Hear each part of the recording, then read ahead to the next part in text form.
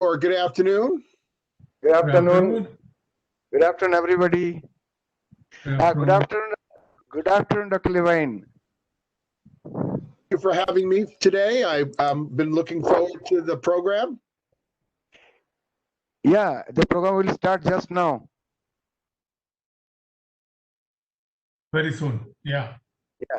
Yeah, we'll start now within a second.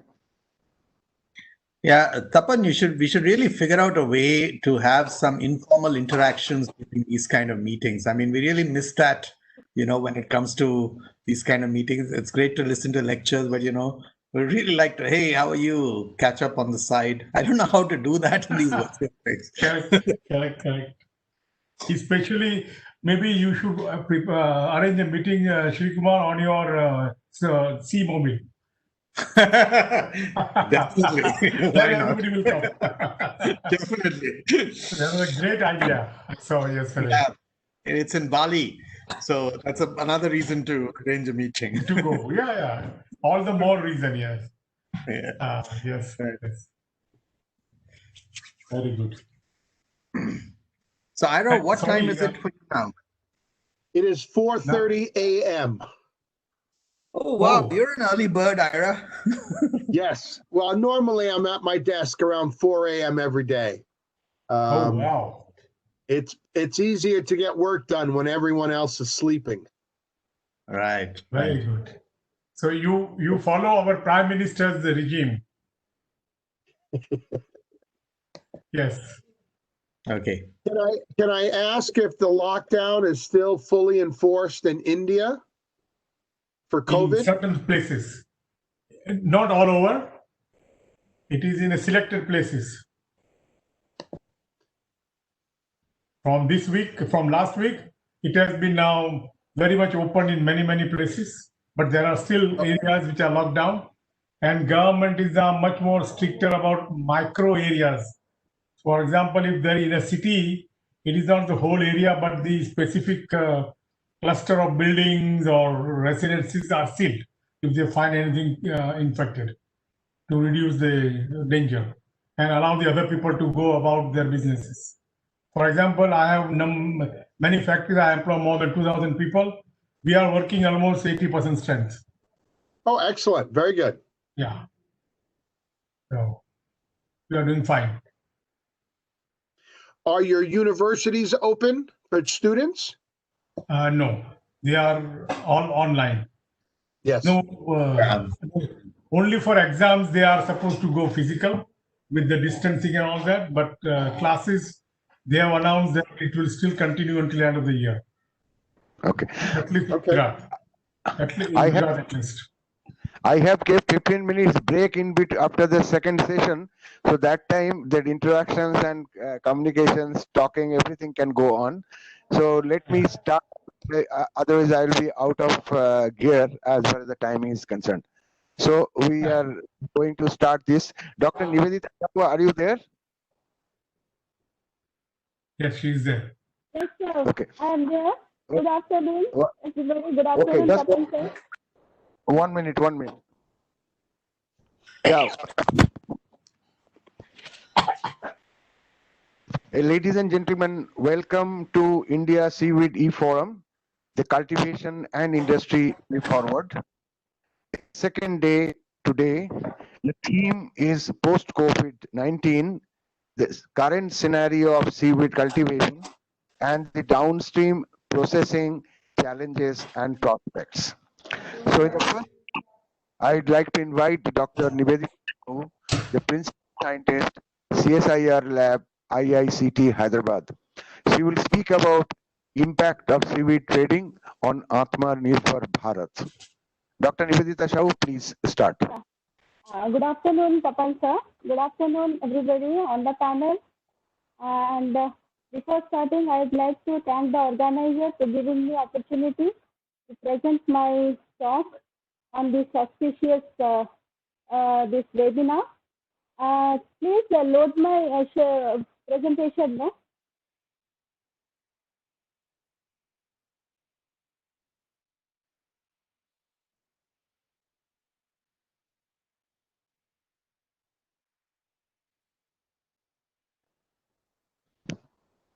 Devu, please upload the presentation of Nivedita Shahu. Yeah, just a minute. I am just running.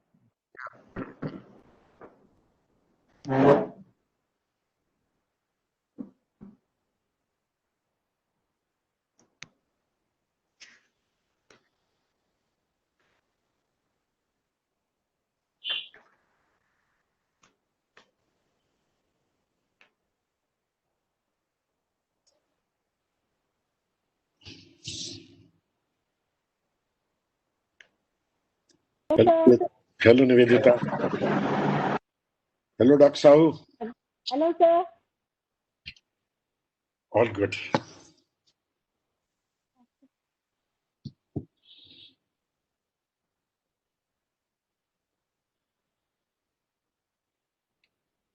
Good afternoon, Shroff Saab. Good afternoon, Dr. Good afternoon, Dr. Seth. Yeah.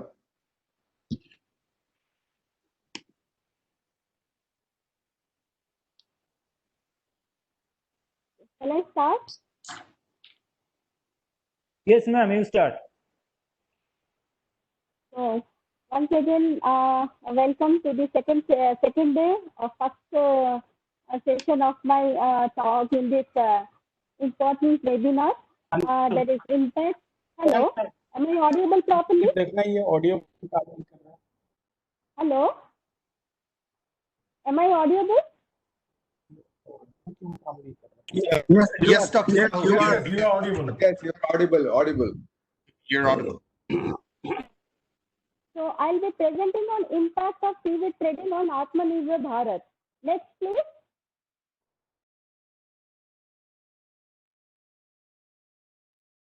Next, please.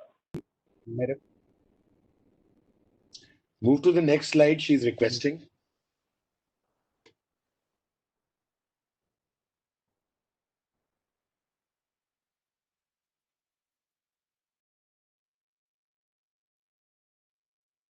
Please, next, please.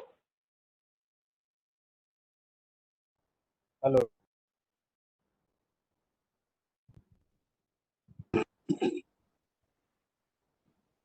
Hello. Hello. Hello. Can you hear me, Nivedita? Yeah, I can hear you, sir. Can you hear me, Nivedita? Yeah, sir, I can hear you nicely. Hello. Hello. Okay, fine.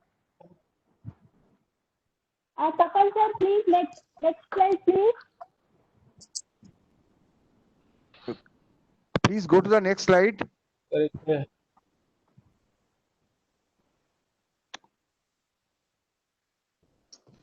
There are some issues. Let me talk to. Tapan bhai, you might give the right for sharing. Yeah. 1 minute. Then it is easier for us to do the sharing as we speak. Yeah, it's better for us to do it ourselves.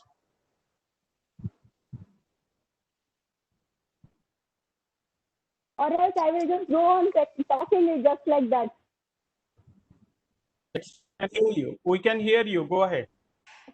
We can see your question. We can hear you, Nivedita. Okay, so in this actually I'll be just briefing already. Yesterday, experts have been talking regarding the seaweed trading, how its possibility of farming, seaweed farming, and utilization in particularly in our India. So, in my presentation, I'll be also having a similar view in the same banner. With global presentations followed by Indian seaweed global diversity value and then constricting to Indian seaweed diversity. Then how the Indian seaweed species, that is the indigenous species, can be exploited for various different products, starting from phycocollates, which we are currently also we are mainly exploiting this seaweed for the phycocollate purpose. But besides this phycocollates, seaweed can be farmed for several other things like I have got some products like seaweed gel, which I got it like ice pack gel, which can be used as a school ice bag. After storing in fridge, that can be used for it is keeping very low temperature for 24 hours like that. So that, and then homemade soap also with the help of seaweed gel we have made.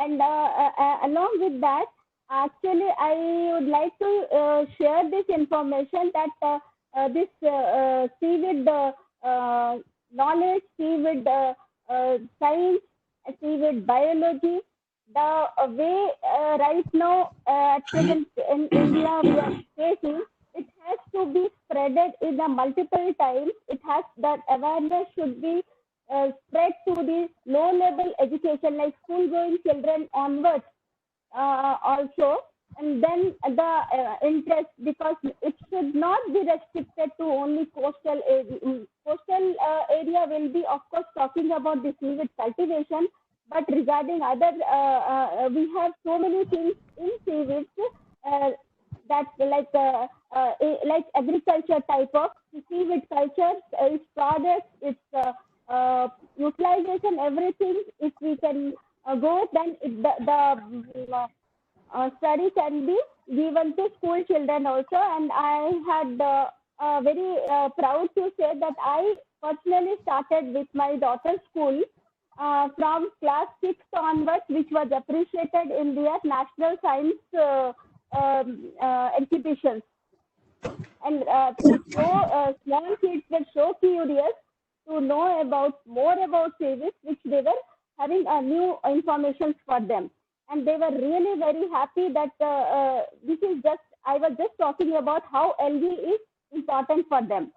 Then coming to my next things, that the seaweed I have used for wastewater treatment, where the different particularly like the species, all brown seaweed, then green seaweed, brown is sargassum, padina, and in green Coleorepa alva species, and then in red Gracilaria corticata, Gracilaria vericosa. These I tried to treat wastewater, and different wastewater from different industries, varying with all parameters like pH, COD, BOD, turbidity, all variations were there.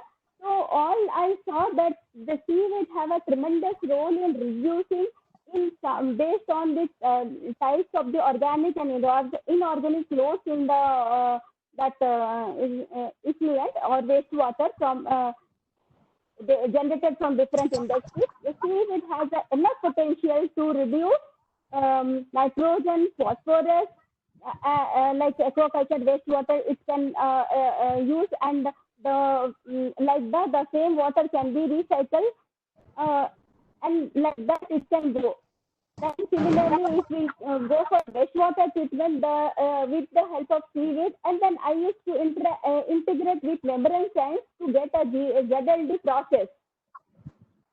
Of course, now next onwards, then Gracilaria, yes, Gracilaria vericosa, which was giving food grade agar. So that agar I extracted, and from that I developed certain sweet dishes. That sweet dishes was distributed among my director at IICT in a national conference, and which was very well appreciated. They were not knowing, what is this? Like that, then that importance I got. I feel very happy that, okay, my products can be, has so much of demand, which people were not knowing. Then I, like that awareness has to be, it is essential. Then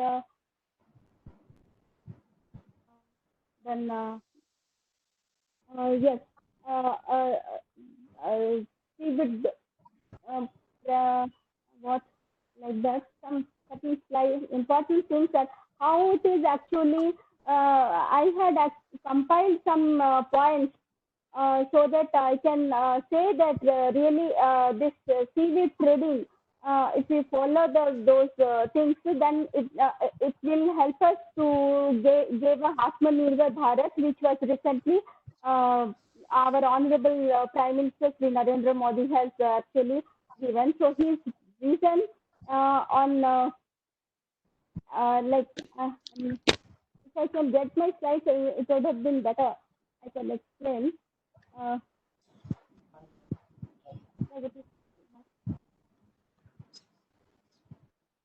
One minute.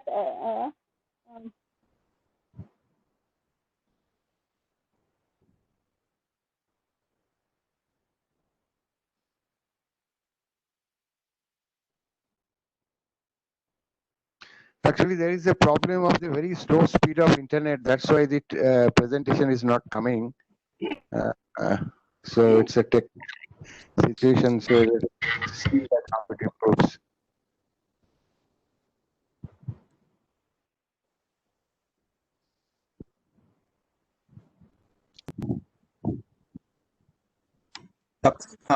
Why are the speaker presentation buttons disabled? Do you know? If you can enable that, then we don't have to be dependent on just one internet connection. Yeah.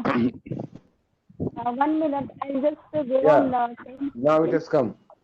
Yeah. Now continue, please. Next, please, again.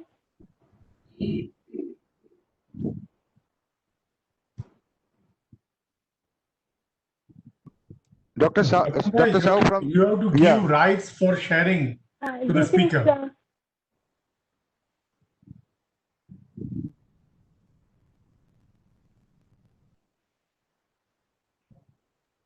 Madam, you can do from your end, no? Actually, I have not shared. That's what I have to go back. Share your presentations from share and then carry on one by one.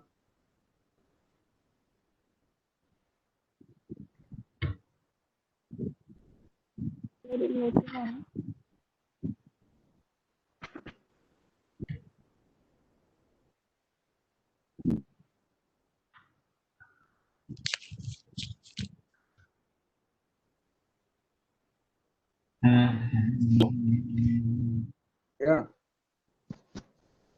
Hello. Hear anything? Hello, Mr. Tapu. Yeah. Please tell me. Sets up and hear me. Actually, we can't hear anything. We can't hear anything. Just now it came. I can hear you. Okay, that's fine. That's fine. Okay. The presentation. Okay. And presentation is now clear? Yeah, but this slide has to change. Yeah. Just Seema is doing that at her end. Okay, because there is a band. Okay. Bandwidth problem. Yeah. Okay. Yeah. Yes. Dr. Shah, please continue. Now, so this is actually showing about the coastal ecosystem of India, which covering with our the estuaries which we are having 3,900 square kilometers. These are the all things. Among that, Seaweed has a 700 square meter that area it has spread in our Indian substratum. Then next, please. These are all the introductory I have already talked. I spoke. Next, please.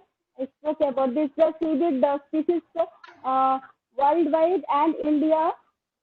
This also I spoke different the utilizations of seaweed worldwide and in out of 221 species which is commercially used worldwide. From that in India about 60 species are commercially used. And among top 40, India's contribution is very near. Next, please. This is showing in Indian seaweed diversity, the state-wise, where the Tamil Nadu is actually followed. It is having more rich diversity, followed by Andaman and Gujarat. Next, please. this is what I was telling, that how some of the trials which we have done using different wastewater from different sources, like aquaculture wastewater, kitchen, this is domestic wastewater, then ground water from which was rich in fluoride, the heavy metal, and textile. In that textile, we have worked on removing dye that was little in blue, and the pharmaceutical wastewater was having very high COD with 98,000 mg per liter. Those things we worked out using different seaweed, Gracilaria species, Alva species, Polyrepa, and they have been playing certainly satisfactory for removing different pollutants. Among that, sargassum was found to reduce fluoride content from ground water. Next, please.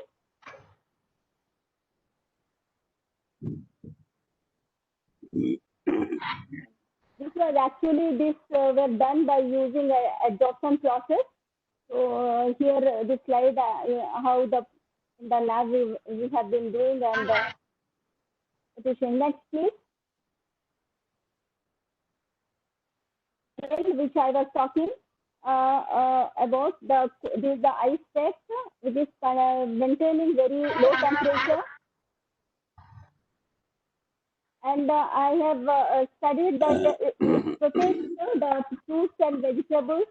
I think more experiment is also giving us indication that this type of dual tech will be very useful for transporting this food and things in a closed container.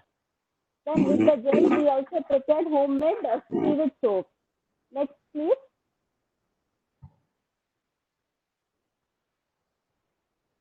Coming to nutritional compositions of few seaweeds, Indian species like Monosperma, Entomorpha, Alba, Sargassum, they were having all these liquid carbohydrate contents, protein contents with different compositions.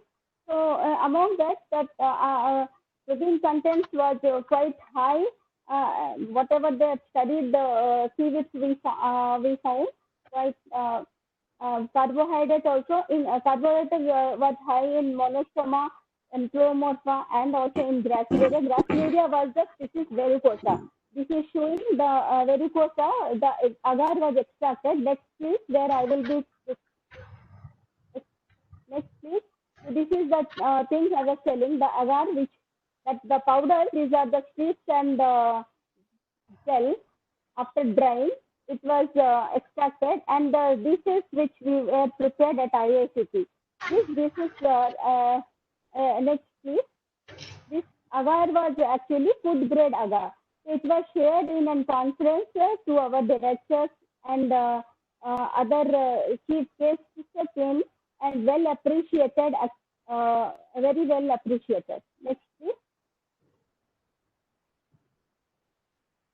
Some trials in different seaweed cultivations were made, like using for Gelidiella acetosua, using RAF method, but the subtraction which I had used as an artificial substratum, like coconut shell, and then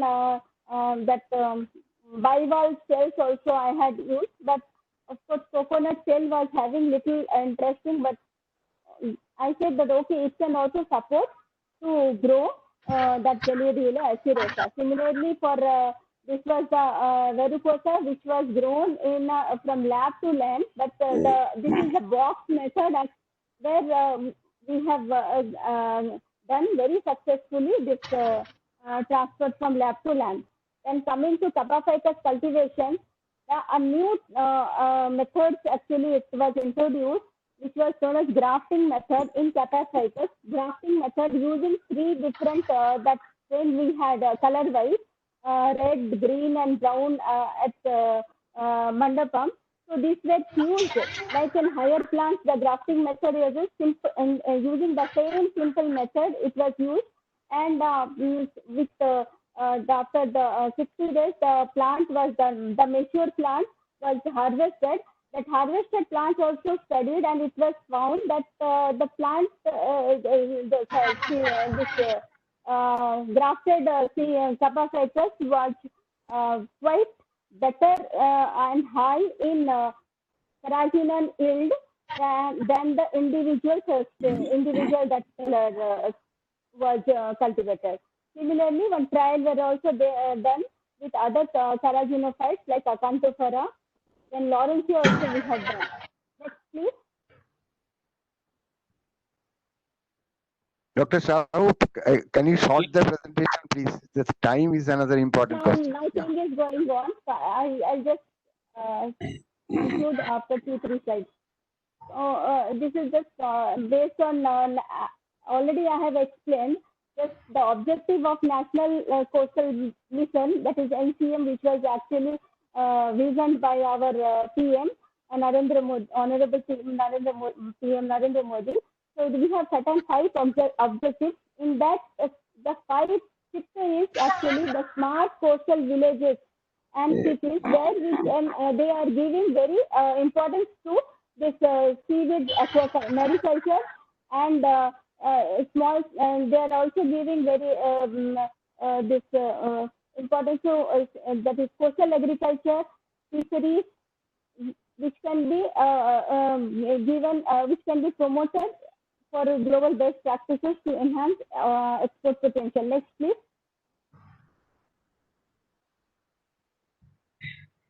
How to the way to Atmanirbhar Bharat. So here I have just concluded with some points. There are ways that we can do periodic documentations of marine algae in of Indian waters, periodic mapping of seaweed waste in Indian coast. Then we can by increasing some more studies, we can increase our ICR, which will also increase in revenues, and then encouraging on promoting coastal fishermen at suitable sites through combined effects of respective state governments, research institutes, and other NGOs to have a viable large-scale cultivations with whatever the species that we have not exploited. Then next is we can also go for seaweed grazers, potential grazers which were actually hindered during the seaweed cultivation. Next please.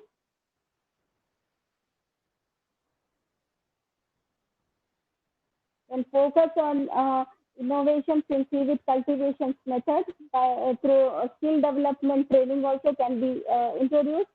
We can do more attention for developing hybrid species, as I have already discussed, grafted Capophycus. If such can be done by introducing online platform to solve all issues faced by seaweed cultivators from one single window.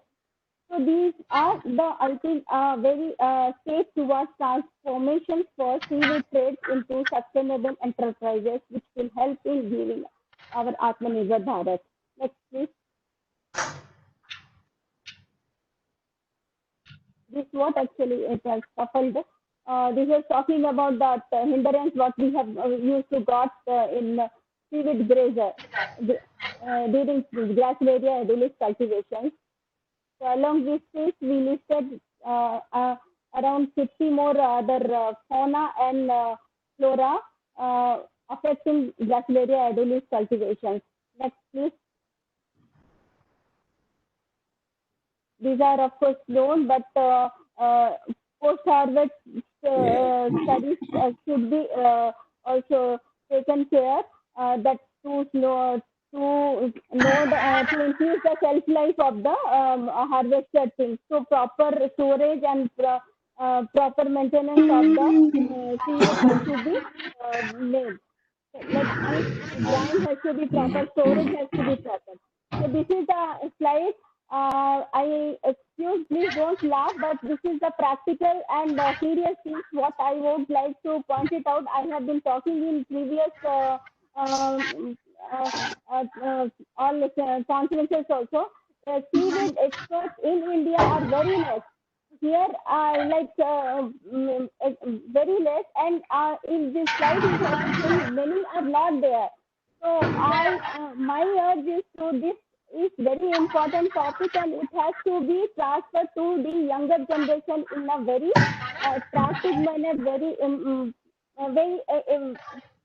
faster manner.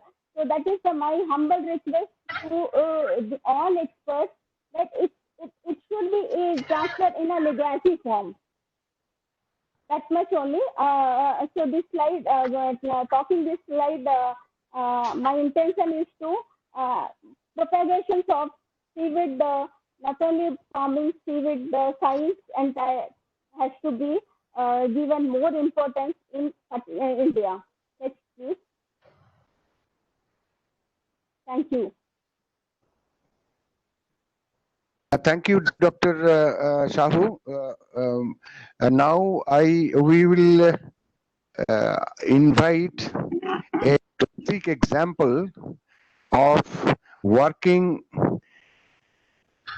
the scientific institution as well as the industry, and that is in that example we will invite Dr. Rahul Varke, who is the Director, Research and Development of HIMEDIA Laboratories, and Dr. Ram Avatar Meena, who is the Principal Scientist, CSIR, CSMCRI. But I will request henceforth all the speakers maintain the time gap of 15 minutes in each selection. Otherwise, it will be difficult to maintain the program flow. So over to Dr. Rahul Varke and Ram Avatar Meena. Who will present first? Please tell us so that the presentation can be uploaded accordingly. Thank you.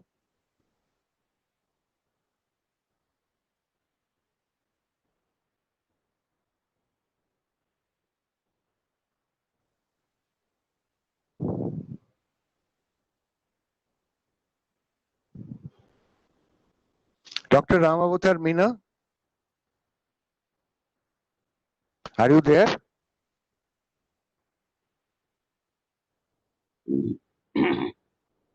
Please unmute yourself. Hello? Hello? Are you hearing? Yes, we can hear you. Yeah, we are hearing. Okay. Good afternoon to everyone. Yeah.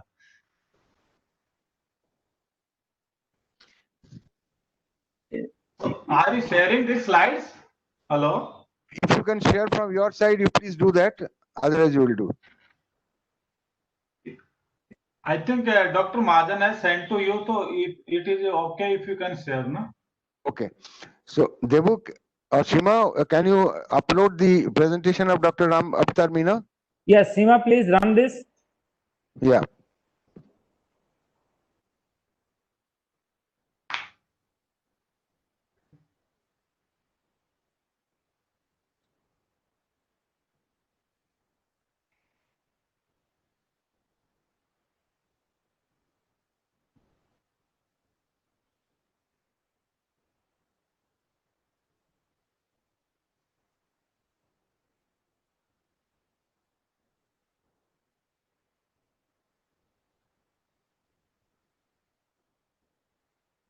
Yes, sir. I have made you presenter, sir. You just please run from your end, sir.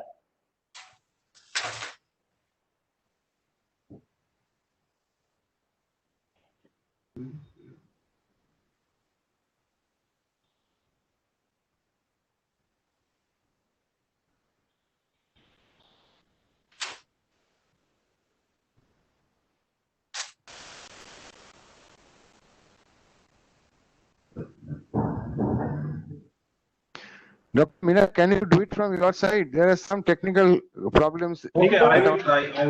Because at my end there is a bandwidth problem. That's why. Yeah, and this is happening today. Yesterday it was absolutely perfect.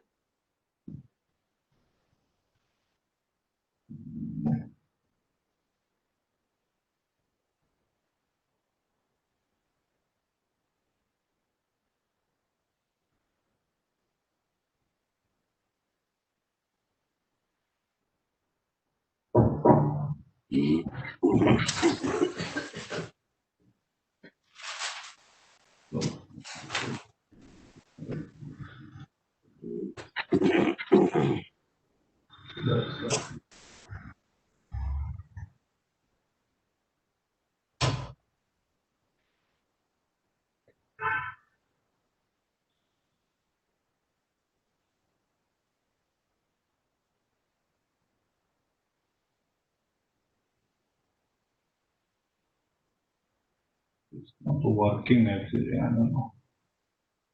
Viewing image. Yes, sir. It is visible, sir. No, it is not working actually. Okay, I have run your presentation, sir. You just please check. I have run your presentation, sir.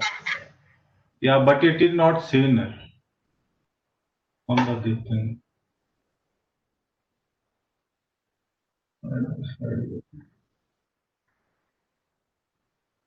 It is not visible. Hello? Hello?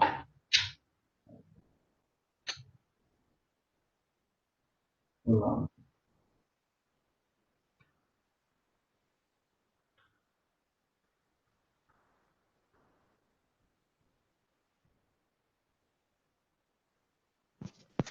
The presentation is not visible, Devu. Yeah, it is not visible. That's right.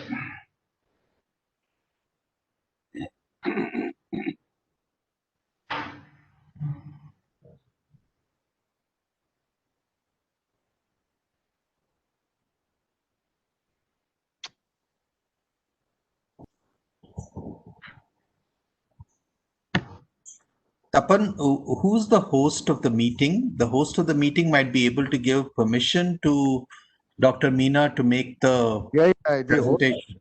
person who is talking, who Devu is the host who is running the system. Yeah, I have given, sir. Yeah, I have given, sir. Making host, sir. But it is not visible. Actually, it is not working. The presentation is not visible on the screen, Devu. Yeah. Mr. Tapan. Yeah. Yeah, Ashwin here. May I make a Yeah, suggestion? please. That Yeah, this is please. a technical difficulty which will keep on coming across. So why can't there be an audio presentation rather than waiting and waiting and waiting? Yeah. The salient you features also from the done. slides Yeah. can be presented. Dr. Meena, we are trying to Yeah, upload. Mr. Dr. Meena, you just try because I have made you presentation already. Yeah, speaking. Hello? Yeah. So can I start? Can you see slide? Yeah, you just please run your slide.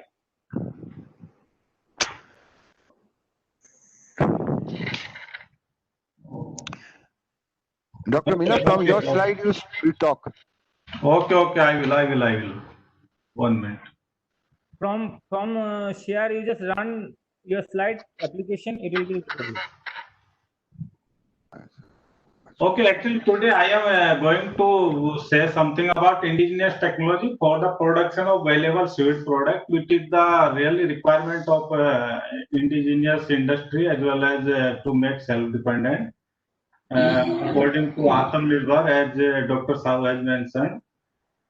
So actually why this seaweed value addition and indigenous technology are required, because worldwide actually more than 10,000 seaweed species are reported, and in India actually we have reported more than 800 seaweed species from Indian seawater.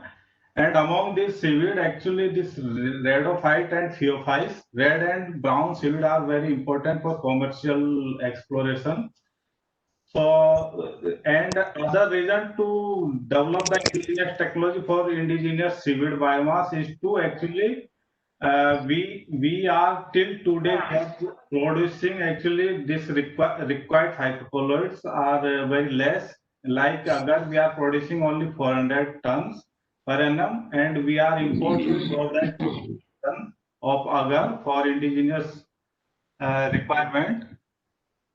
So similarly, carrageenan we are producing in India only 300 tons, and we are importing about 2,000 tons from other countries. And alginate we are producing only 200 tons in India. You can scroll your slide because now your slide is visible.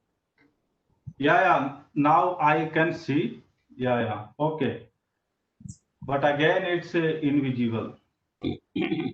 Okay. So CSNCRI on this direction, we have developed actually several seaweed-based technologies in indigenous technologies for the production of commercial important seaweed product like agar, agrose, carrageenan, seaweed biostimulants, food grade and bacteriological agar, as well as other some pharmaceutical important products like water removal gels, etc. So I will give some brief about these technologies. So first I will discuss about this geoliquid discharge process for the agar. Actually, it's an important component for important seaweed products, which is very expensive, and we are importing maximum from the other countries because India is producing only about 80 tons per annum in India, and maximum product we are importing from other countries, depend on other countries. So this technology, it's a very simple technology. In this, we are using only dry seaweed. It's Gracilaria species and give some alkyl treatment, wash it, autoclave it, and freeze throw to obtain the agar product. And in this process, we are obtaining liquid and solid effluent, which we have successfully converted into the value-added product like agronutrient and biodegradable items. And another problem in seaweed industry is the water, consumption of water. So in this process, we have reduced water consumption up to 200 liter per kg of agar, which is good actually. And some scale-up work is also going on with HIMEDIA. They are interested for this technology. And I have personally visited to HIMEDIA, Mumbai, in their facilities, and I have carried out some experiment at 50 kg per batch scales. And results are good actually. And you can see the table. This property of our agar is far better than the commercially and the expensive available important products. And quality has been evaluated by HIMEDIA, and they have approved actually. They are satisfied. And this agar has also been tested for bacterial and tissue culture, plant tissue culture. And these are some photographs on this thing. Another technology which is very important because most of the seaweed biostimulant we are importing to India for organic farming, and a lot of industries are involved. More than 20 industry companies are involved in importing this seaweed biostimulant. So this sargassum based technology we have developed. Sargassum is naturally abundant in Indian waters. So in this technology we are using this dry sargassum seaweed for producing liquid seaweed plant biostimulant.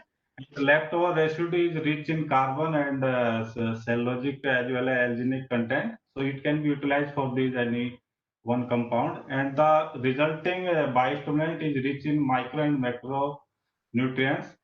And this seaweed is producing actually high 15 liter biostimulant from 1 kg dry seaweed.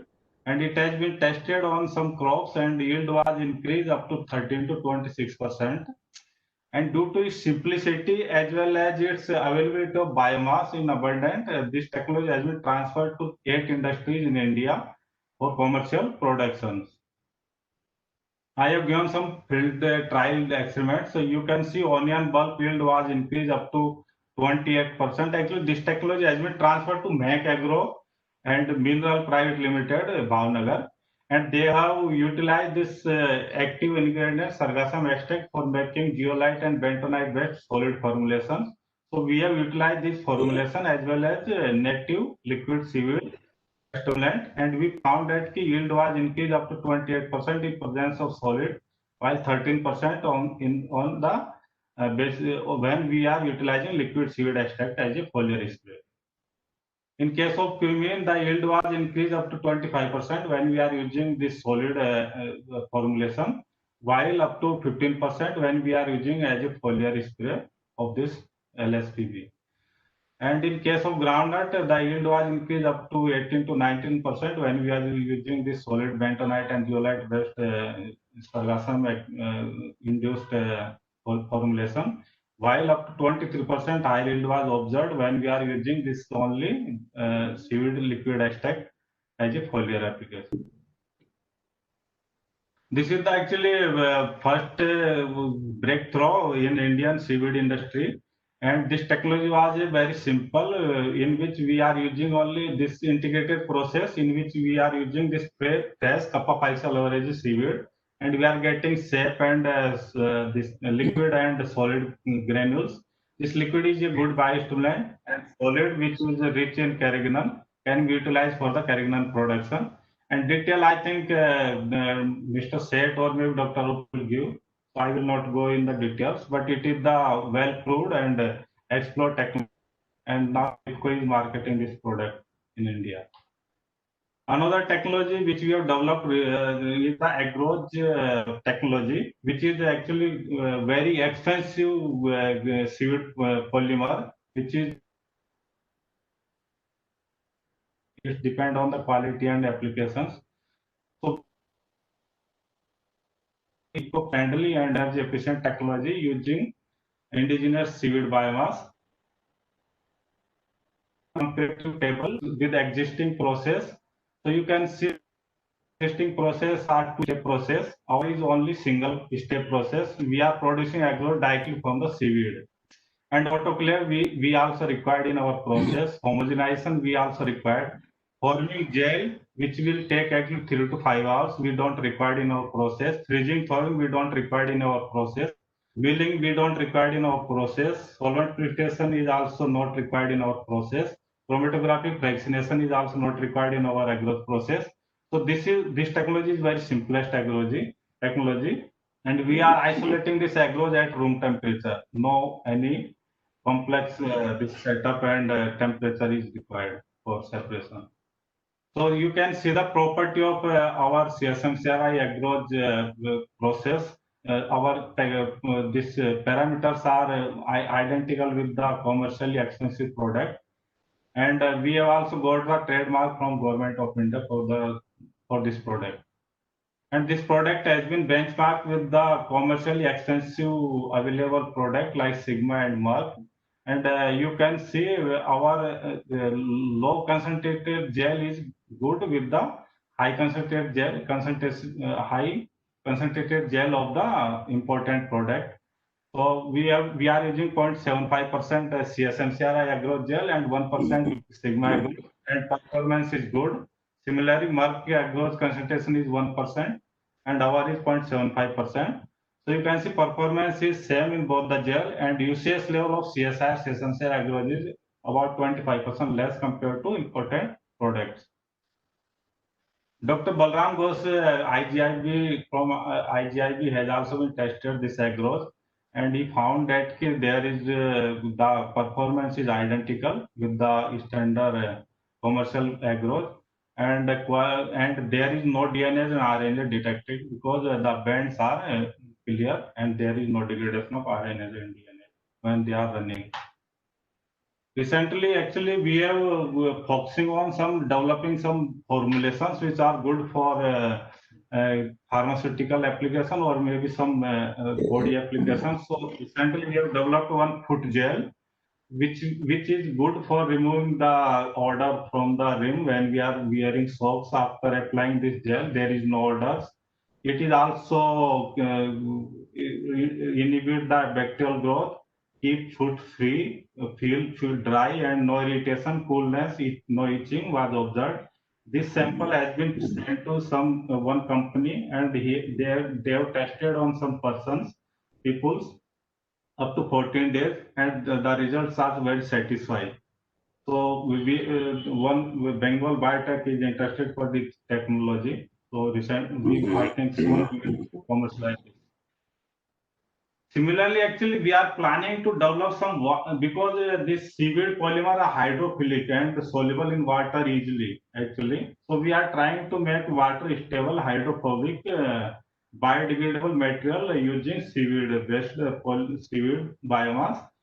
So we have developed actually some simple process for making this water stable hydrophobic material, and we have to make some small like domestic pots and stand and some leather design you can see on the belt, one tube for follow the flowing water flow, and this cloth lines, etc. And we have also tested actually for seaweed cultivation in sea condition.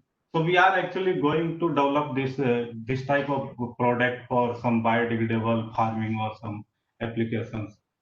Similarly, actually, what happened actually, some of the seaweed are good for agar and agro things, but some are producing very low quality agar or like that other polymers. So value these such type low-grade polymers, I have developed one zero liquid discharge process for making value-added product like HMF and levinic acid. So this is process is also completely zero liquid discharge. So this produce high yield of HMF, and the recycled mother liquid can be converted into the agronutrients. And we have tested this mother liquid for some groundnut application, and we found that the grain size is high and yield is increased up to 15%. Recently, we have also developed, we are also focusing on some diverse application like making biodegradable, this printable bioplastic and some packaging material, capsule cells. So we have developed at laboratory scale. And recently, I have synthesized one nanocomposite with functional agar molecule, and it was tested as Extract Mumbai, and it shows the excellent cancer inhibition activity, and up to 64% tumor reduction was observed. And these derivatives are new actually, so it has been published in NCBI PubChem, and these are the ID and name of the molecules. Yeah, thank you. Now I think I will hand over to Dr. Rahul Warke, so he will talk about. Hello, Dr. Rahul Warke. Yeah, now the Dr. Rahul Warke will speak, and Yeah. I request Dr. Rahul Warke to upload your PPT and share your PPT and speak. Yeah, good afternoon, everybody. I'm just sharing my PowerPoint.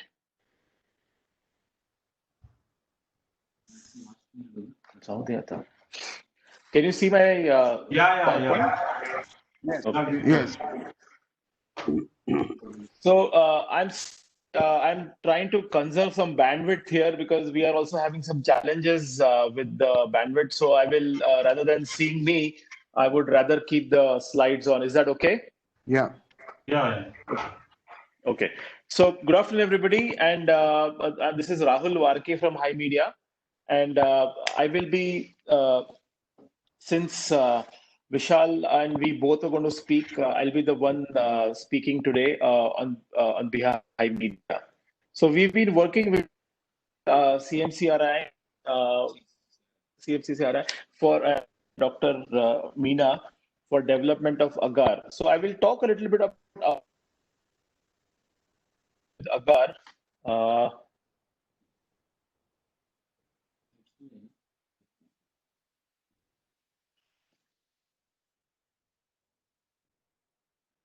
Okay, so these are the major 4 products in the seaweed category which we deal with, and we have a lot of customers, right from end users to people who use our material, and we are also the consumers for most of these raw materials. So the common among them are alginates, agar, carrageenan, and agarose. So we all know that alginates are used as thickening and gelling agents, and they have applications right from food industry to a lot of research applications in fermentation industry, in molecular biology, in the classical microbiological applications. Coming to agar, which is one of our biggest consumed raw material and which for us over many years, challenging in the sense because we've been dependent on many global suppliers for the supply of these raw materials, and to a point where we decided that we need to do something about it and make it indigenously. So agar classically has been used by us because we are a biotech company. We have used it in microbiological applications, and that is where the bulk of our application is. So the good thing about agar, it is a good gelling agent. It has a very broad range of pH stability. It also has lower gelling temperatures. Of course, a lot depends on the source of the agar, but microbiological or the bacteriological grade classical agar has these features, which makes it the most desirable raw material for microbiological applications. And apart from, and since we know that microbiology has become a dominant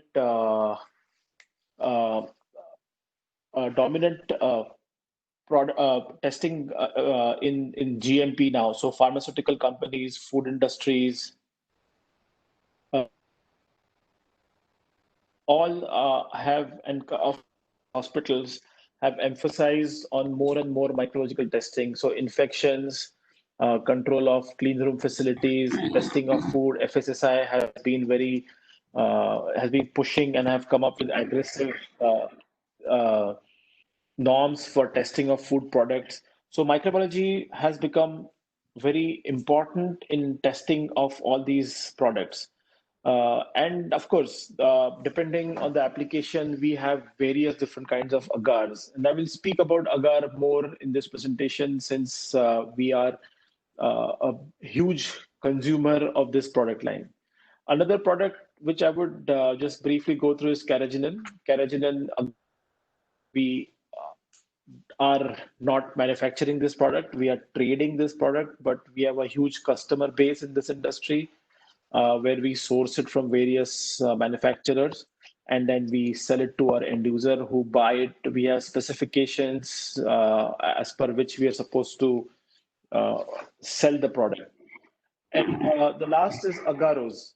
So the agaros is a byproduct, or it's also it's a similar product to agar. The applications of agaros are right from molecular biology to microbiology and in biotechnology. So with that, I will move ahead. So these are the most common raw materials, or the seaweeds, from which agar is used. Now, Gelidium is the most sought after species of agar, which we all want, because the clarity of agar made from Gelidium is very clear, clean. It has very good gelling strength, very good for our applications in microbiology. The second best is Glaciolaria. You have two slides at the same time. Can you hear me? You have two slides sharing on the screen at the same time. Oh, okay. You have to use one. Yes, You have to hide the presenter view. Slideshow. Yeah, Okay. you have to hide the presenter view.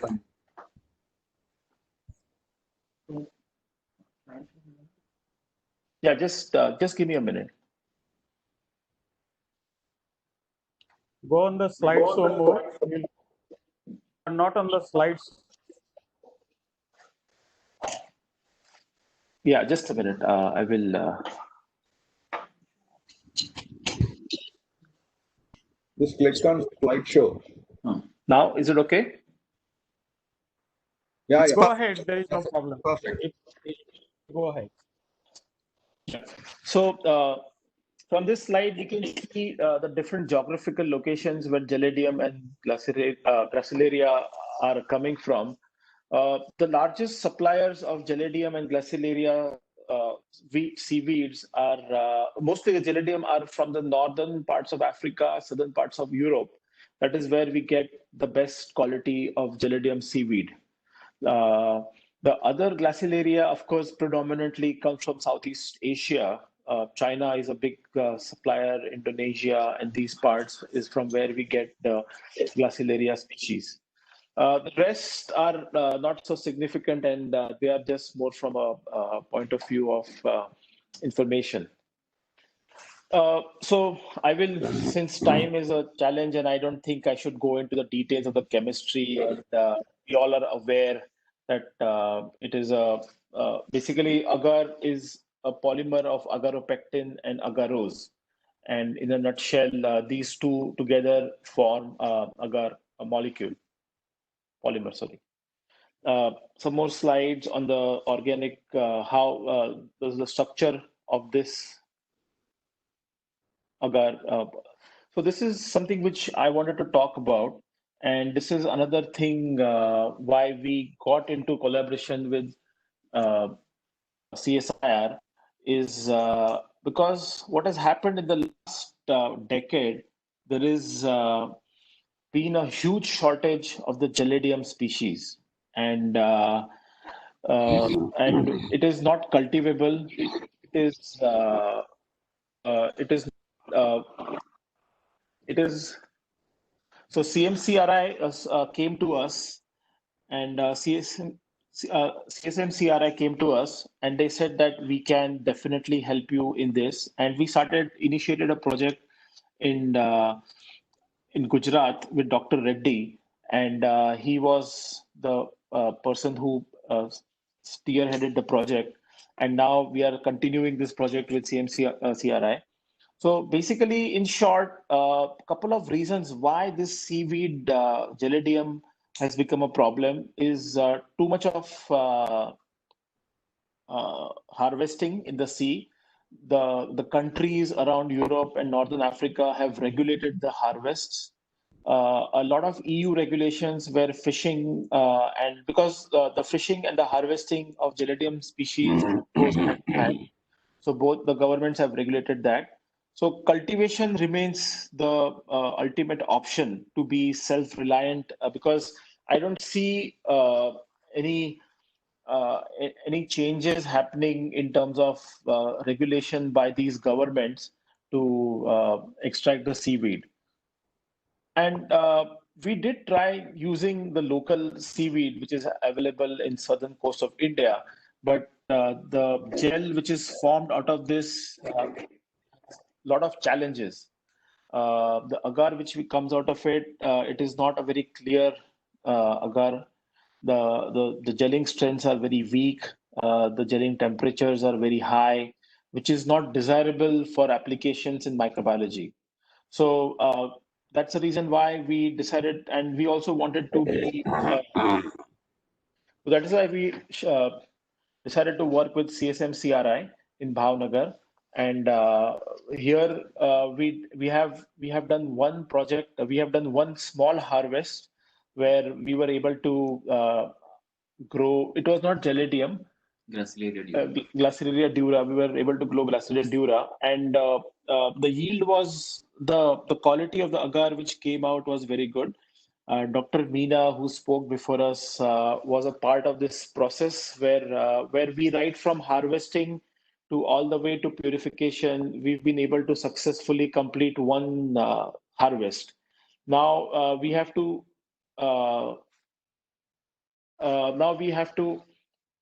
see how and Dr. Kannan is now a major part of this project, and he's helping us with Dr. Meena.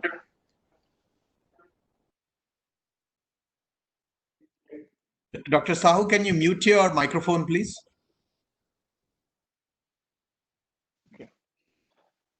So these are some pictures of how we have downstream. In the left, you can see the seaweed came to us from Gujarat, and in our facility, we did some downstream processing. And at the right-hand side, you see the final agar which has been produced. So the pilot was successful, and definitely we are very much keen because it makes us more happy to have a local source and local supplier. Now, further ahead, so we are working on improving the quality, like reducing the particulate matter in that, improving the clarity of the product. And so this is going on, and I'm sure we will come over these challenges. It is not something which is not doable, and we will definitely. So Atmanirbhar is something which we also want to go ahead, since we are Make in India. We are a part of the Make in India initiative. So these are some more examples of some more data, and which I can share if needed. So further going ahead, post lockdown, we have planned more detailed and much more elaborate study on this, and we will definitely come up with some promising results. So with this, I thank you, and I'm sorry for not presenting my. I'll just say hello. Switch on the video, and I will hand it over to Mr. Tapan so he can take it from there. Thank you, Dr. Rahul. Nice to see you after a long time. Thank you, Tapan. Yeah. And now I will.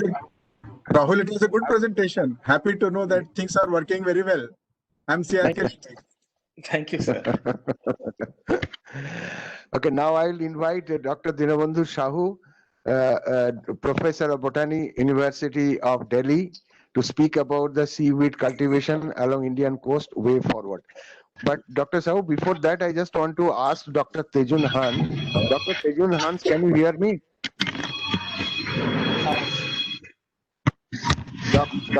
Dr. Hans, can you hear me? Can you stop some?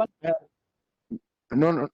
I just want to ask him because he's if he can wait for another 15-20 minutes, then we can. Otherwise, we will prepone him. Dr. Tejun Hans, are you available? Can you hear me? I have emailed. Yeah, we are slightly. Yeah, I can hear you. The... Can you share the slides? Doctor, you can share. Yes, sir. Shima, please share the slides of Dr. Sahu. So,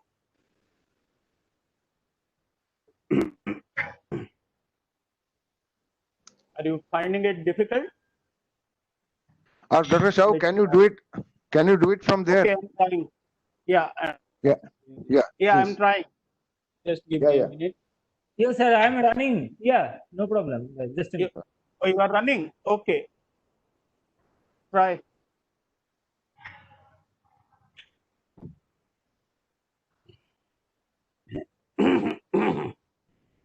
Okay. So is it okay, sir? Yeah, it's visible. Okay. Yeah. So good afternoon to everybody and good morning to my friends. You,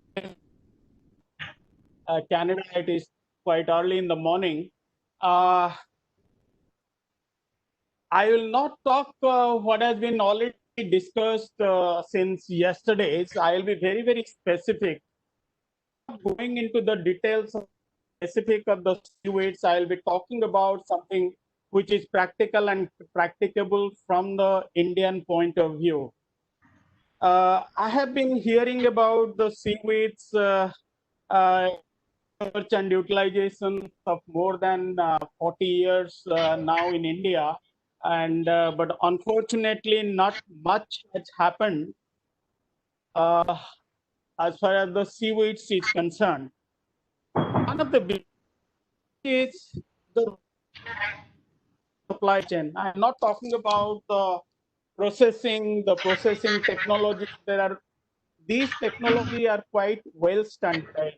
Where India faces the problem is the supply the raw material to the industry. Once we establish that, then our problem will be over. Can you have the next slide, please? The next. Hello. Yeah. No. You are going too fast. Go to the second slide. No. You have go back to the this one. You see, and all these things. This is basically Laminaria japonica. The slides are just moving too fast. Can you go to the next slide? Yeah, just keep it on this. So this we have talked about the quantity of the seaweeds in terms of volumes and all. This Laminaria japonica was largely cultivated in China. If you see the whole aquaculture production, the bulk of the supply was coming from the Laminaria japonica, and that is mostly responsible for the bulk of the seaweed. But we can't cultivate it here in India. The next one, please. The next one. Then in terms of value, the porphyra, the previous one, please. Yeah, this porphyra. Porphyra is nori, which all use in the commonly for the sushi industry. This industry is quite well standardized in Korea, Japan, and China. we can't again cultivate this in India because mostly it is a temperate species. Next one. Next one. No, the previous one.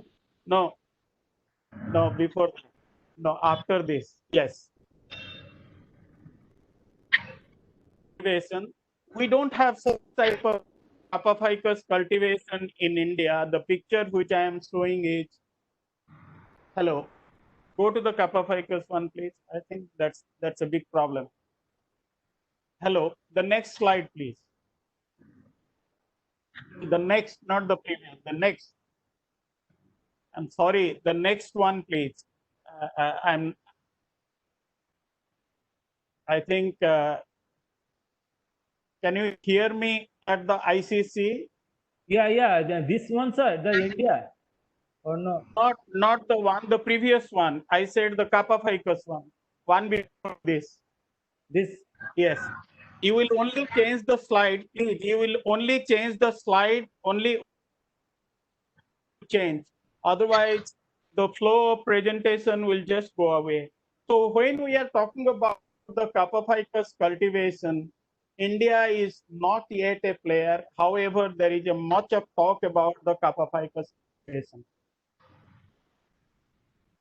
In a long story, Professor Max Dothi wanted to come to India for the Kappa ficus cultivation way back in 1970 when we missed the bus. So country like Philippines, country like Indonesia, country like Tanzania, they have moved much ahead as far as the Kappa ficus cultivation is concerned. So this is, when we are talking about Kappa ficus cultivation, see the field, we are talking about thousands of hectares of area which are actually the lagoon area which are under cultivation, whether it is Indonesia, or any area. Next one, please. This is where way back in 1990s, I training in Philippines. This is a Kappa ficus seaweed farm, which is located in the middle of the sea. Almost you can see in an area of something like 100 kilometer square range, is a huge area. Then this is where this act as a, we don't have such type of structure. The only possibility to build up such type of structure is either Andaman and Nicobar, or you can do it in Lakshadweep Islands. Next one, please. In contrast, we have been talking about India has a long coastline. We have so many maritime states. We have so many species. In spite of having this, actually, where is the challenge? Do you think that every part of Indian coast can be cultivated? Way back in 1990, when I came back from Philippines, I wrote a letter to the government of India, the then secretary, just to start the seaweeds cultivation on a mission mode program. It's almost 30 years. I must congratulate the Ministry of Fisheries who has started this program in actually in a real mission mode. Next one, please. Okay, what is the way forward? We have been listening to various types of small technology, the pilot scale, all these things we have been listening. But the time has actually come for India. In a country like India, we have to actually think big. It's not the money.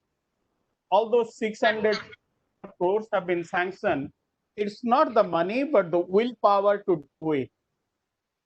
So how do we move out of this? So let us not reinvent the wheel doing the same R&D. R&D will be a continuous process which will continue even for the next 100 years. Every institute has a strong R&D base with their own core funds. So let's go for the more of innovation.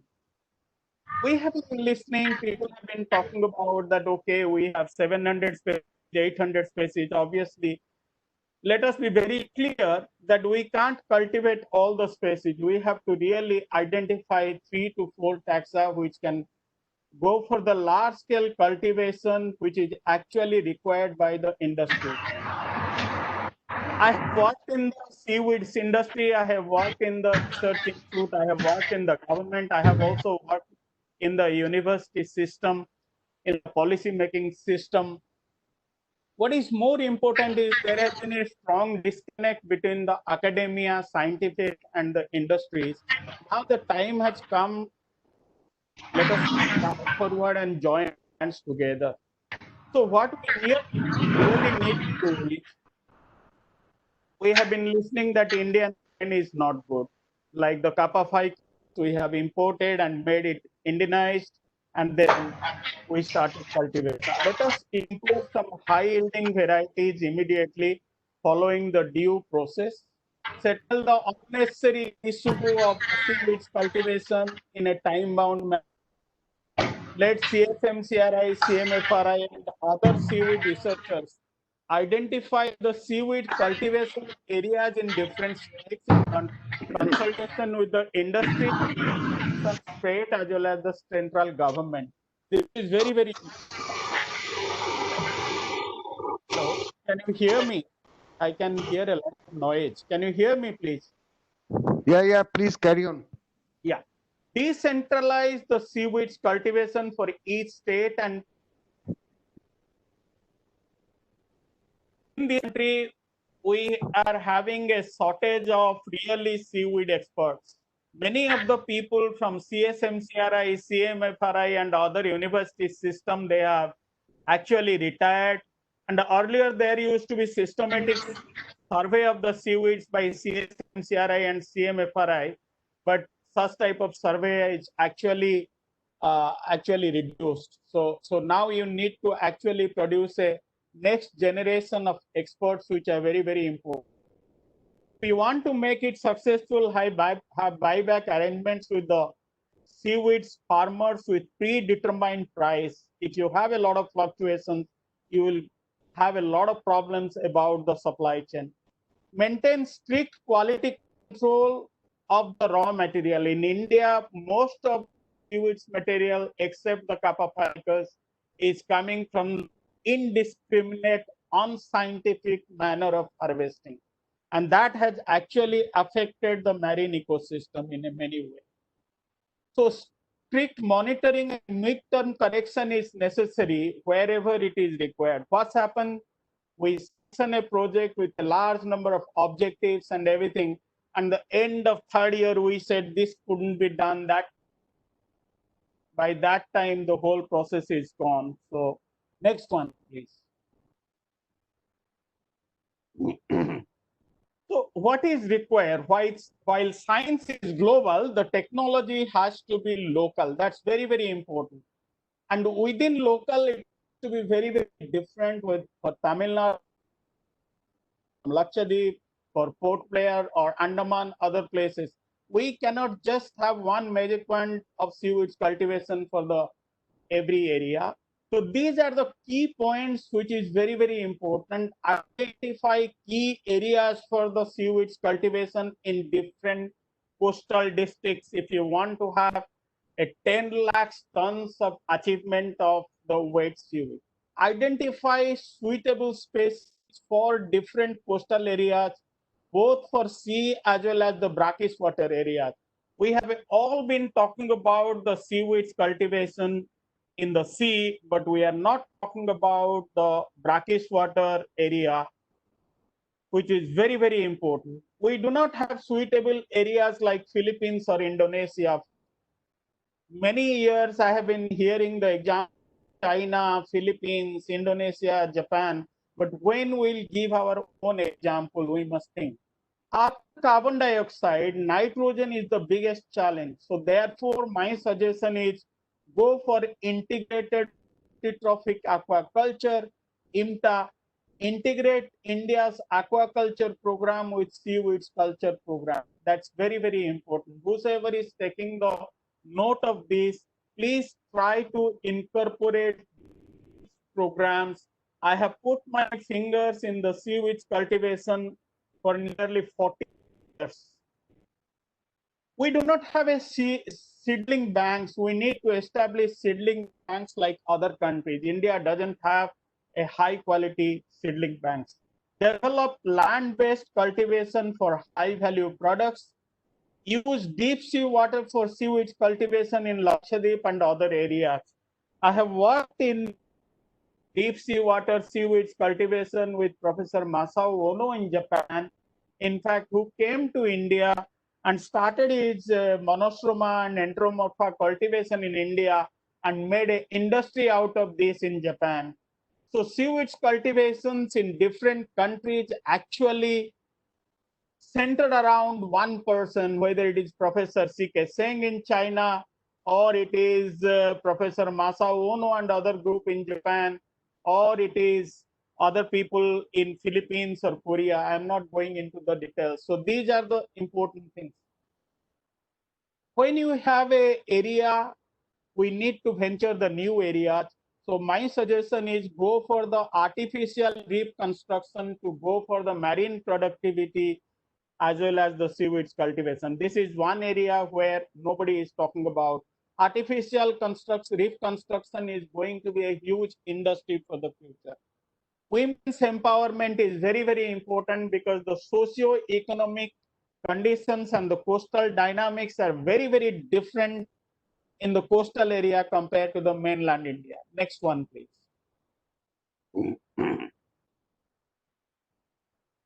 India's position, we have 770 species of seaweeds, large coastline, gracilaria, not much headway has been done. We have been talking about Dura or Corticata or Edulis or anything, but these have actually not produced huge volumes. I have traveled around 30-40 countries. I have seen that how they cultivate different types of seaweeds and they talk big. Capaphycus alvarezi, I am not going to talk about. India, we need to actually also focus on the brown seaweeds wherever it is possible. The next one, please. This is a typical seed banks, and these seed bank, this is a Porphyra seed bank. These seed banks are actually maintained by big companies to supply the seedling materials for the Porphyra cultivation. Neither we have such type of seed banks for or Capaphycus cultivation. We are actually putting all our material in the open sea. We need to have protected high quality laboratory to maintain our seedlings, because seedlings are the key. All these big multinational companies have made big money out of their seedlings in the agriculture ministry, in the agriculture field of agriculture. So we need to establish such type of seedling material, which will be actually the mother stock, which can be supplied to all over the country. Next one, please. Okay, these are the some of the views I have been doing for the last 30 years. Explored the Chilka Lake, traveled all across the country. I have made several trips to Andaman, had the experimental cultivations of seaweed in Andaman at Chidia Tapu. We have done it in the brackish water in Chilka Lake, and of course in Maharashtra and other area. And this is one such. You can see Mr. Abhiram Seth is there. I can see him. Right hand side bottom slide, where we had a massive training program for seaweed at Mandapam a few years back. Next one, please.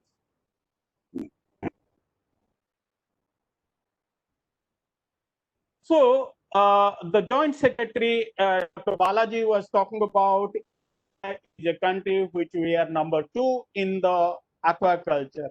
But aquaculture are mostly done in the aquaculture ponds. There are thousands of abundant aquaculture ponds, as well as the existing aquaculture ponds, which need to be activated for the cultivation of the large cultivation of the Gracilaria virucosa. Gracilaria virucosa, the beauty is it may yield you the low gel strength.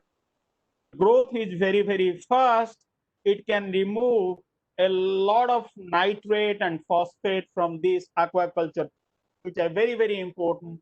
If we need to actually sustain the seaweed industry and the aquaculture industry, we need to go for the large-scale cultivation of Gracilaria virucosa, which needs to be co-cultivated in such type of aquaculture ponds. Next one, please. This is one such pilot plant. So we have done it around Chilka. This is how the products come about. We don't put the wraps or anything. It's a broadcasting method. Good quality Gracilaria virucosa comes out, and we use the local material.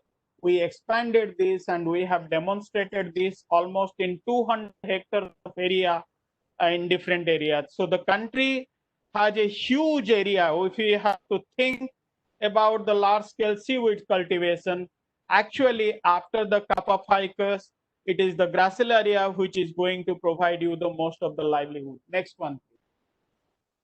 Hi, Allah. Good afternoon from India. Next one, please. This is one such model.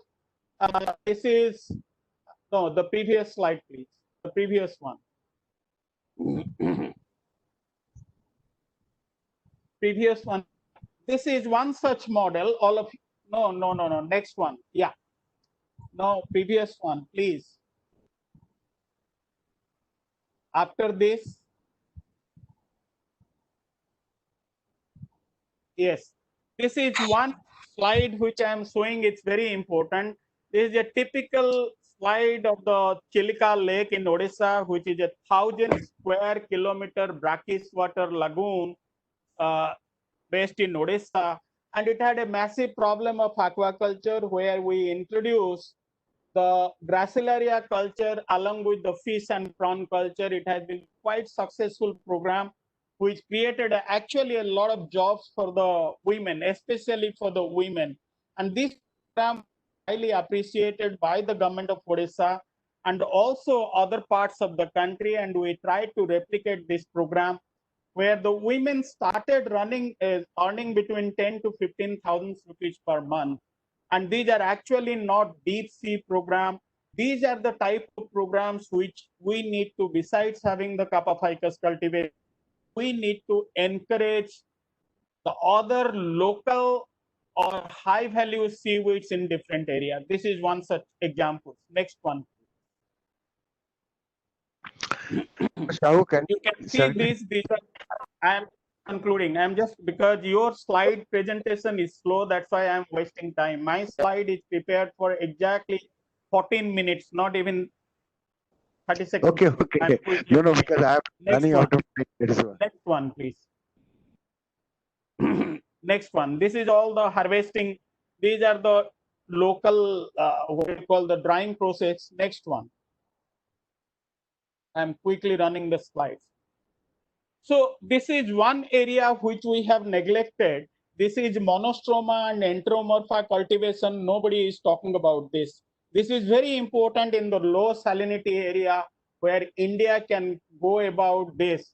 We have been so far restricted our discussion to only agar and carrageenanophyte.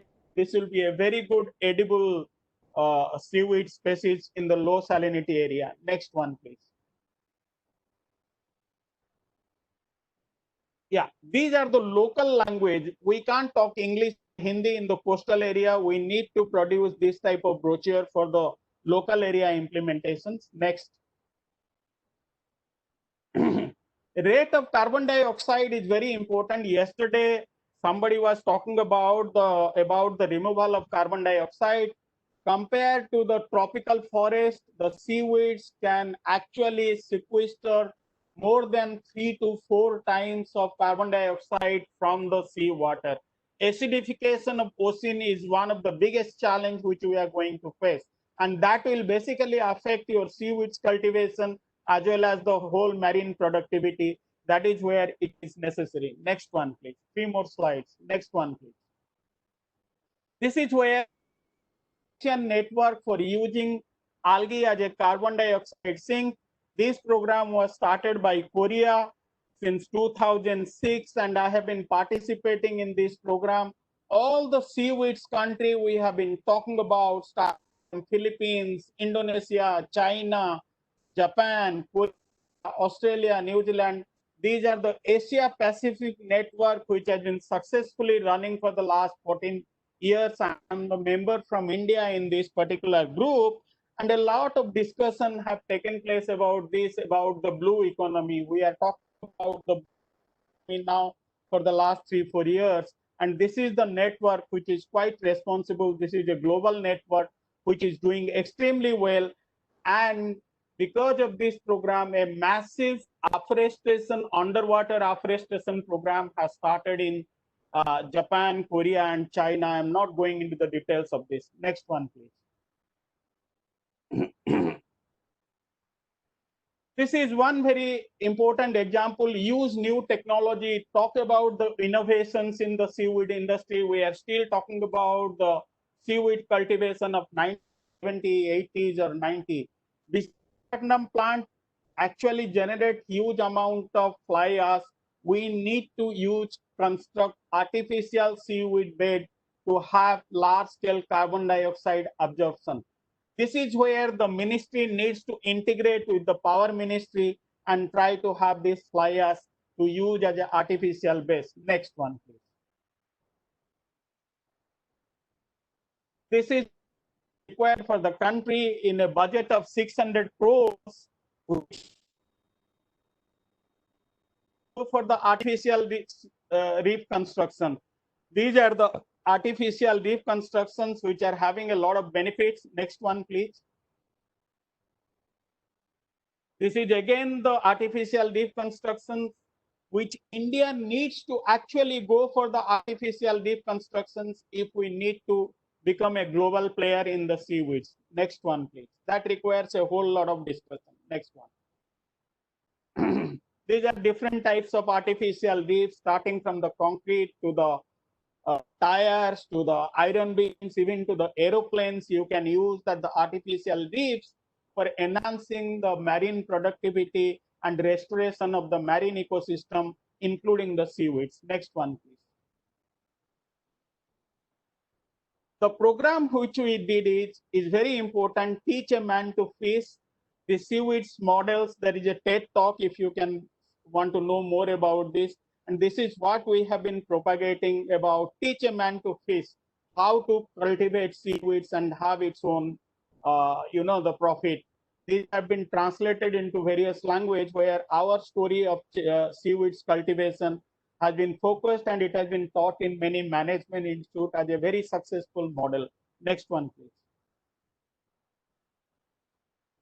There are enough literature which is available in the public. A large number of research papers, books are available. Yesterday, my friend Ike Levine gave a talk. We wrote a book on Porphyra, harvesting gold from the sea. Dr. Qasim, who is the actually the father of Indian marine science, I wrote a couple of books with him. We talk about sustainable aquaculture 20 years back. All these things. Farming the Ocean was written by me in the year 2000. Somebody was mentioning that it has to be a college curriculum. Yes, this is already a college curriculum in the Indian university. This book is a prescribed book which is talking about the seaweeds cultivation. Next one, the algae world, which is talking about again seaweeds cultivation, has having 72,000 downloads during the last 3 years. So this is the last slide. What I am talking about is we need to integrate ourselves, the scientific knowledge, the academic knowledge, the government, the policymakers, the start, the industry, the international community. If we want to make it, we need to make this program in a time-bound, successful manner. We need to have the fire in the belly to make this program a very, very successful manner. My own to the ministry, to the Indian Chambers of Commerce, and to all my industry friends, academic friends, let us talk practical, which is very important. Once we have the raw materials available in the sufficient quantity, with the help of the local seaweed farmers, we can make it a successful program. The details of this, we need to work it out with the ministry. It cannot be talked over the virtual one. With these few words, I thank you very much for giving me this opportunity. Thank you, Dr. Shahu. I mean, I'm sorry, but because of the time constraints, I have to intervene. Now, with the permission of Dr. I.M. Krishnan, I am inviting Dr. Tejun Han from South Korea. Dr. Tejun Han the president of Ghent University Global Campus, Incheon, South Korea. And Dr. Han will speak about the seaweed sustainability and polarization. So over to Dr. Tejun Hans. Thank you for your participation, sir.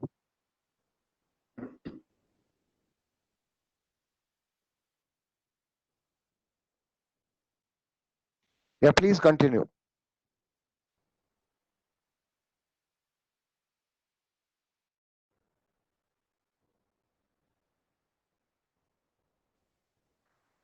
Dr. Tejun Hans, please. Okay. Do you hear me? Yes, very clearly. Please carry on. Okay. Yes, I just thank Dr. Tapan Chattopadhyay and Dr. Alan Critchley for their kind invitation to this e-forum. And I am so glad to see such many seaweed scientists in India today in this electronic way, despite the lockdown situation due to the COVID-19. Well, my title of my talk is Realization of Blue Bio-Based Economy in the Korean Peninsula. Can I move to the next slide, please? Okay. Wait a minute, please. Okay, I'm sure many of you are aware of the situation on the Korean Peninsula. And North and South Korea have been divided and under constant tension since the Korean War in 1950. Recently, we have made a scientific proposal to use seaweed as a glue to bond two Koreas together. Well, when we manage our natural resources well, they can play important roles in vitalizing economy and enhancing industrial growth and even building sustainable and durable peace. We have already seen the brightest example in the Cordillera Condor between Peru and Ecuador, which acted as a buffer zone, reducing tension and promoting dialogue, finally putting an end to the protracted war between the two countries. Next slide, please. In 2018, we saw a memorable meeting between South Korean President Mr. Moon Jae-in and North Korean leader Mr. Kim Jong-un at Panmunjom. There was a significant proposal to reduce tensions along the western maritime border, opening up direct and indirect contact and creating the conditions for the future development of mutual relations. The declaration states the special peace and cooperation zone in the Yellow Sea, which includes the Haeju area and the surrounding waters, shall be established as defined in the joint declaration of October 4th, and the construction of special economic zones shall be actively promoted. Actually, the sea border to the west of the Korean Peninsula could therefore be the epicenter of future peace talk, even if it was the site of the bloodiest conflict in 2010. Next slide, please. Last year, there was an initiative of the Ghent University Global Campus in Korea, made by a consortium of 15 institutions in 14 different countries, including Belgium, Canada, China, Germany, India, Japan, the Netherlands, North Korea, South Korea, Spain, Russia, the UK, and the United States, which took place on 27th March in Songdo, Incheon, Korea. This was conducted in the presence of Her Majesty Matilda, the Queen of Belgium, and Mr. Ban Ki-moon, former UN Secretary in General. The first meeting was aimed at initiating an international project to study the seaweed resources of North and South Korea. This project concretizes the declaration of the North-South Summit signed on April 27, 2018. Therefore, the launch of the joint North-South project for the exploration and development of marine resources in the Yellow Sea Peace Zone will serve as a basis for establishing a stable peace between two Koreas and securing the marine resources of the Korean Peninsula, thus contributing to the future economic symbiosis between North and South Korea. In fact, the proposal has been selected by the Presidential Committee for Balanced National Development as a top priority project in Korea and is waiting the central government's decisions on funding. Now, I'd like to briefly introduce you North-South Korea Joint Marine R&D project. Next slide, please. The first plan is to establish a South-North Korea joint seaweed farm in the sea and on islands shared by both South and North Korea in order to domesticate, cultivate, and industrialize the red seaweed called Gelidium. Several important facts regarding Gelidium are, firstly, Gelidium seaweeds produce special polysaccharides called agar or agarose, which is an essential substance for culturing microbes important for life and medical science research.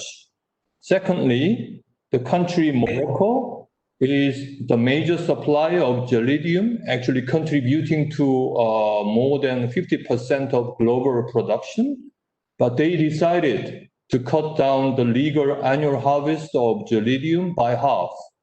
As a consequence, the agar prices have been rocketing up, and life science labs, schools, and hospitals face a serious global agar shortage. Thirdly, nowhere in the world has there been a success record of mass cultivation of Gelidium. Amidst these concerns, North Korea was named as the potential alternative Gelidium supplier by a reporter of journal Nature, as we have already seen in one of the slides presented by one of the previous speakers. Aided by the North Korean authority, we have then confirmed the presence of a massive population of Gelidium on Mahapdo Island at the northern part of Ongjin County, which is only 17 kilometers away from Baekneung Island in the southern part of Ongjin County in South Korea. So we offer to set up an aquaculture bed to cultivate Gelidium on the sea shared by two Koreas, and on the islands, shall we say, Mahapdo and Baekneung-do, as well, using a smart farm technology. We can then co-cultivate, co-harvest, co-manufacture agar or agarose to become a major provider of these valuable compounds to the world. Next slide, please. Not only that, but also we can obtain other high-value added compounds from Gelidium, including fluorescent proteins that can be used for medical imaging analysis, and polyphenols as a cure chemical for dementia diseases. After extraction of these valuable compounds from Gelidium, we can recycle the residues to make biochars for fuel, filtering agent, and soil softener. Next slide, please. If we look at the respective markets, we can envision how this seaweed can contribute to vitalizing the economy of both Koreas. In addition, This recycling concept complies with one of the UN's SDGs strategies, that is to say, cyclic economy. Next slide, please. Another project is valorize a tiny organisms called diatom growing on tidal flats. The Ganghwa tidal flat in Incheon, Korea harbors diatoms. Although extremely small, actually you can line up 30 diatoms in a row across the width of a human hair. Their contribution to the marine ecosystem is considerable, as they account for about 40% of total oceanic primary production and 20% of global carbon fixation, making diatoms equivalent to all the rainforest in the world. This natural carbon sequestration system may also help to ameliorate climate change. One particular interest we can find in tidal flat diatoms is that they contain up to 60% lipid or oil content that can be converted into biodiesel, for instance. This highlights the potential of tidal flats to become future oil fields. If you grow diatoms on an area of 1 hectare, measuring 100 meters by 100 meters, you can actually get a diesel that can fill 750 cars of the Hyundai Genesis model. I recommend you to look up this Hyundai Genesis model in the internet later on, if you have interest. On the other hand, it is notable that a tidal flat of similar size to the Incheon Ganghwa is located on the North Korean west coast. Therefore, we are proposing to transform Ganghwa and Panghae-do tidal flats in Korea into a potential diatom oil field and to enlist the tidal flats as a UNESCO World Heritage Site by collecting scientific data for the application process. Next slide, please.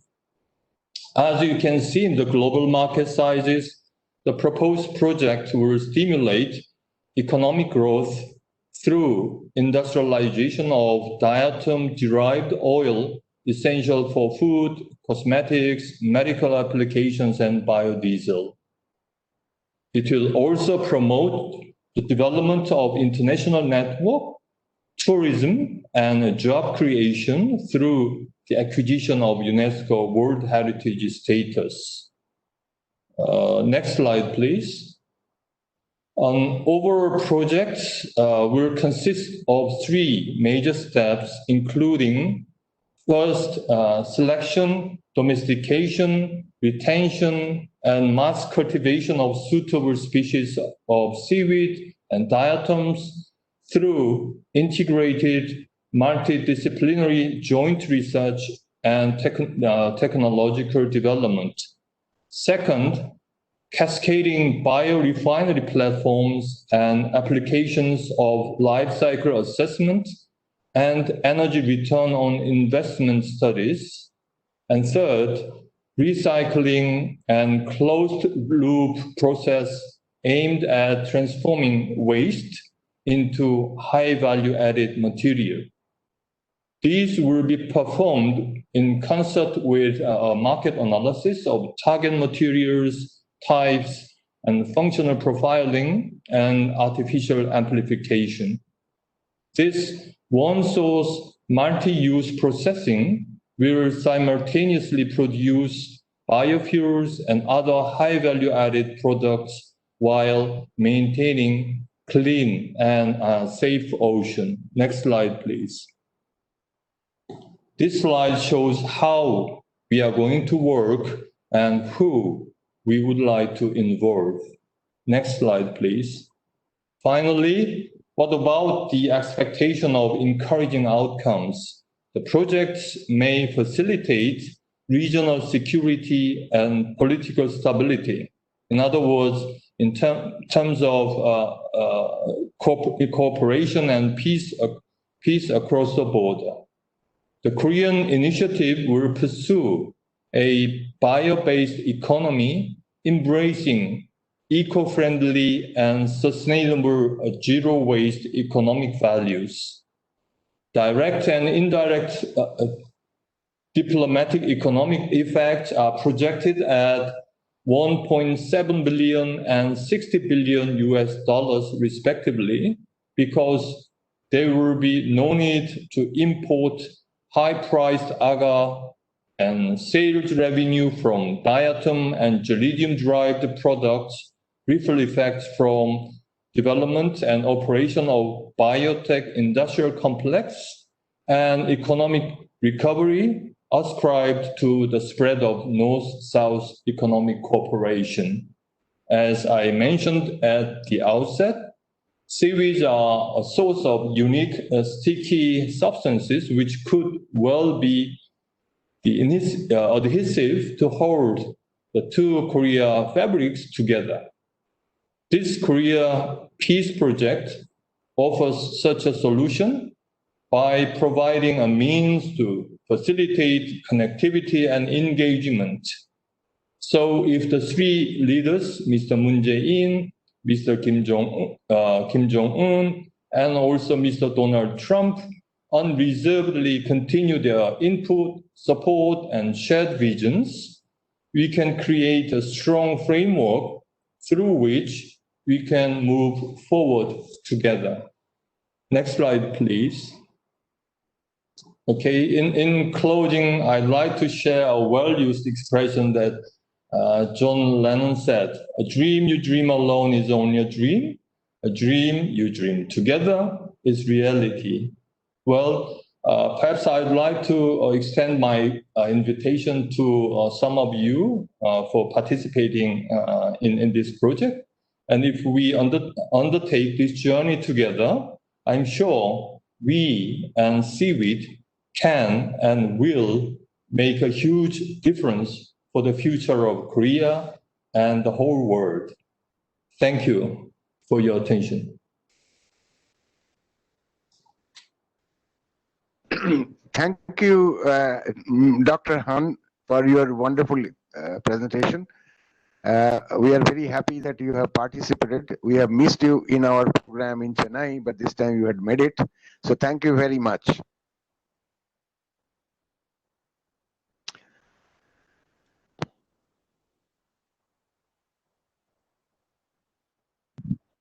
Now I will request Dr. M. Krishnan to give his presentation. Mr. Krishnan is advisor, state level project advisory committee for marine resources, Andhra Pradesh, and a past principal scientist of ICAR Hyderabad. Dr. Krishnan will speak about the time transitional status of Indian seaweed farming sector and economic and social perspectives. Dr. Krishnan, please. Thank you very much, Dr. Tapan.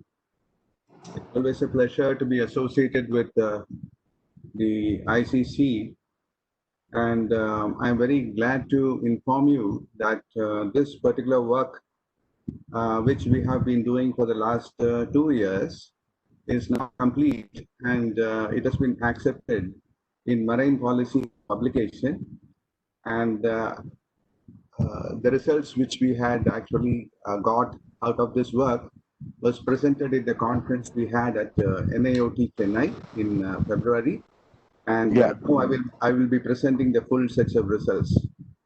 Now this work is actually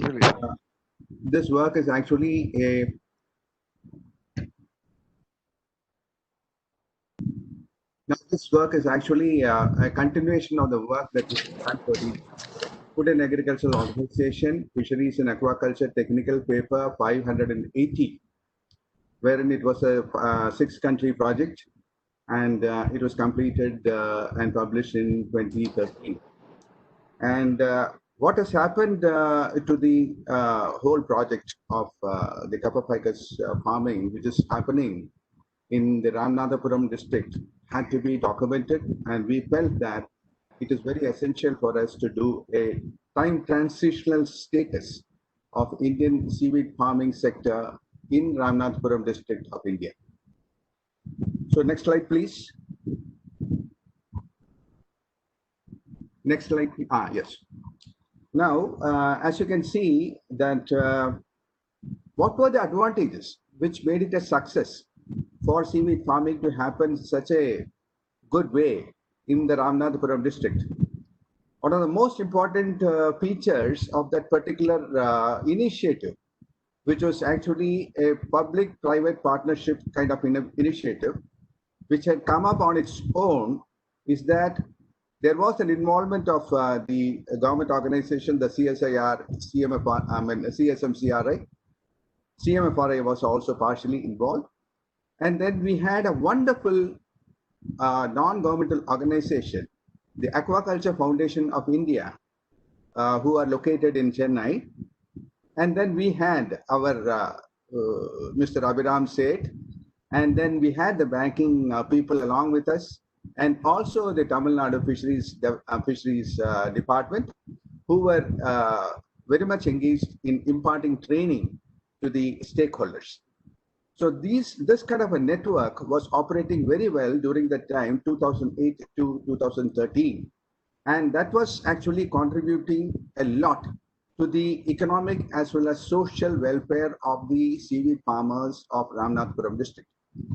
The keys to the success was that the stakeholders never had to handle cash. They were never given cash directly. It was a cashless transaction kind of networking. All the monetary transactions were routed through the banks. And that has happened only because the stakeholders were always sure that the Aquagri company would always buy their produce back. That kind of an arrangement was already in place. The greatest advantage with going for cup of ficus in Ramanathapuram 18 locations was that it was a short duration crop and of 45 days. And of course, as has already been discussed several times, there are multiple uses of this harvested material. And one of the most important things that happened during that time was the commitment of the chairman of Aquaculture Foundation, who was totally involved in this project and ensured that whatever training was given to the stakeholders was completely total.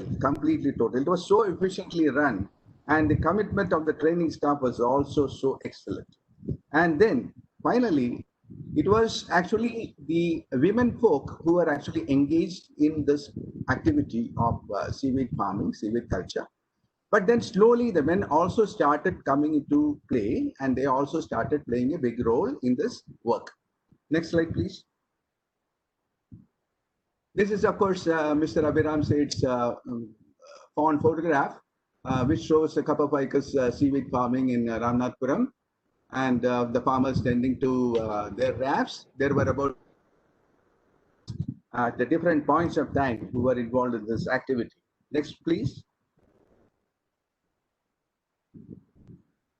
So as far as the seaweed farming, the advantages and the disadvantages were concerned, the Aquagri used to cultivate about 2,500 tons of seaweed.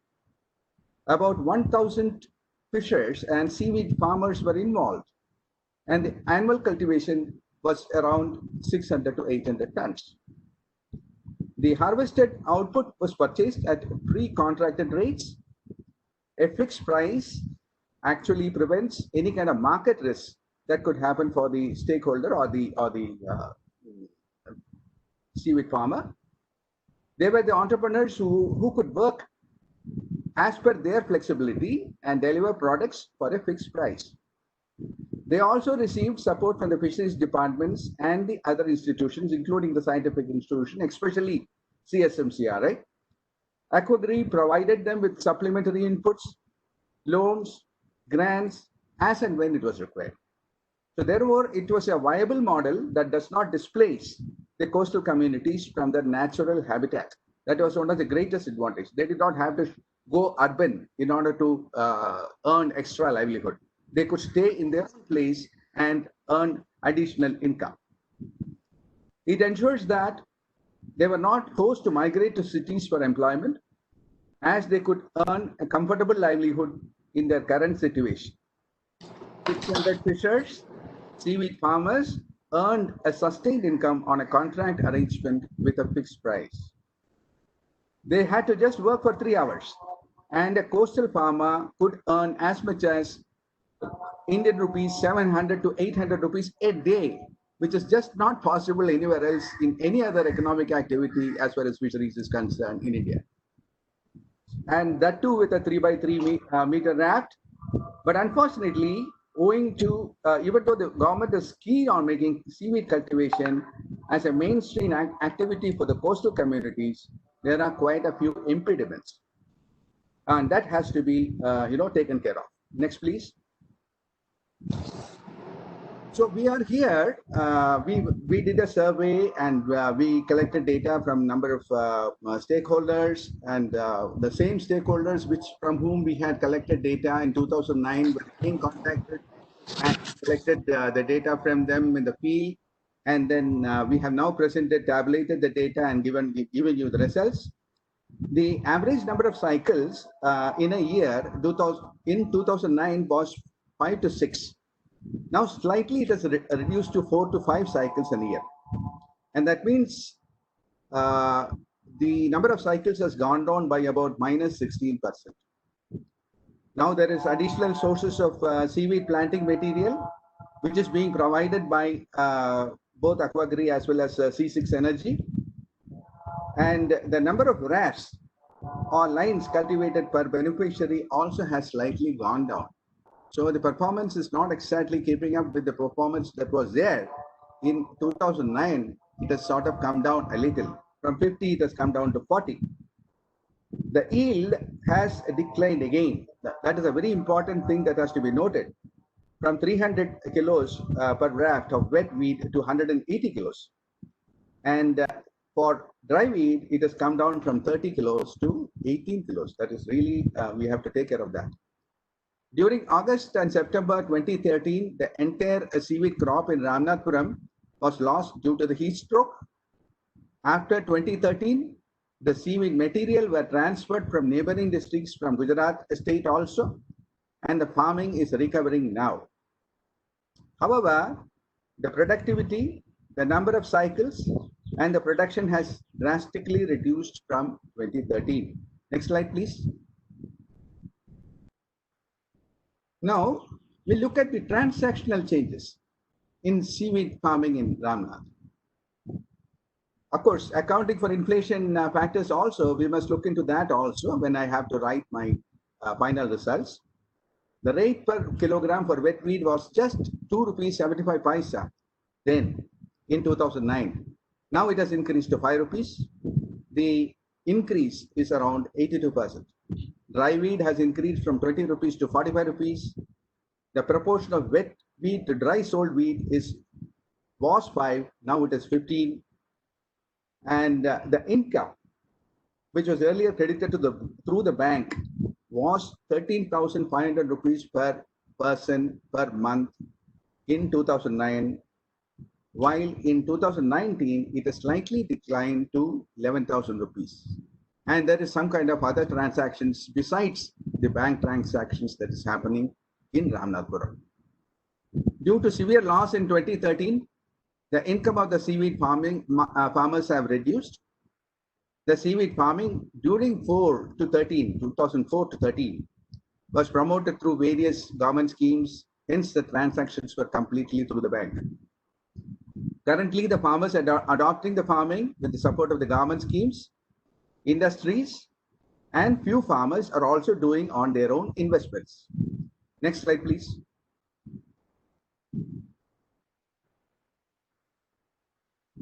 We look at the system performance in terms of SHG involvements and the training that is being given to these stakeholders. Again, you can see the number of people who were involved in the SHG movements was much more in 2009 compared to 2019. The appreciation from the stakeholders for the training given by the Department of Fisheries was much better in 2009 compared to what it is now. So therefore, this reflects that we need to train the people better and boost up their morale, and the networking which was earlier available to the farmers must be re-established. That has to be done. Next slide, please.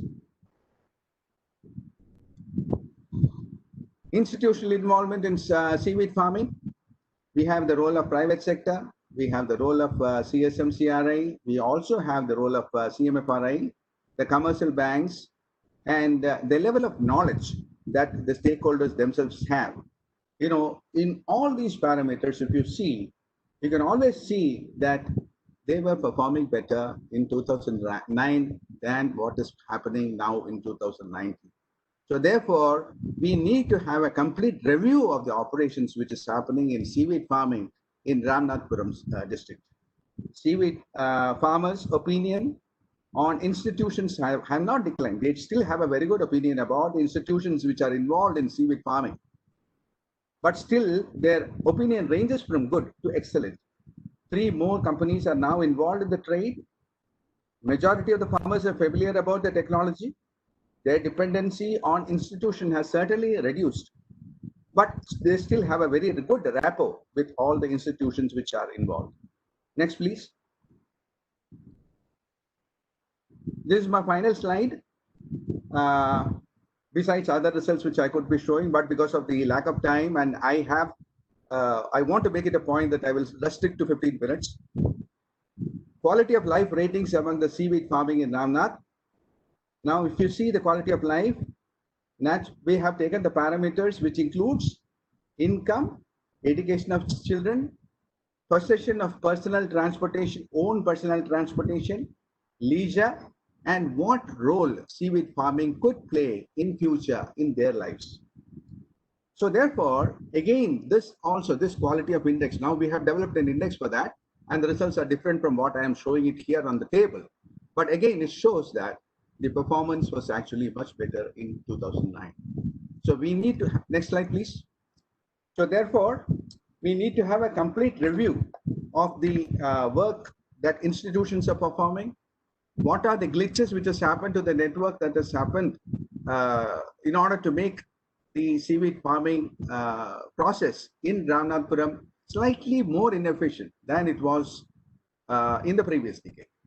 So we need to look at that, and I'm sure with the Prime Minister Matsya Sampada Yojana, PMMSY, we have several opportunities of training the fishers better, involving other people who are likely to be interested in seaweed farming also in this kind of networking, and replicate the Ramnathpuram model to other states as well. Thank you very much.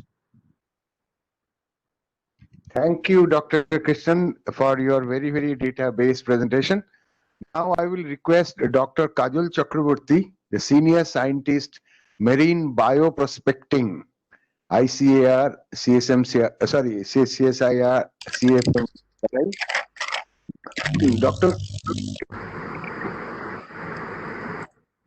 The Seaweed as a treasure house of bioactive pharmacophores and nutraceuticals. Dr. Chakraborty, please. Yeah, just, can you hear me? Yes, you are audible.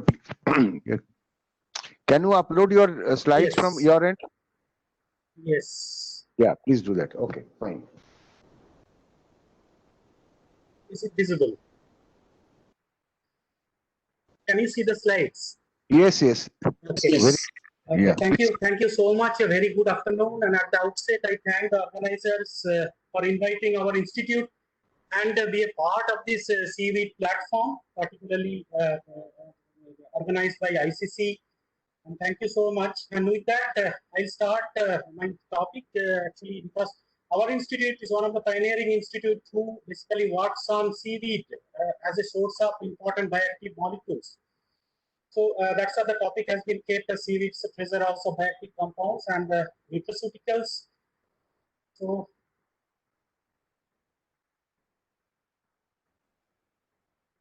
next slide.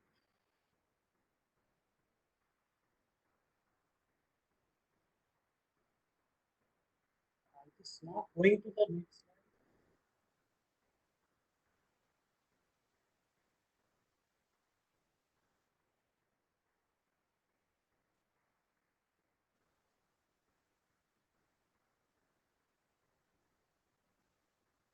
is not moving to the next slide.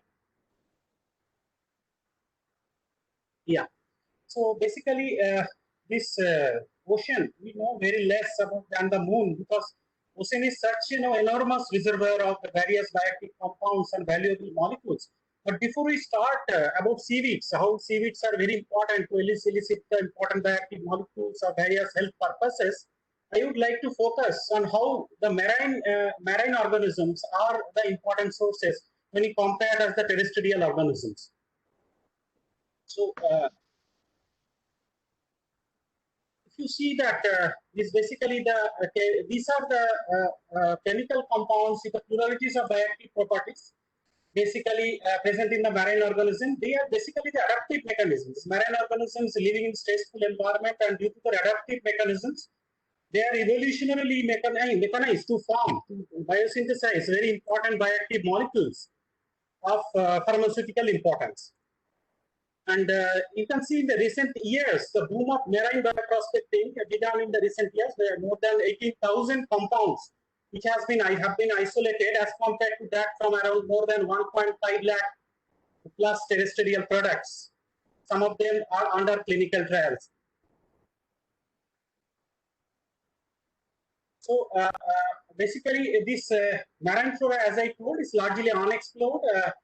And interestingly, if you observe the dictionary of the marine natural product, approximately 71% of the molecular entities listed in the dictionary of marine natural product have novel molecular structure.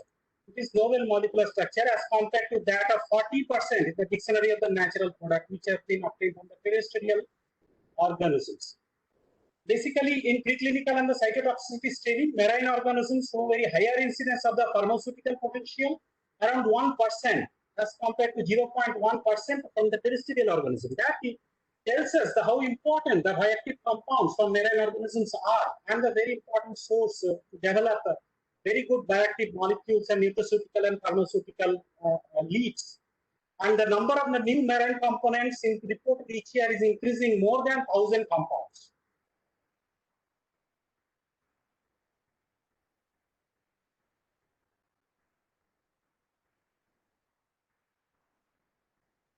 Okay, so basically this is the reason, and if you can see the occurrences of the marine natural product over the period from 1970s to 2015, actually it has been reviewed by Blunt et al. Earlier it was Faulkner, now Carroll.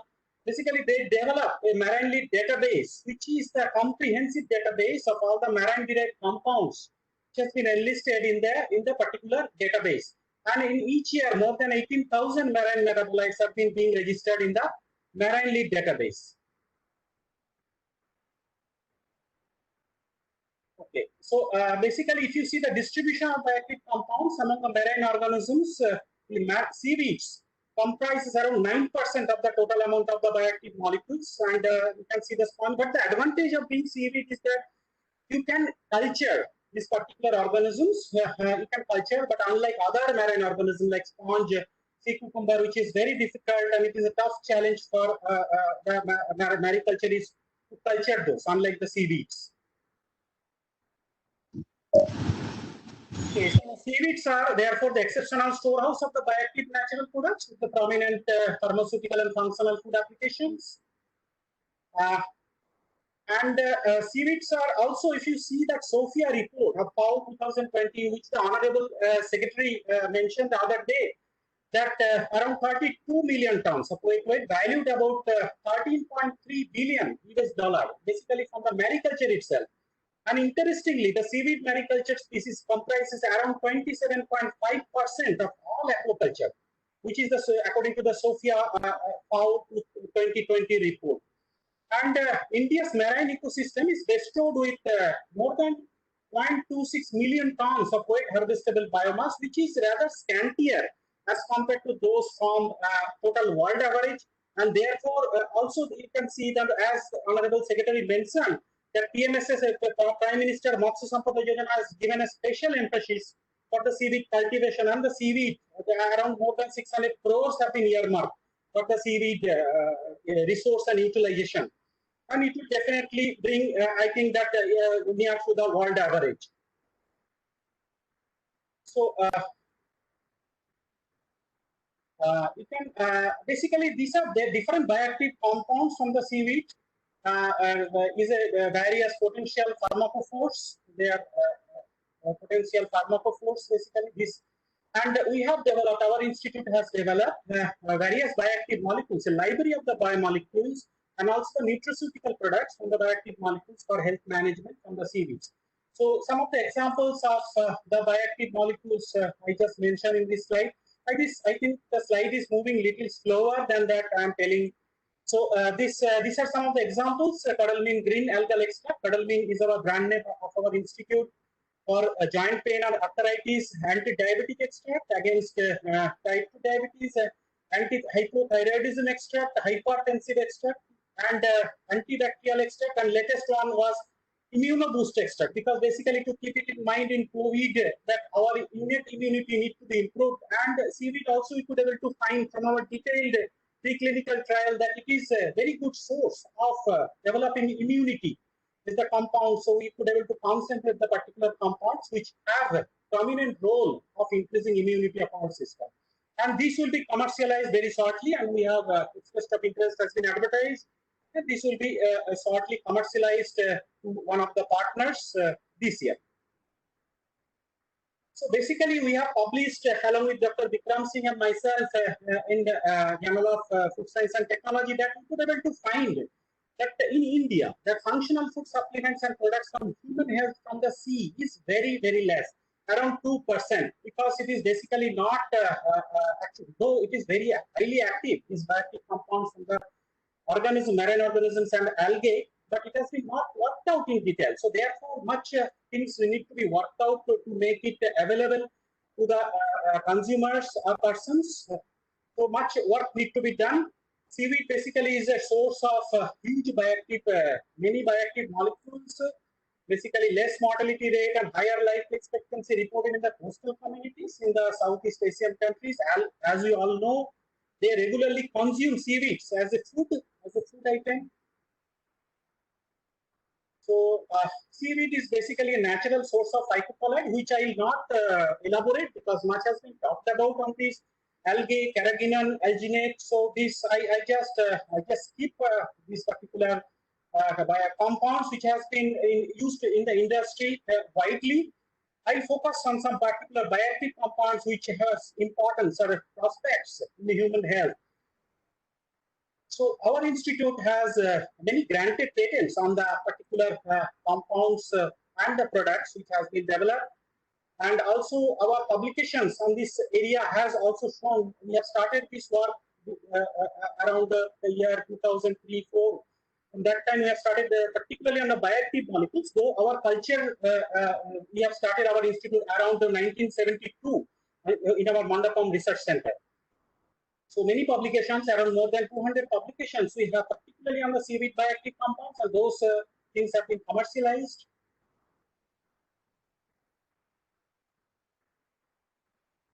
So bioactive, these are the slides. So bioactive compounds from the seaweeds, basically Sargassum moiety.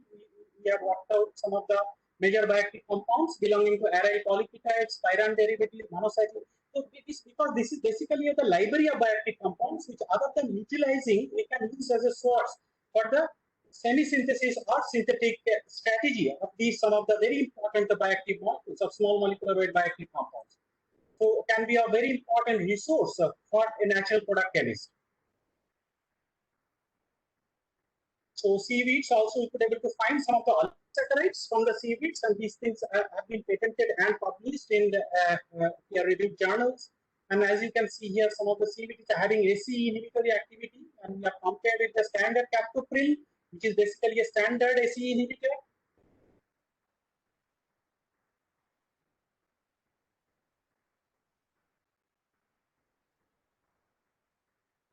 So this is the seaweed. So I think the slide is going a little slower. So can you move a little forward, a little fast?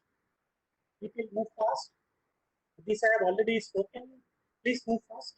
Next slide, please. Next, please. Next, next, next, next, next. So this is some of our publications. So extensively we have worked from the year 2003-04 we have started. Next slide, please. Next slide. Next. So these are the, no, wait, just wait, bioactive compound. These are some of the bioactive compounds from the seaweeds, and they can be a very good library to develop synthetic strategy other than using as a nutraceuticals. Slide please. Next. So these are, I just skipped the chemistry part of it. Next please. Next. To show that we have developed a very important bioactive prospective bioactive leads which can be utilized for human health. So this is some of the aryl polypeptides, pyrene derivatives, cyclic ester derivatives, and this has been compared with the captopril. I have told that. Also PTP1B inhibitor activity diabetes, we have compared against the sodium metaranidate. Next. So these are some of the oligosaccharides which we have compared with the captopril. This is basically a standard AC inhibitors. Slide please. Next. This is the non-isopronide oxacenate carboxylate cyclic ether. Slide please. Just to have a glance. So also we have worked out on the much work has been done on seaweed associated bacteria. The advantage of these bacteria is that bacteria is difficult to culture. Generally, as you all know, that around 4 to 5% of the bacteria can be cultured, and marine environment it is still difficult. So it is very tough job. It is a challenging job to culture these bacteria in the laboratory conditions. So we could able to cultivate some of the bacteria, heterotrophic bacteria from the seaweed, and we could able to find a very good activity, prospective activity. And we have developed a couple of products out of that also. Around more than 1,000 bacterial strains are isolated and cultured, and you can see around 10% of the active strains have been isolated, and in the laboratory we could able to culture. Slide next. Next slide. So this is some of the examples of our work. Slide please. Slide please. Some of the compounds. I am not going into much detail. Next slide. So these are the compounds, and we have compared with the chloramphenicol and ampicillin, and we could able to find prospective activity. Particularly some group of compounds of polyketides or elansolide. This is also on polyketide compound elansolides, which find a very good activity on methicillin resistant MRSA, basically, and also BREFS. Slide please. Next. Next slide, please. These are some of the macrolactins which you could able to identify. Slide. Next, please. So these are the bioactives from the marine bacteria again. Next slide. Please go ahead. Yeah. So we could able to compare also the seaweed associated bacteria, also some of the compounds which we could able to find in seaweed as well as the bacteria. And we could able to develop the marine ecological relations between seaweeds and the bacteria involved. Slide. Next. So now coming to anti-diabetic, no, just before. Previous slides, please. Previous one. So this is anti-diabetic nutraceutical, which we have been licensed, also released by the Honorable Minister at that time, and Radha Mohan Singh ji, Honorable Agriculture Minister at that time. And basically, this was what we could able to find. I'm not going into much detail, but we could able to find this is inhibitor of dipeptidyl peptidase 4 and tyrosine phosphatase 1B. And we could able to do detailed preclinical studies and toxicity studies, and we could able to find around LD50 value more than 2,000 milligram per kg weight per day, because it is like it is like a food. It is like a food item, and it is dessert. Next. Next. Next. So this is another product which we have licensed to BLCC. Basically, anti-hypodislipidemic product against HMG-CoA reductase, having HMG-CoA reductase inhibitory activity. So my detailed work, our detailed work, we are not showing into detail. So next, please. So this is some of the data which you can able to find that a high fat diet induced animal, you can able to find a significant reduction of the fat content and lipid contents. These are some of the parameters which you have looked into. Slide. Next. So this is also we have used against hypothyroid. Some of the data we have shown here T3 and T4, which we have seen the drastic significant reduction. Slide, please. Anti-hypertensive product. Next slide, please. So this is anti-hypertensive product. Also, it is under commercialization. We are going to commercialize next one. Next slide. Yeah, Dr. Chakravarti, please be brief now.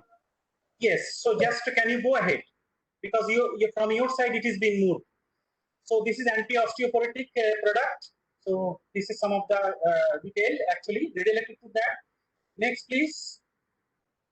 So this is immunoboost product. This is one of the major products which have developed in recent times and very important if you keeping in mind COVID and all the things. So we need to increase the immunity. Slide. Next. Next. So this is antibacterial ointment developed from the seaweed associated bacteria. Slide. Slide, please. Probiotic. This is the GE, basically against arthritis we have developed. And coming to the conclusion, please, next. Coming to the conclusion. No, please go to the conclusion slide. Yeah. So seaweeds are gaining next. Seaweeds are gaining immense attention of the nutraceutical industries due to the protective function against various chronic disease. Indian nutraceutical market has been growing at a compounded annual growth rate of 20% in the past 3 years. These developments point towards first proliferation of the specific segments of nutraceuticals in India. Basically, this is very important area not looked into. I have shown earlier slides and the statistics. And Indian market is the virgin market, and these coming days, the nutraceutical market is going to occupy a major share of the Indian market. Thank you so much. Thank you so much for your attention.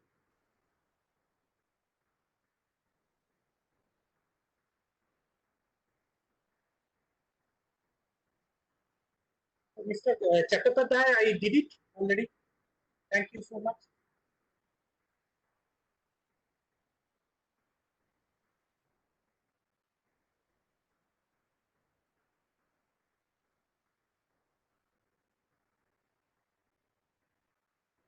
Host seem to have gone away.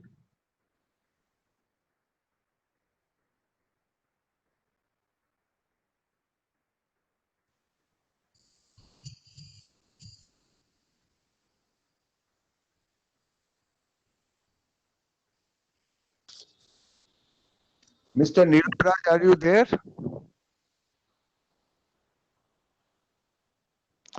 Mr. Nirupraj, are you there? Yes, I'm here.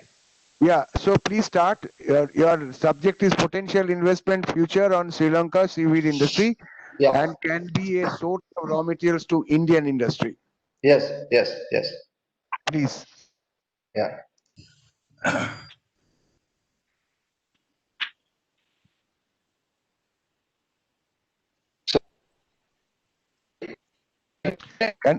Can you upload the slide from your end? Give me a second.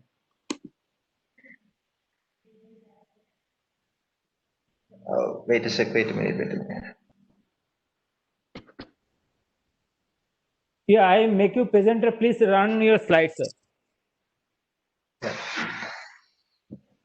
Yeah, Mr. Nirupraj, I have made you presenter. Please run your PPT. Okay. Yeah.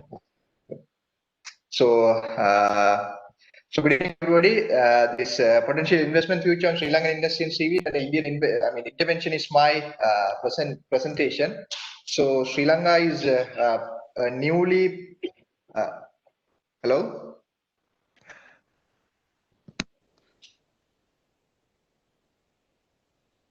Can you upload your presentation from your end? Okay, wait.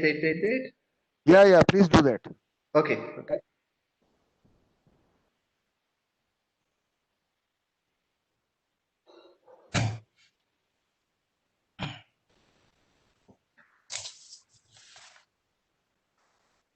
Okay.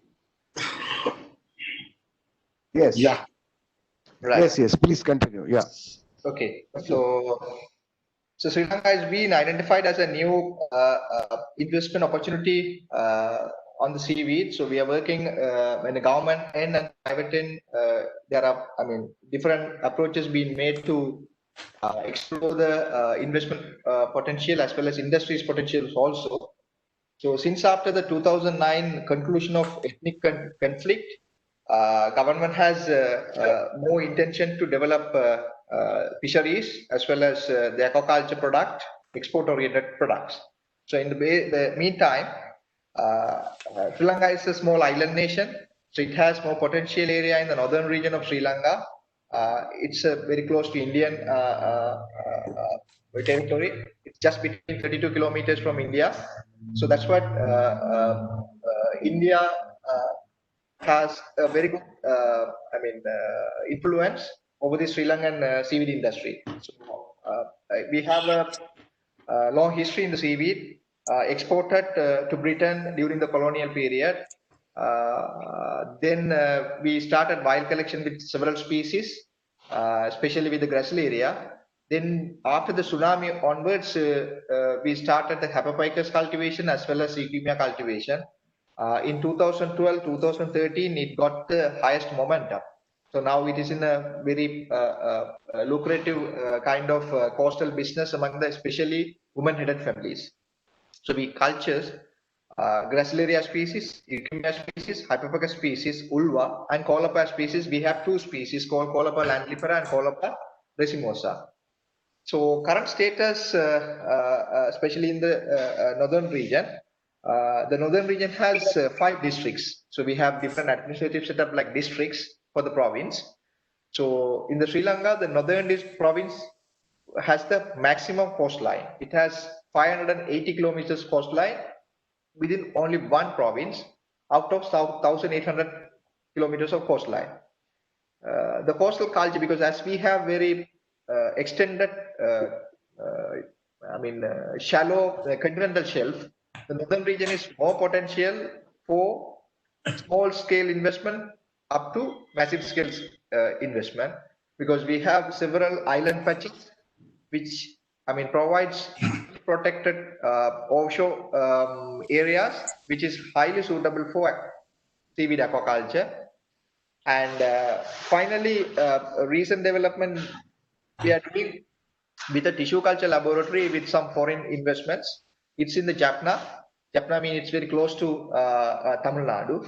So the trials and everything already been done. Now we are in the construction process already. Construction arrangement being made, and we got. We have to thankful because we have got some Indian experts to support us through the government channels, and still we need more support through the Indian experts. And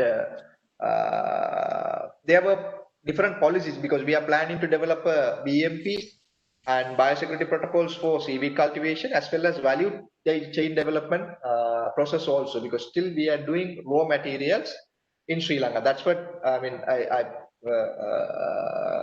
try to convince Indian investors, because as we are producing raw material, still we don't have any processing or value addition opportunities or plans. It's really influencing the Indian value addition market. So this is our production chart. So we had a very good time in 2015. We exported I think 165 metric ton. I think more than 140 metric ton would have sent to India. Now it's again getting the momentum because there were some issues we faced with the climates and the private partners. Now it's regaining with several intervention of the government. So you can see the charts and which are the districts contributing more.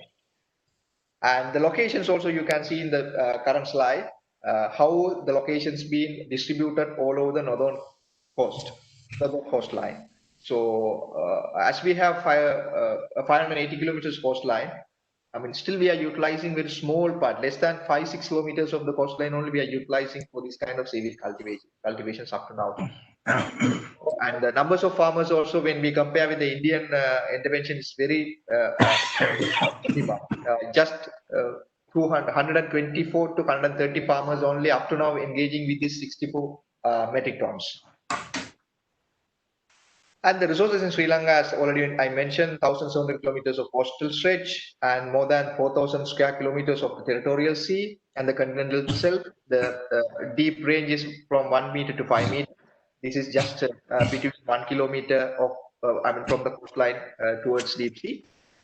Protected northern terrain from the cyclone and water currents and the wind actions.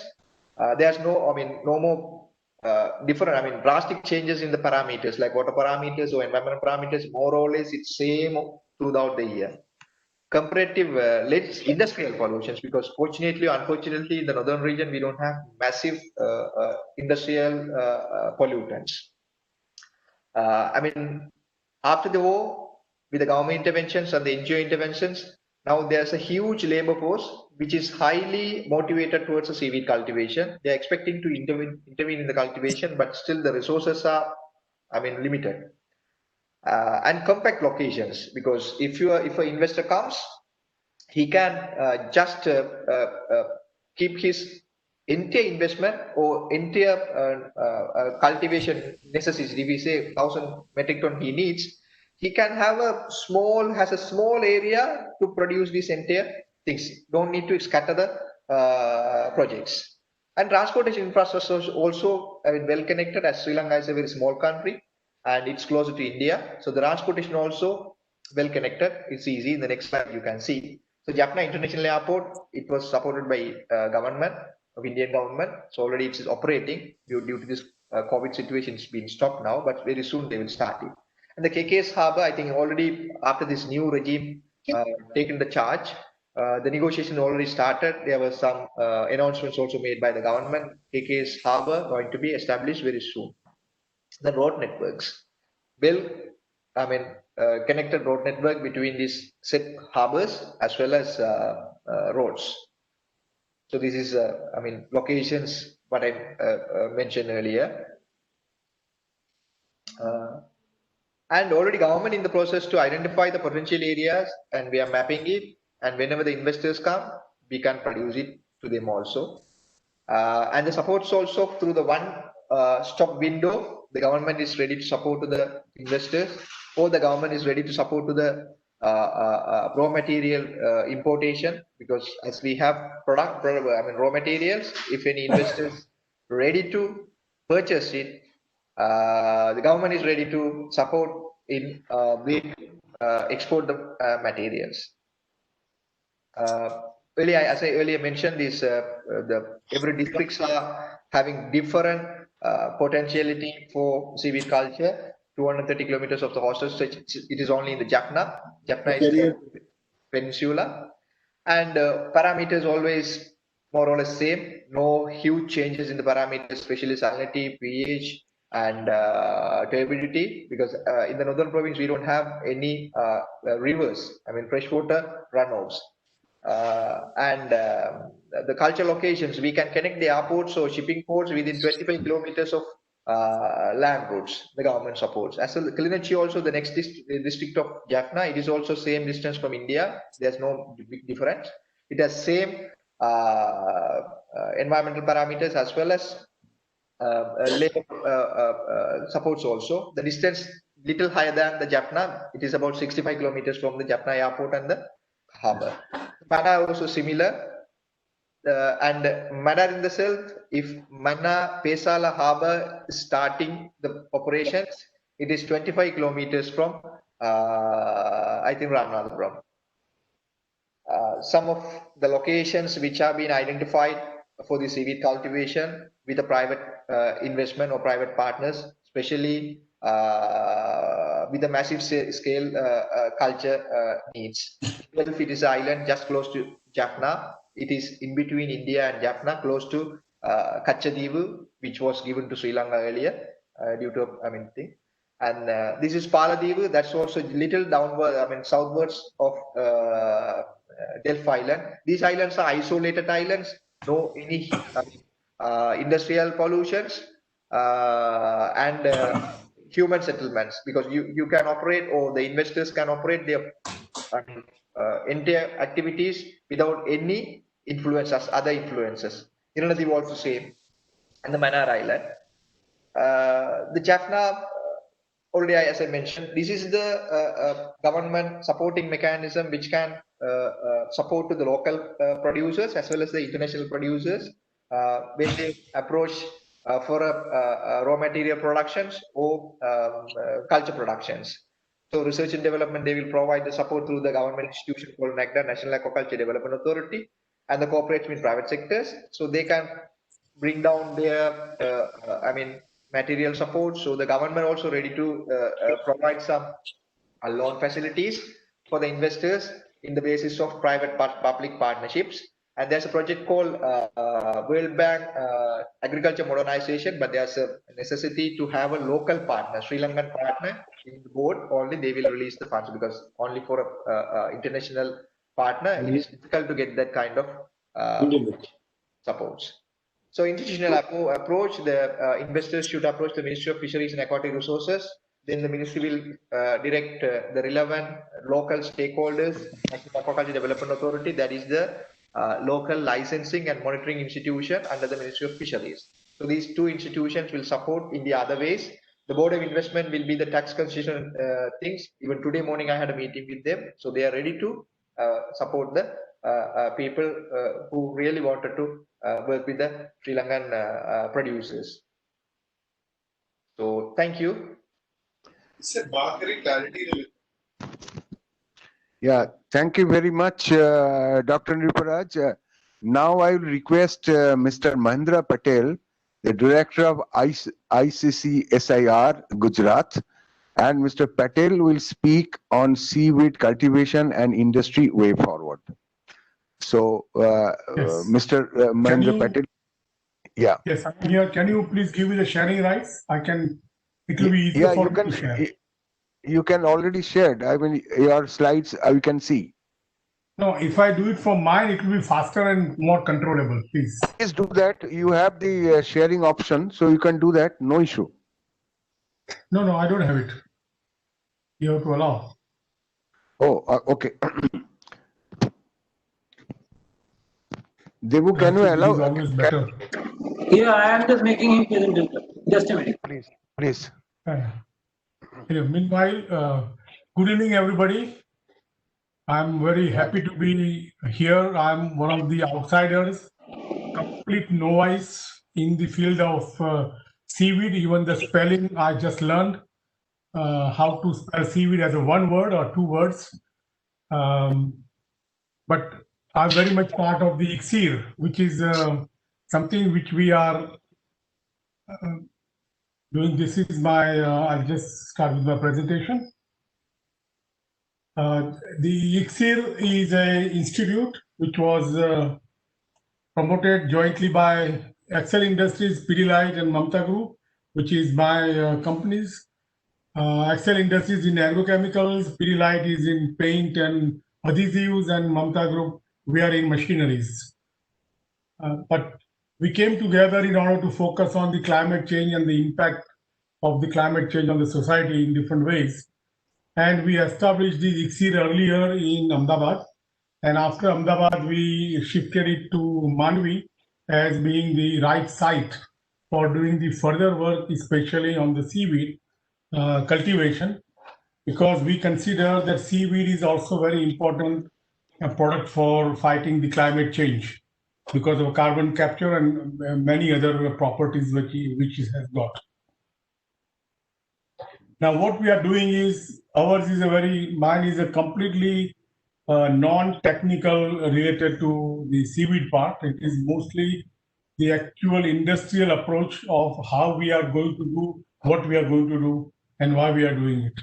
So this is, we already set up a project. We have got a small project at Mandvi, and now we are setting up a bigger project near Mundra Port with the cooperation with Adani Foundation, who have been kindly providing us with a lot of infrastructure support and providing the space in the creek, etc., and the access roads, vagere. Now we are doing it. We have got 1 hectare area already where we can actually so that we can effectively measure the results and tabulate it for future progress. And we are also on the nearby land. We are also going to have the land-based seaweed cultivation, primarily to grow a seedweed seedlings as a seed bank, which has been one of the main requirement mentioned by almost all speakers. And I'm glad that we have actually identified it, and we are moving forward in that. Now, why we are doing this? Everybody, all this is known. And we are doing this that we want to step out of the so-called research and development and all that. We are taking it one step further from whatever is known about the seaweed and what is required and all that, with the help of getting Dr. Reddy on board, who is a scientist, and some of the other scientific people from the Pidilite industry as well as Excel industry. And we want to set up this project in order to actually do seaweed farming, in order to learn how to do it. And we are actually seeing that we are doing it based on raft, and there are a lot of applications. This is the project where we are going to do the farming along the coast of Mudra, near Mudra, the creek. If you look at the map of India, you will see Mudra Port. Next to Mudra Port on the east side, there is a creek, and that is where we are located. The idea is to check the influence of various salinity. I was very interested to listen to some of the observations that even in low salinity and brackish water, or one of the presentation which was shown by Dr. Sahu in I think Philippines or wherever, that in the factory they are growing the seeding in tanks. So that means seaweed can grow independent of the environment, as I understand, but maybe we will learn more. But as we go forward, we will learn more of this effect of waves. For example, this year, this monsoon, last month, we had very heavy rains in Kutch, and we were actually surprised that the seaweed which had just started growing because of that very much rush of fresh water, because of the flooding of the river, the salinity was completely gone. And we have to actually redo the things, and we have to now learn how to actually grow the seaweeds in different levels of salinity. And I think from this conference, we have learned a lot of things, and we will probably approach the right scientists who have presented very good papers to help us do this in a proper way. And there's a small pilot plant at Manvi already, where we are doing the drying and extraction of oils and the other applications. And this is the top one is something which we are actually trying and doing at Manvi. See the project, our statistics of the project, this is the main thing about my presentation, is that we are going to do on the raft with the vertical wires on which the seaweed will grow. And this is the kind of approximate geometry that we are looking at, raft size of 3 by 3 meter with 5 meter gap. So in a 1 square kilometer, which is 1 square hectare, the hectare we have got, we'll have about 200 lines of the for the growing seaweed, which will actually total about 200 kilometers, which is substantial. And we are looking at 6 cultivation cycles, given the climate conditions in Bay of Kutch, which is somewhat sheltered apart from these monsoon floods. So we are looking at almost 1,200 kilometers of length to be used for growing seaweeds. And each of these raft will have 1 buoy, so there will be 70,000 buoys, which itself is a huge requirement. And my industries, we make molding machines and plastic processing machines. So this is something which we know where to source it and how to get it in a lower cost and all that for the purpose of drying. Then we have the anchors. Here we are getting help from Adani Foundation, how to do the anchoring. They are helping us with their expert people on the small boats to do the things and take it out and everything, whatever is required to be done. So we don't have to learn about these things. We are getting that help from Adani Foundation, which is very, very critical. Now, each rope will be this 15 millimeter diameter rope will flow with the buoy, and the 6 mm rope is what will hold the seaweed vertically, and each one will be about 4 meters long with 1 meter spacing. So we are looking at 800 kilometers of these vertical ropes on which the seaweed will grow. Hello. And the bamboo poles, why we are mentioning bamboo? Because one of the other projects for ICSID is that we are looking at the bamboo project mission, which is also declared by Honorable Prime Minister. We are also joining that mission to help grow the bamboos also perhaps along the Kutch coast and elsewhere. So it's a combination. Now, this particular project, our estimate is about 1,200 crores. This is the industry contribution. And we are looking at cultivation, about 10,000 metric ton of wet seaweed and 1,000 ton dry seaweed. The dehydration will be under the sun as well as controlled drying, which we are already doing. We have learned it at Manvi. And other drying process also we have already learned, and we are going to use it. As an industrial person, we also have knowledge about this equipment, which we will bring in our expertise to help this do a more efficient drying. So, and we propose to engage about 20 fishermen families with 4 members. So at least about 80 people. It might be more families if there are less members. And so, and we'll allow about cultivation area per family of this size. And we think that each family can earn about 3 lakhs of rupees of this. The essential part is that we are exceedingly supply the seeds. Adani Foundation is giving the infrastructure which they are already helping. The consumables like the boats and whatever they need to do for the transportation, all that fishermen will do it themselves. And the main thing, we are having buyback arrangement with Excel Industries. VRDI is their arm for Vivekananda Research and Development Institute, which is also co-located at Manvi along with ICSIR.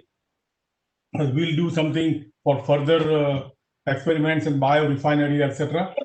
And Pidilite Industries are primarily looking at using this for their adhesives as well as for their paints, for special colors and all that.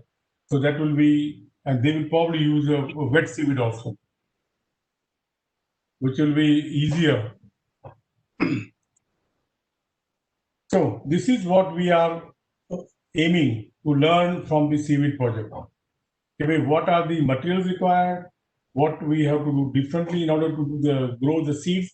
This will also be done on the land.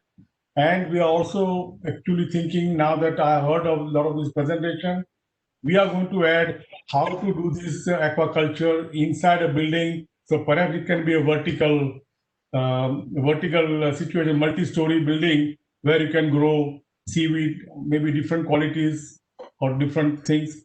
All that is possible. I have seen such farms in Australia and Japan for the vegetables and fruits. These are the, and then also to learn the economics of processing, because the drying, the extraction by freeze drying, by evaporation, by squeezing, all kind of processes are there, which we are already doing, and we'll add something at Manvi to learn about this more and more. And we think all this will definitely fit in the Matsya Sampada Yojana of Honorable Prime Minister. So we are looking at a lot of relevance of what we do to add to Honorable Prime Minister's vision. This is, for example, what we are doing at Manvi campus. We are already, whatever we process and whatever is left out as a thing, we generate biogas and make a power out of it also. Very, I don't know, it's not very high power. It's hardly about 1 kilowatt, 1.5 kilowatt. But whatever it is, we are getting that power. And then we are looking at these synergistic applications, because that is the way forward for the industry.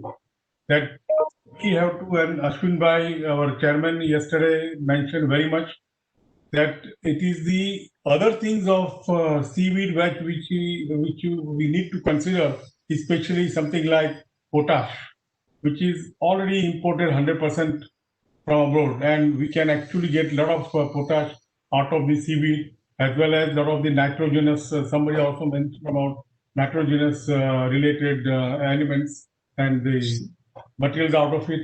So nutraceuticals, I mean, the list is endless. I don't want to go through it.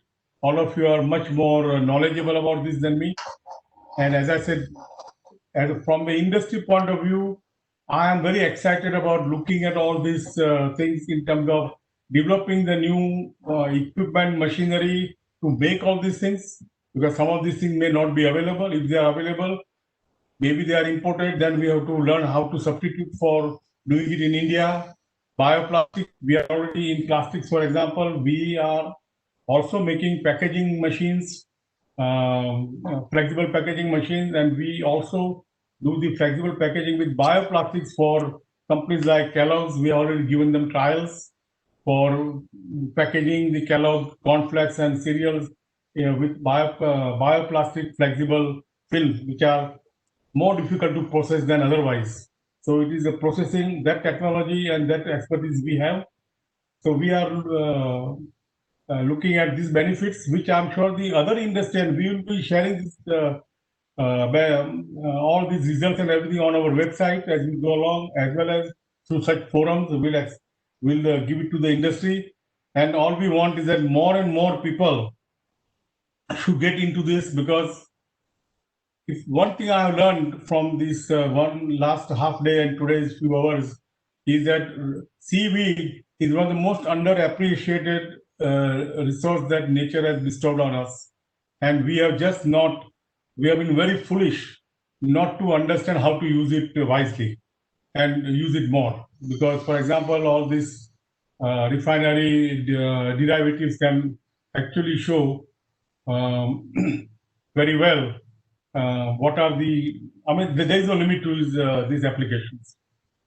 Especially when this Mr. Han from Korea also suggested that you can actually make biodiesel to practically replace crude oil. I mean, that was really amazing. And it is the kind of figures he showed. If I made some small quick calculations, it doesn't require that such kind of a big, maybe a few thousand, maybe a few hundred square kilometers can supply enough oil for the country, which is not a great deal, because when we have a few square millions of kilometers of sea around India. Next. And lastly, sorry for the Hindi, because ultimately we are talking about Atmanirbhar. Our Prime Minister is asking us for Atmanirbhar, and all the people, especially yesterday when Mr. Abhiram Sheth and Surya, sorry, I have to get the names correct. I noted it here. Sri Kumar. Surya Kumar, yeah. They mentioned that, we need to do a lot more, and we need to get together, do it, and we have to do it step by step. Only to build the nest, we have to do it tinka uthana padta hai. So everybody has to play their role, and we at ICSIR, along with three of us, the participants, we are going to do our best in order to do this. Thank you very much for listening and inviting. This is our photograph. The bottom photograph is actually from the creek. Thank you very much. Thank you, Mahendra Bhai. Thank you very much for your presentation. Now, as we are going out of time is that crucial. That was the reason why I shortened it. At the same time, I had given a break because I understood that for such a long conference, we should give a break and these 15 minutes. But in place of 15 minutes, can we take 5 minutes break and then restart the balanced presentations? Or I should continue the presentation? What is your opinion? I would suggest please continue. After the break, to get everybody back, okay, it's going to get challenging. People can go in between for the nature call anyway. Yeah. So what I will do that let me complete the presentation, and then at the end we can keep about 15 minutes time to talk to each other and introduce and whatever the activities that we can do. So that also depends on how many people stay. Right. Yeah, okay. But I don't have any other options, sir. That is the problem. Understood. Yeah. So now I am requesting Dr. Kamlesh Prasad, the Senior Principal Scientist, CSMCRI, to speak on the possibility of using alternative solvents for the production of seaweed-based biomolecules and polymers. It's a very, very interesting field. And Dr. Kamlesh Prasad, are you there? Are you there? Yeah. So you can manage from your side. Please continue. Yeah.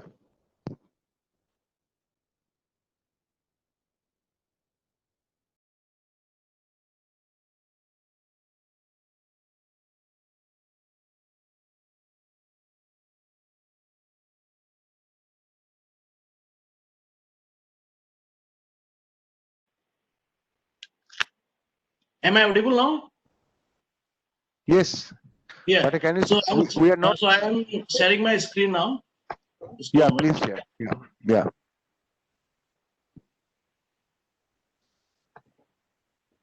So can everybody see this? No, it is not appearing. Yes. Yes. Okay. Yeah. Yeah. Please carry on. Okay. So first of all, thank you very much for the opportunity given to me to talk a little bit about my research. And this research is purely on and fundamental type of research. And here we're trying to see the possibility of using some alternative solvents for the production of seaweed-based biomolecules and polymers. So I'm going to talk very less about the things which we have done in our laboratory. And one slide. This is a very common slide. We are showing that why we have chosen seaweeds to produce various products. From yesterday onward, we are listening to many experts, and we are quite confident about the production potential of the seaweeds. And there are a lot of fresh biomass of the seaweeds are available in India, and the market size is also very big. So considering all this, we are doing research on seaweeds, and we are trying to find out how to improve the productivity of the products from the seaweeds. Slide just to show you what different things are present in seaweeds. You can see from various seaweeds have different constituents. And for my talk will deal about the phacocolloids and the plant growth hormones. These plant growth hormones and phacocolloids are why important. Plant growth hormones are important from plant biostimulant point of view, because as you know, the Capoficus sap from yesterday onward you are hearing. So they are very good plant biostimulant. So one of the major reasons for showing efficacy is the presence of plant growth hormones. So we are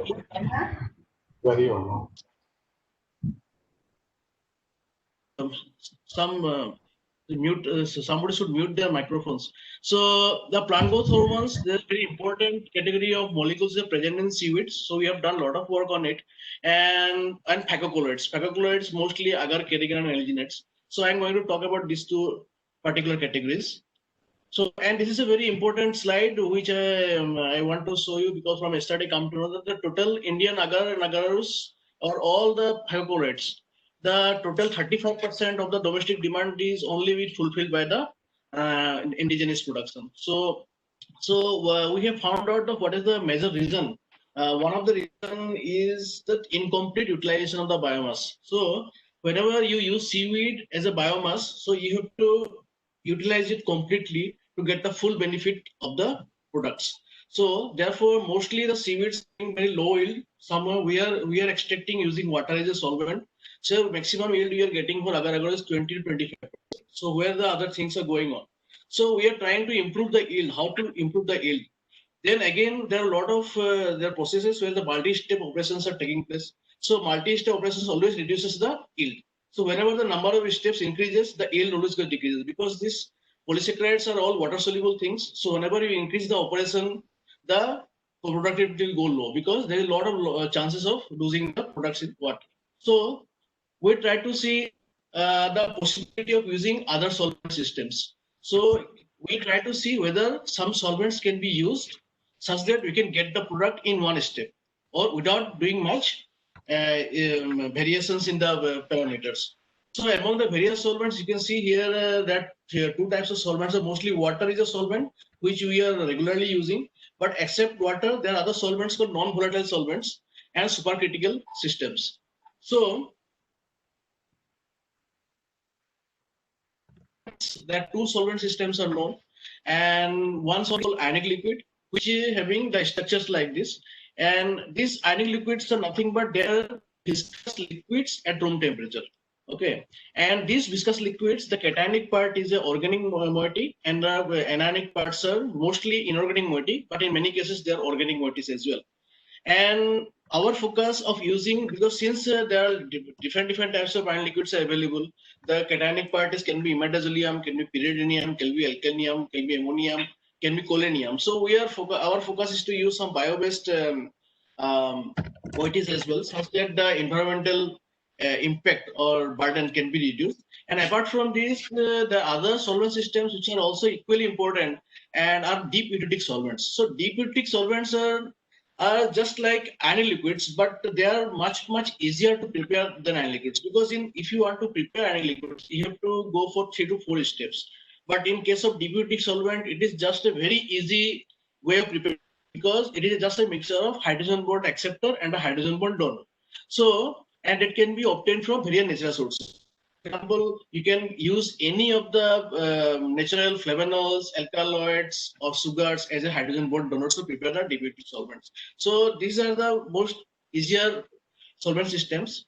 So for the first time in 2009, we tried to see, because till 2009 there was no report of using any seaweed polysaccharide interaction of seaweed polysaccharide with iron liquid.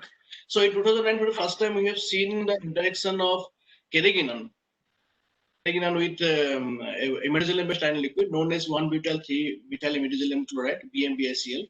So we have found that the carrageenan, so which is known to form gel with potassium in water, so it forms gel with the iron liquid.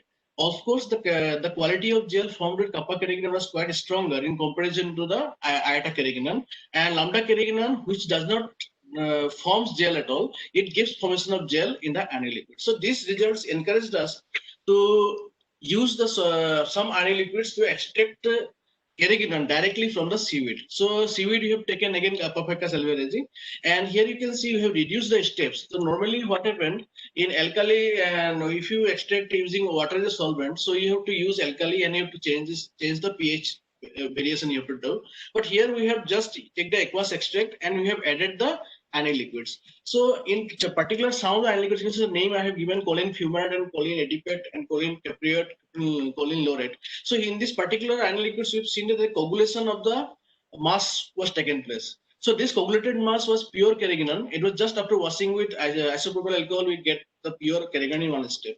Then we carried out the quality check whether this carrageenan is really good and it is equivalent to what it is. So NMR and other studies found that the quality of carrageenan was as good as extracted by water.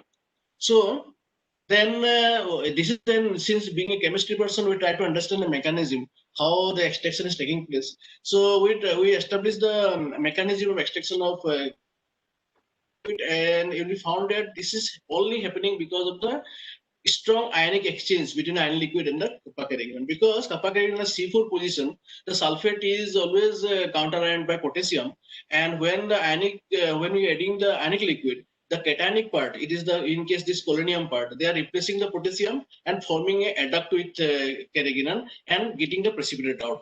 So this is what happening in the ionic liquid. Then next step, what we did, we extracted using deputic solvents.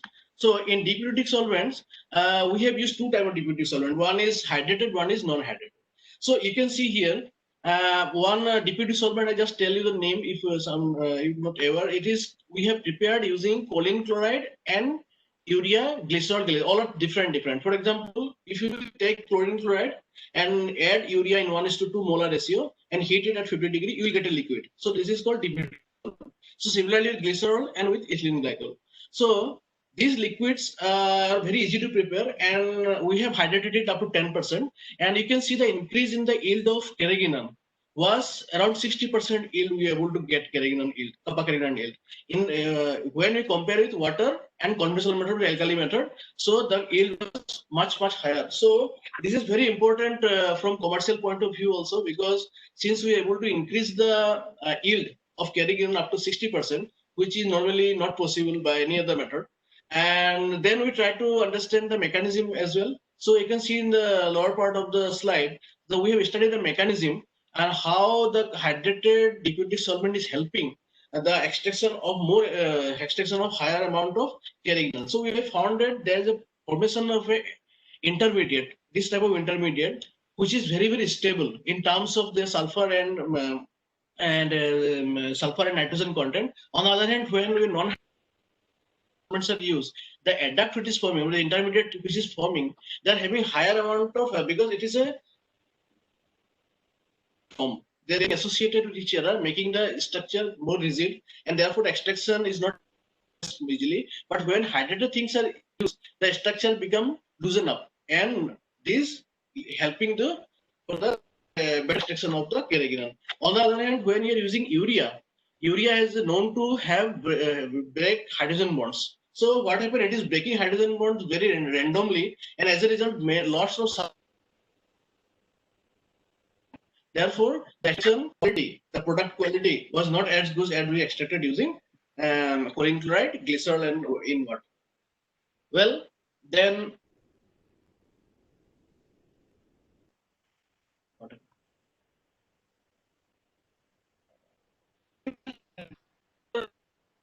important factor is agarose. As we know that we tried to extract liquid again here. So here again we take the Gracilaria dura seaweed, and again as a trigger we get the extract, and in the extract we added an anion liquid. The anion liquid structures you can see. They have choline as a cation and caprite, capric acid, and lauric acid as anions. So there again we see that they can preferentially precipitate out agarose from the solution. So this is another important thing. And since we are using anion liquids, and anion liquids are treated as a green solvent because of their recyclability. So we recycle the anion liquids for several cycles, for example, 3 cycles. And there we have monitored the gel strength and the sulfate content of the agarose. Then we found that the content are almost remaining same, indicating that liquids can be also recycled during the extraction process. So to understand the mechanism of extraction of agarose preferentially by the anion liquid. So here again we found at the craft point, because these anion liquids are quite surface active in nature, so they have different craft points, and the craft points always increases with the side chain when the carbon side chain increases. And craft point increases when the solubility also increases. So the best result which you obtained with the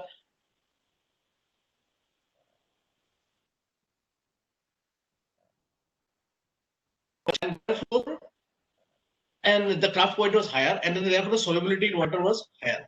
So this is how we understand the mechanism.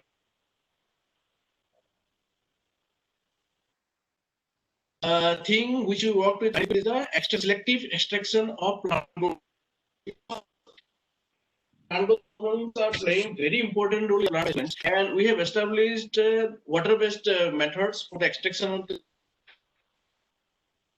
So aim was to find out how the extraction can be done more easier using ionic liquid. So we have chosen water liquids, and one of the ionic liquids you can see. And so when we add this particular ionic liquid in a instantaneous formation of a white precipitate took place immediately. So this precipitate, when we analyze, so it's found to have so G18 was particular precipitate.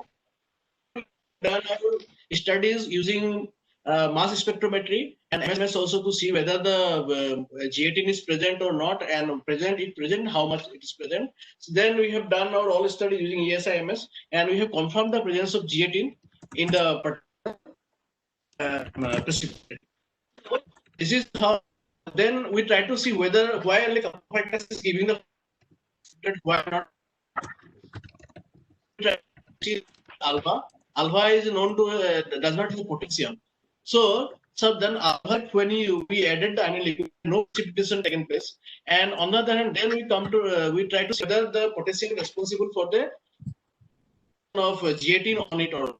Then we prepared a simulated solution in the lab with 4% potassium chloride, and then we added the anion liquid. Here again, precipitation to split.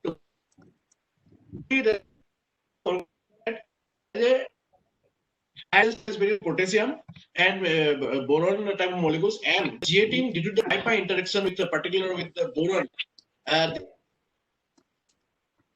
So again, we have done the SEM measurement morphological investigation. So on the particular step, we got some. Take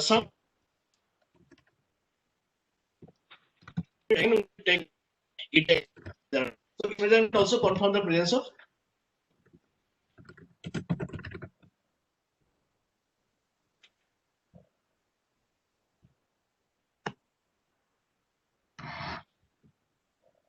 Well, so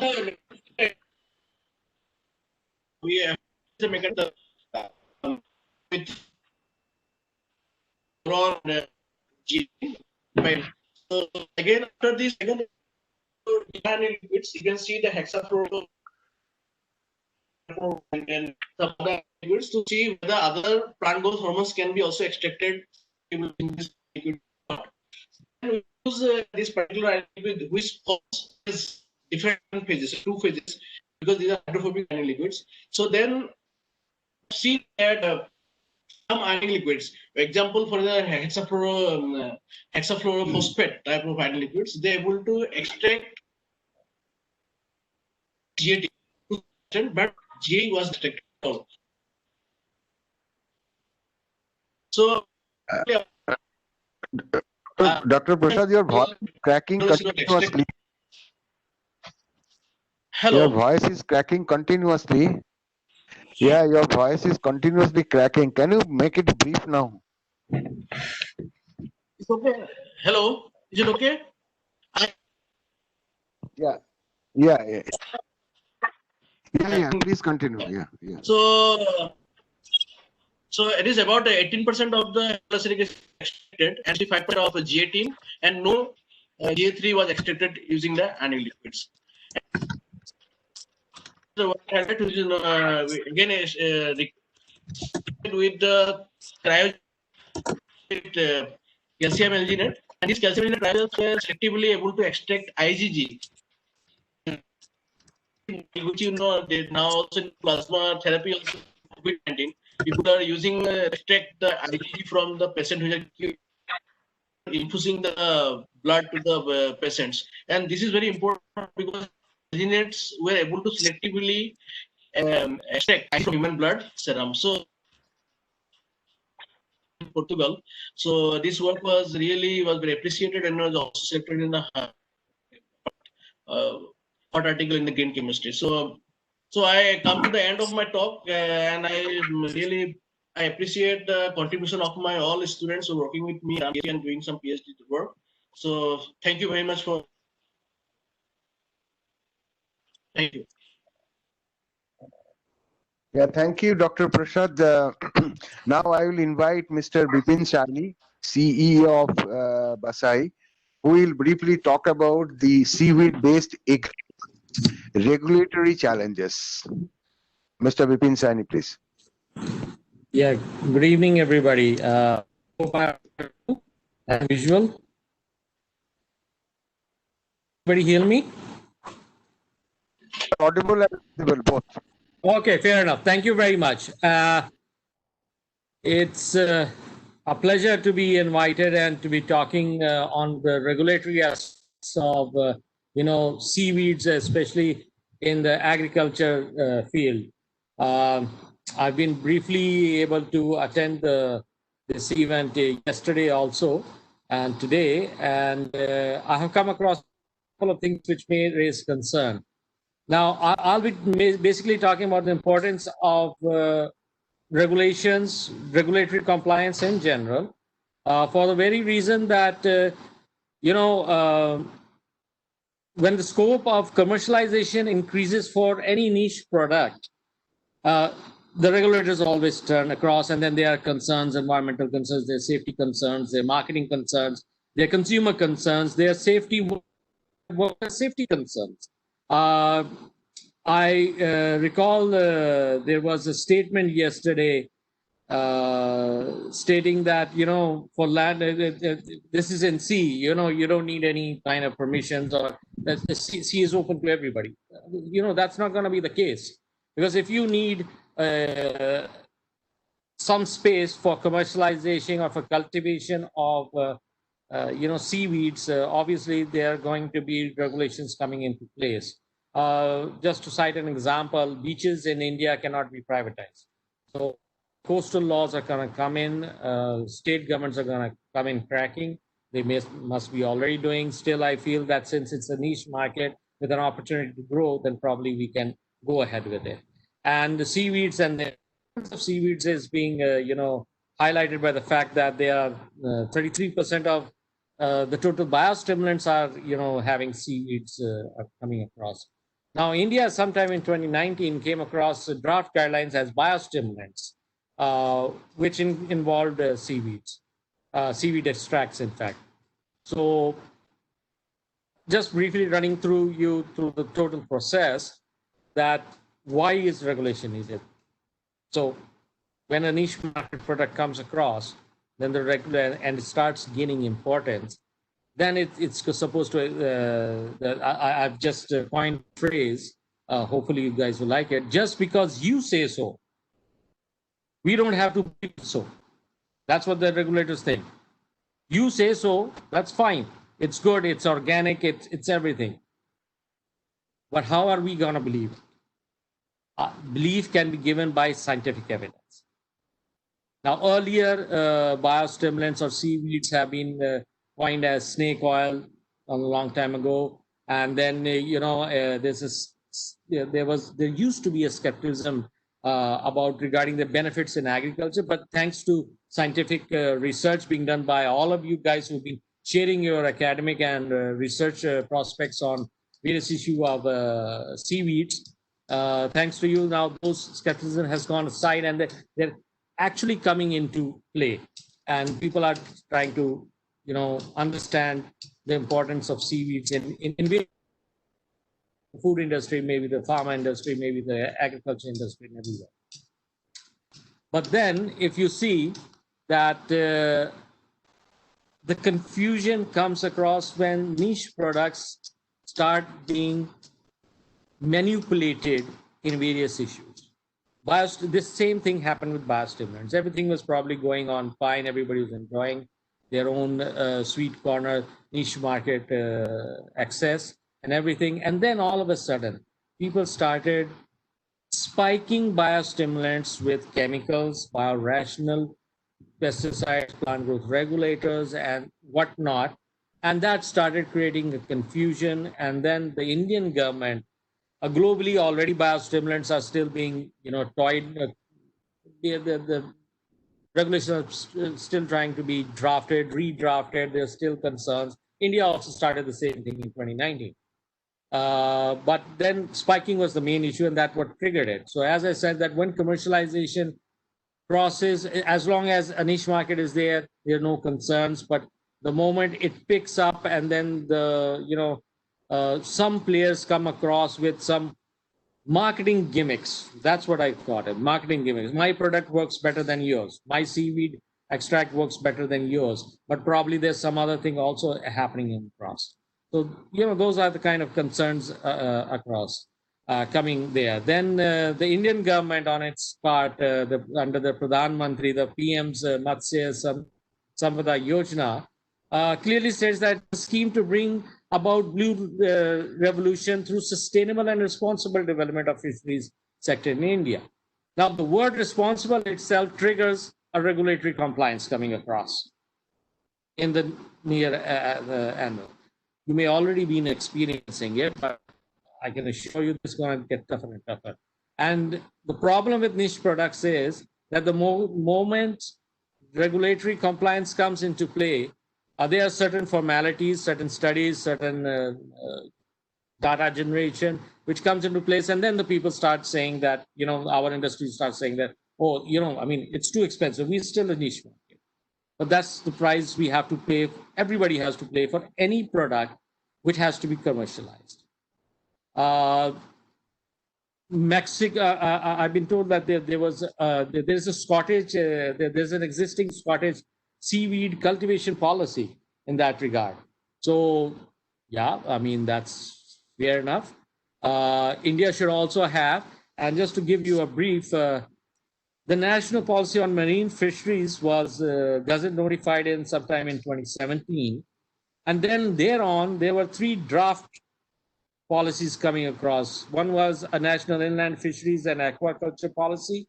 The other was a draft national marine culture policy, and then came across the draft national policy on post-harvest processing and marketing of fish and fishery products. Now, we all know that, I'm sure that people must be knowing that in February, exactly on 6th Feb 2020 this year, the Department of Fisheries, Government of India under the Ministry of Agriculture and Farmers Welfare came across citing that they want to formulate a consolidated national fishery policy, and comments were asked till 14th of Feb. I'm sure that the ministry is still looking into it, and probably everyone can, give their comments on it. And seaweeds are going to be part on this thing. Earlier this year in January, during a similar ICC program in Chennai, the government of Tamil Nadu was state that they are wanting to come across with a state marine policy, which will include half sections for seaweed in various. So yeah, that's fair enough. But then again, regulations coming across, like I've been hearing talks about seed production. Now, once seed production of a weed comes across, it automatically will sooner or later be governed under the Seed Act. Then you've got the Legal Meteorological Act coming across, National Waterways Act, probably the Biological Diversity Act, the Bureau of Indian Standards Act coming across, the Consumer Protection Act, Disaster Management, Environment Protection, Fatal Accident, Food Safety and Standards Act. Then you've got the Geographical Indications of Goods. Probably, if India, as Indians, if we are ever, our researchers are able to come across some kind of specific seaweed which is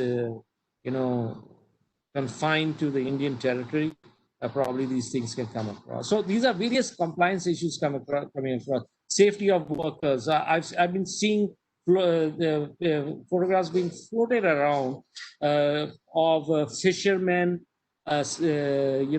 local fishermen being involved in everything. Now, nowhere are there safety gadgets over there.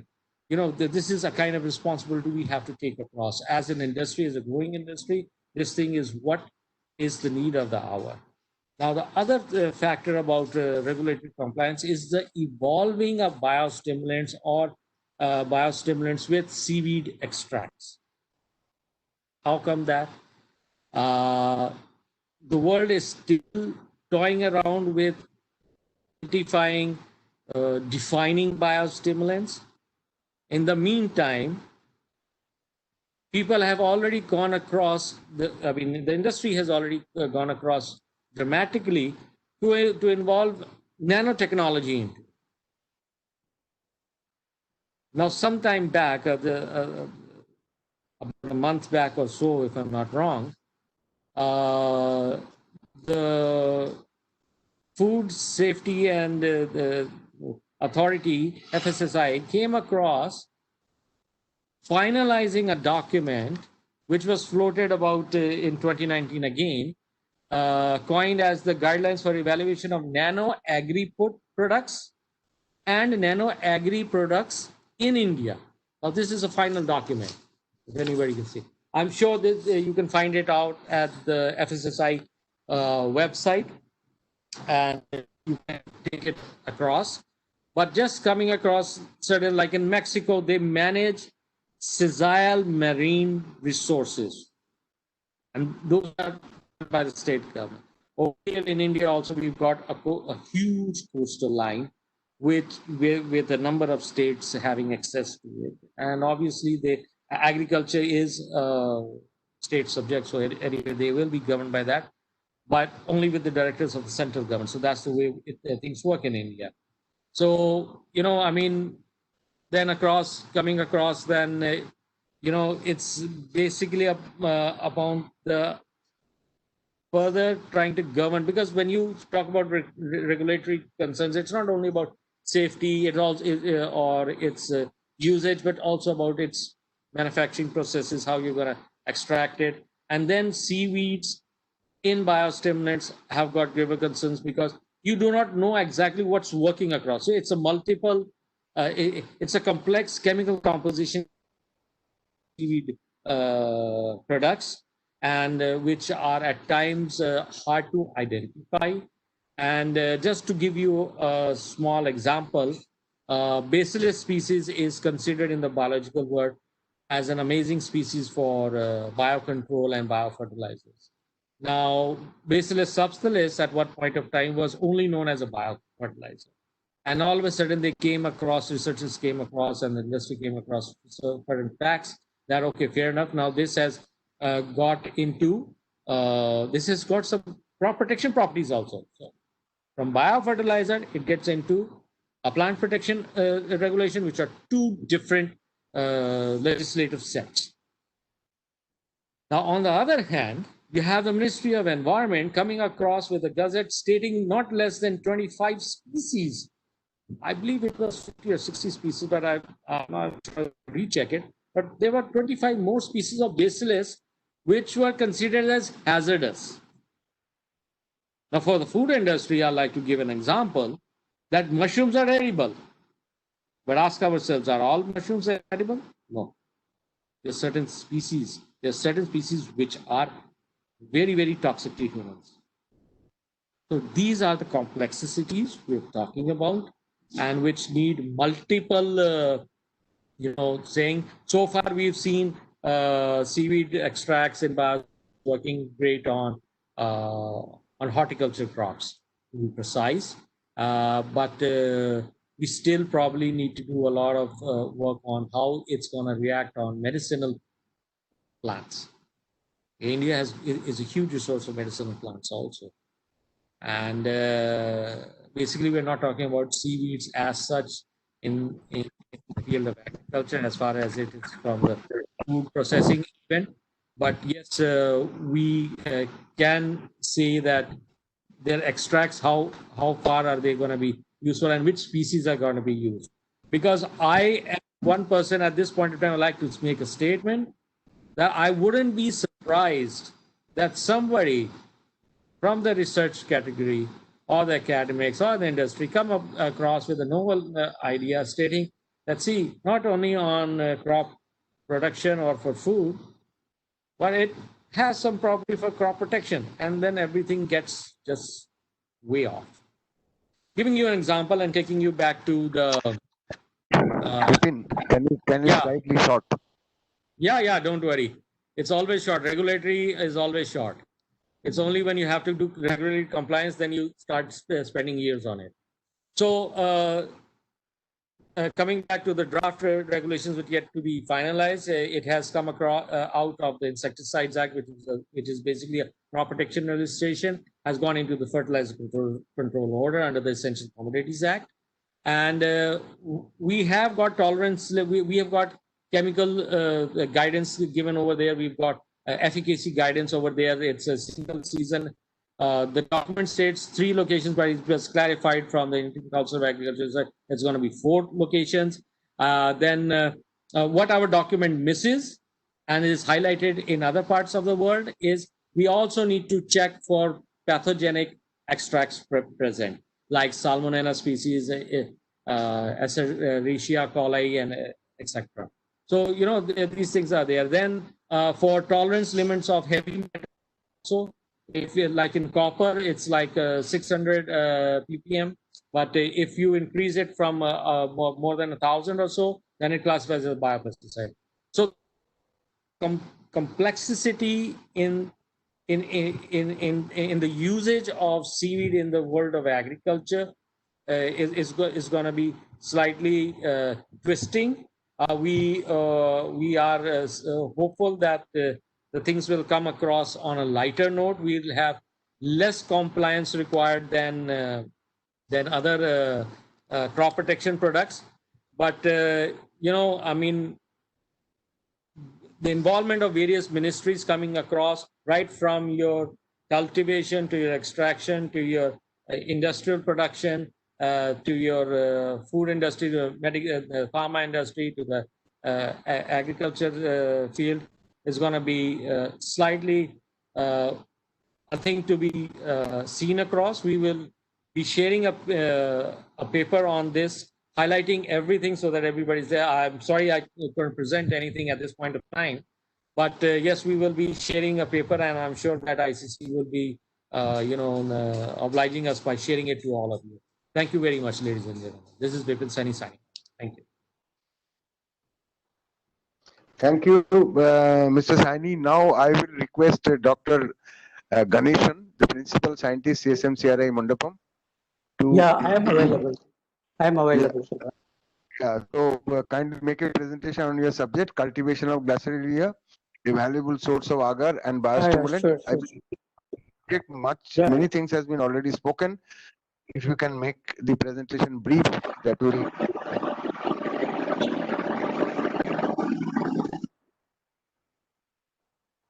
So audible to it's visible.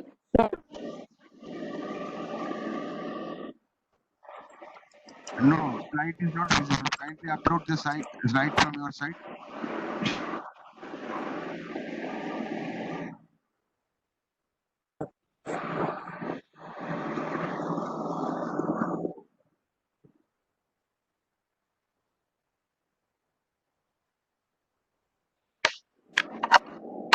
Sharing.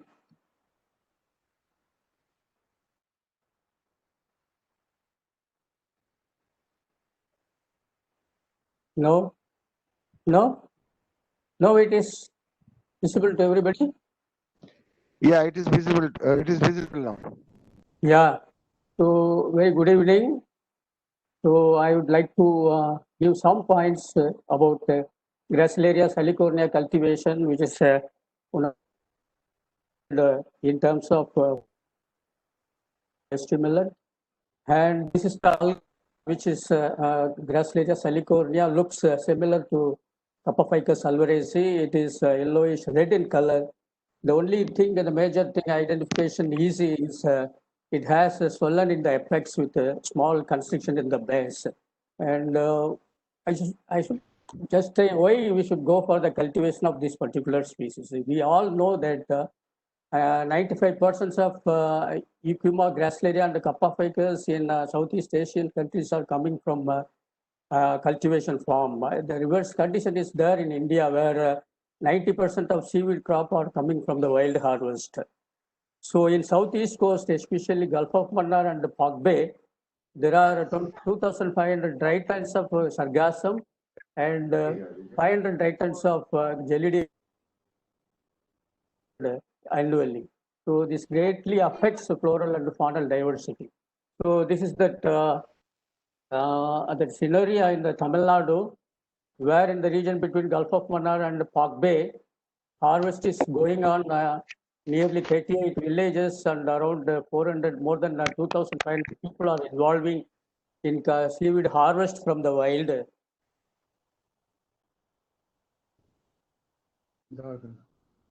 About two industries of both agar as well as alginate. And this is that daily show we can see in the Gulf of Mannar as well as Park Bay region. So we are having Gelidwella and Gracilaria have been continuously harvested for the last 4 decades. And we shows that it shows that clearly that the biomass is consistent reduced over the last few decades. So what industries people, they are slowly moving to the other search of other species because for food agar is a major market in India. So Gracilaria idealis biomass is so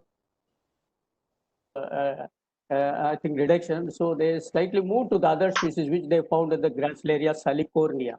So this is the region in Park Bay where you have thick villages, around 24 villages are there where plenty of this Gracilaria salicornia are growing, and industries are now concentrating around these area, especially Madurai Agar industries people are collecting almost I heard from secretary and the president of Madurai Agar Industries. They said that annually they are harvesting around 400 tons dry weight of these Gracilaria salicornia. Dr. Ganeshan, can you make a full screen? They are having. Dr. Ganeshan, can you make a full screen? Can you make a full screen presentation? So. Can you make a full screen presentation? Yeah, it is now okay now. Yeah. Yeah, it is full screen now. Yeah. This region I said. No, it's fine. It's fine.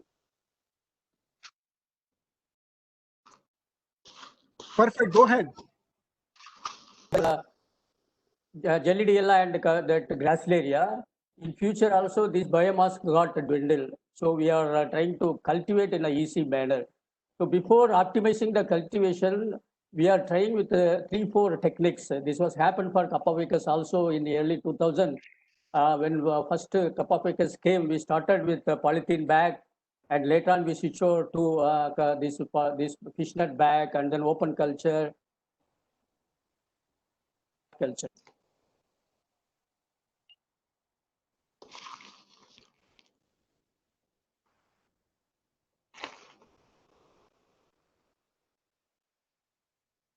3 to 4.8 gram per kg fresh weight with a DGR of 2.0.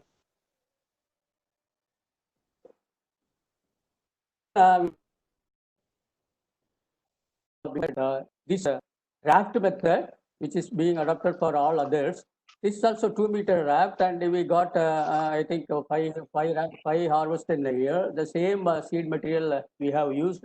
We got slightly higher biomass, maybe around 50.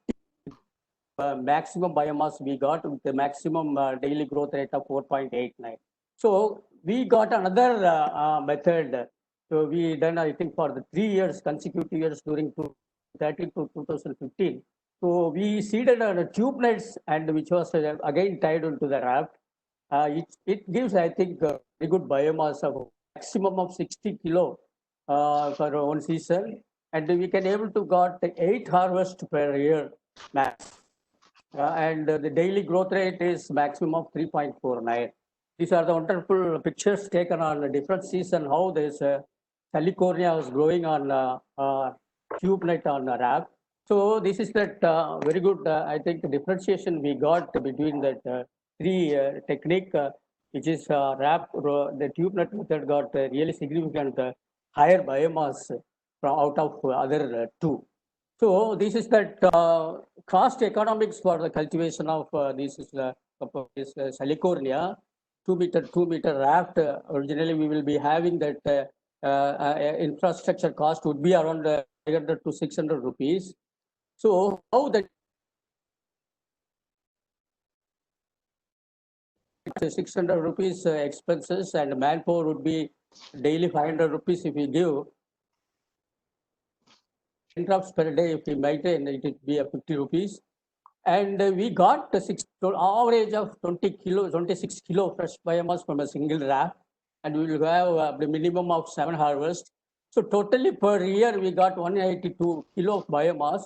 And if we divide that biomass with investment, we got that 1 kilo biomass production is 3.6 rupees, 3 rupees 60 paise only for producing this plant from the raft culture. Harvesting. Actually, Ramadar Meena has done this work. We got agar yield and gel strength maximum. Now, industries people told that it comes around 6 to 7%, that the Gracilaria salicornia and Madurai agar industry.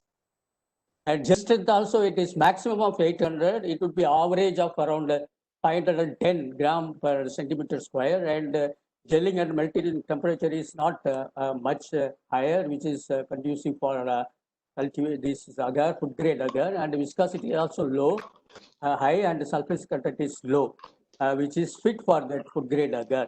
And later we have tried to extract sap particular land as because it is succulent plant. 80% of its biomass is water content, and we saw that this was done by our Meena and Kamlesh Prasad, extraction of sap, and given that feedback about that content.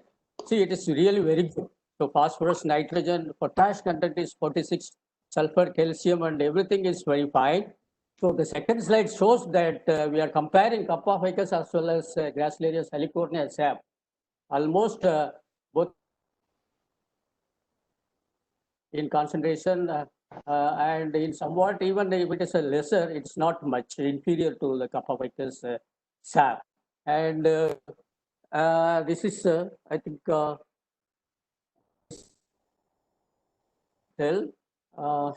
think it's not coming.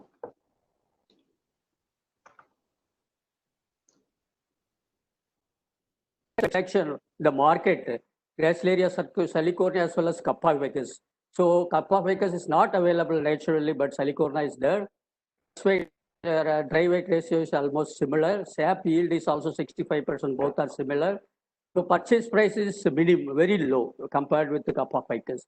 So that recommended price for this is the 3.5 rupees. Now, dry weight basis, companies are purchasing only 10 rupees, which is very low. And Dr. Arup Ghosh has done some excellent work on efficacy of sap on Gracilaria sap on maize plant. He said that we found that the total weight of the plant of maize was slightly increased when we give that Salicornia sap. When blended with the Sargassum muticum sap, it is really compared with the control. Similarly, the total length, root length, as well as shoot length of this particular maize plant was really high when we are applying both the Gracilaria salicornia as well as Sargassum blended sap. This shows final slides. I want to give recommendation. So this is Gracilaria salicornia can be easily cultivated using tube net method. The crop duration is lesser than other Gracilaria as well as Capophycus. It is approximately 30 days. The agar gives food grade agar with an average gel strength of 510 with lower gelling temperature. And the biostimulant is also good. And it is on par or maybe slightly lesser than Capophycus biostimulant. And if it is blended with the Sargassum sap, it forms an excellent biostimulant source for all land crops. And commercial cultivation of this alga can also be taken up in a PMI scheme along with other agrophytes like Gelidella, Gracilaria dura, edulis, and Gracilaria debilis agrophytes. So it's a long question that we are making another fifth alga which can be commercially cultivated along with the couple of other algae.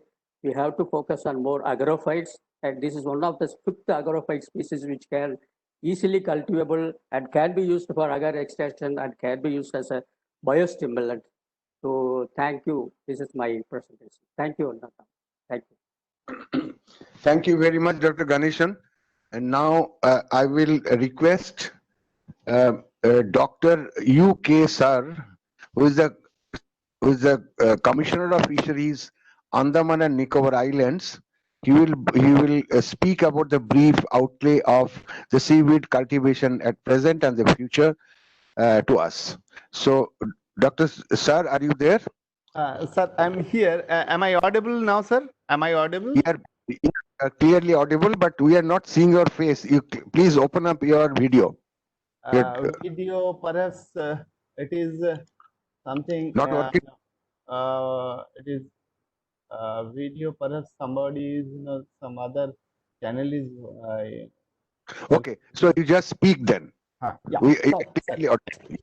Sir, I first of all, I compliment ICC for conducting so wonderful program, 2 days seminar on seaweed, which has got tremendous that means future potentiality in India. Particularly in Andaman, sir, last 2 days it has been highlighted by so many speakers that Andaman has got serious potential of seaweed cultivation. Certainly, Andaman administration is very keen to promote such activity. We are having 30% of our exclusive economic zone, Indian exclusive economic zone. We have got 30% of it. We have our total length of coastline is 1,962 kilometers, which is a very vast potential. But I have got one point to mention that the condition of Andaman archipelago is altogether different from that of mainland. So we want to start this activity in a foolproof way. So in a phased manner, we want to, in the first phase, we want to identify what type of species. So many species are there. So we have got at least 13 commercially important species in this island.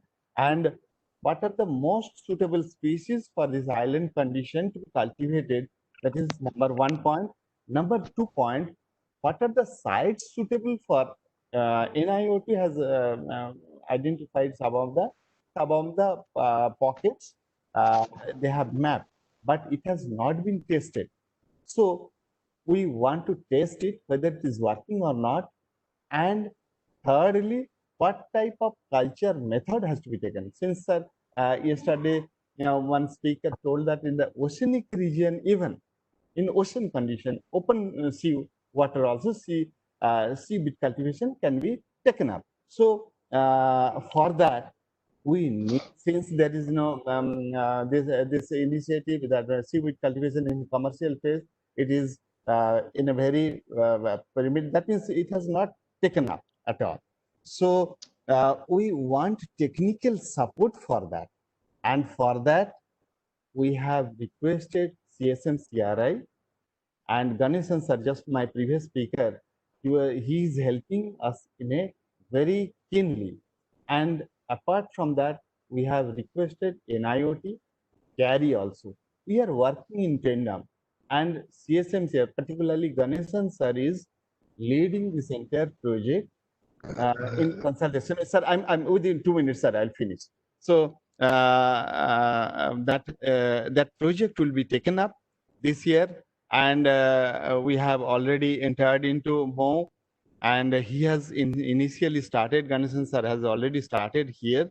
So in this first project, we want to train 50 beneficiary in this project itself, and this 50 beneficiary, after achieving the proven technology, after finalizing the proven technology and identified areas, they will take up this seaweed cultivation, and further this 50 beneficiary under this project will be act as master trainer for further scale up. And we want to establish 50 as a self-help group with 10 each. That means 500 in the first year itself. We want to expand, scale up these activities in the first year, and next year we want to involve at least 1,000 seaweed farmers in this activity. And in that way, we can expand in a very big way. And further, in the second phase, sir, we need support of the industry. So some marketing channel is required, and for that, end-to-end proven technology, and we want such type of activity to grow in Andaman. There is tremendous potential, but this is our plan, and we want to do it in a very comprehensive, in a very methodical way, this seaweed cultivation in Andaman, in our Andaman area. So this is in brief submission, sir. And the second phase, we will be asking industries to help out for taking the material and successive product, that means product manufacture. Thank you, sir. Thank you for giving me opportunity to speak out. Thank you, sir. Thank you, Dr. Thank you very much for your participation and making some time to come to this seminar. We are thankful to you. Now, I will invite Dr. Maria Hayes. She's a research officer in Tegas's Food Research Center, Dublin, Ireland. Dr. Maria, are you there? I am, yeah. Just 1 second. Yeah. I'll share my screen now. Dr. Maria will speak about the sea solutions, seaweed bioactives to mitigate against GHG emissions. Dr. Maria, thank you very much. We are sorry that we could not make the time schedule, but thank you very much. Please start. No problem. It's fine. Thank you very much for the invite. Yeah. Pleasure to present with such distinguished speakers. So I'm just going to start to give a brief overview of our work here in Dublin and some of the projects that we're involved in relation to seaweed use. As you may or may not know, Ireland is an island, and it has a vast coastline. And some of the common species found here are primarily brown seaweed and some green seaweed. So we have asco, we have a lot of it, we have Fucus, Pulvicia, and Ulva intestinalis. So in total around the Irish coastline, we have about 400 different seaweed species, but probably the brown seaweeds are the most abundant. These are used currently for food applications, some of them. About 8 seaweeds are considered as generally recognized as safe. And through sustainable harvesting, we probably have a sustainable supply of these brown seaweeds. So my focus in relation to seaweeds is in relation to bioactives, and they're used in foods and functional feeds. So some bioactive components found within the brown seaweeds include phenolic compounds known as fluorotannins. So these are basically polymers of fluoroglucanol, and they have different known bioactivities. They range in size between 126 daltons and 650 kilodaltons, so they have a diverse range. And they can be used in animal feed for things like prevention of worms or as anti-parasitic agents. The phenolic content of different brown seaweeds varies depending on the salinity of the environment. And as I said, they have known antioxidant activities. They're probably most famous for that. They also have activities that can be related to functional food use. So they can have an anti-inflammatory effect, and they can also have anti-diabetic effects as well.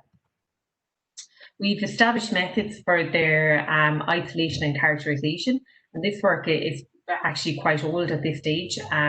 It was carried out as part of the Nutritional project, which was the Marine Functional Foods Research Initiative.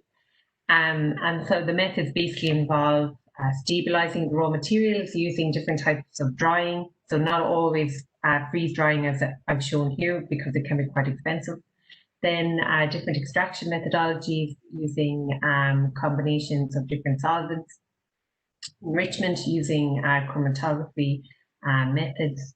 And then we use some in vitro bioassays, which I'll go into a little bit later, to identify different health beneficial potentials. And then we characterize using HPLC, TLC in some instances, and of course mass spectrometry and NMR. So just some work that we carried out previously, we looked at the antioxidant activities, and I've just shown one of the bioactive results here. We did DPPH and other antioxidant assays as well, including ORAC.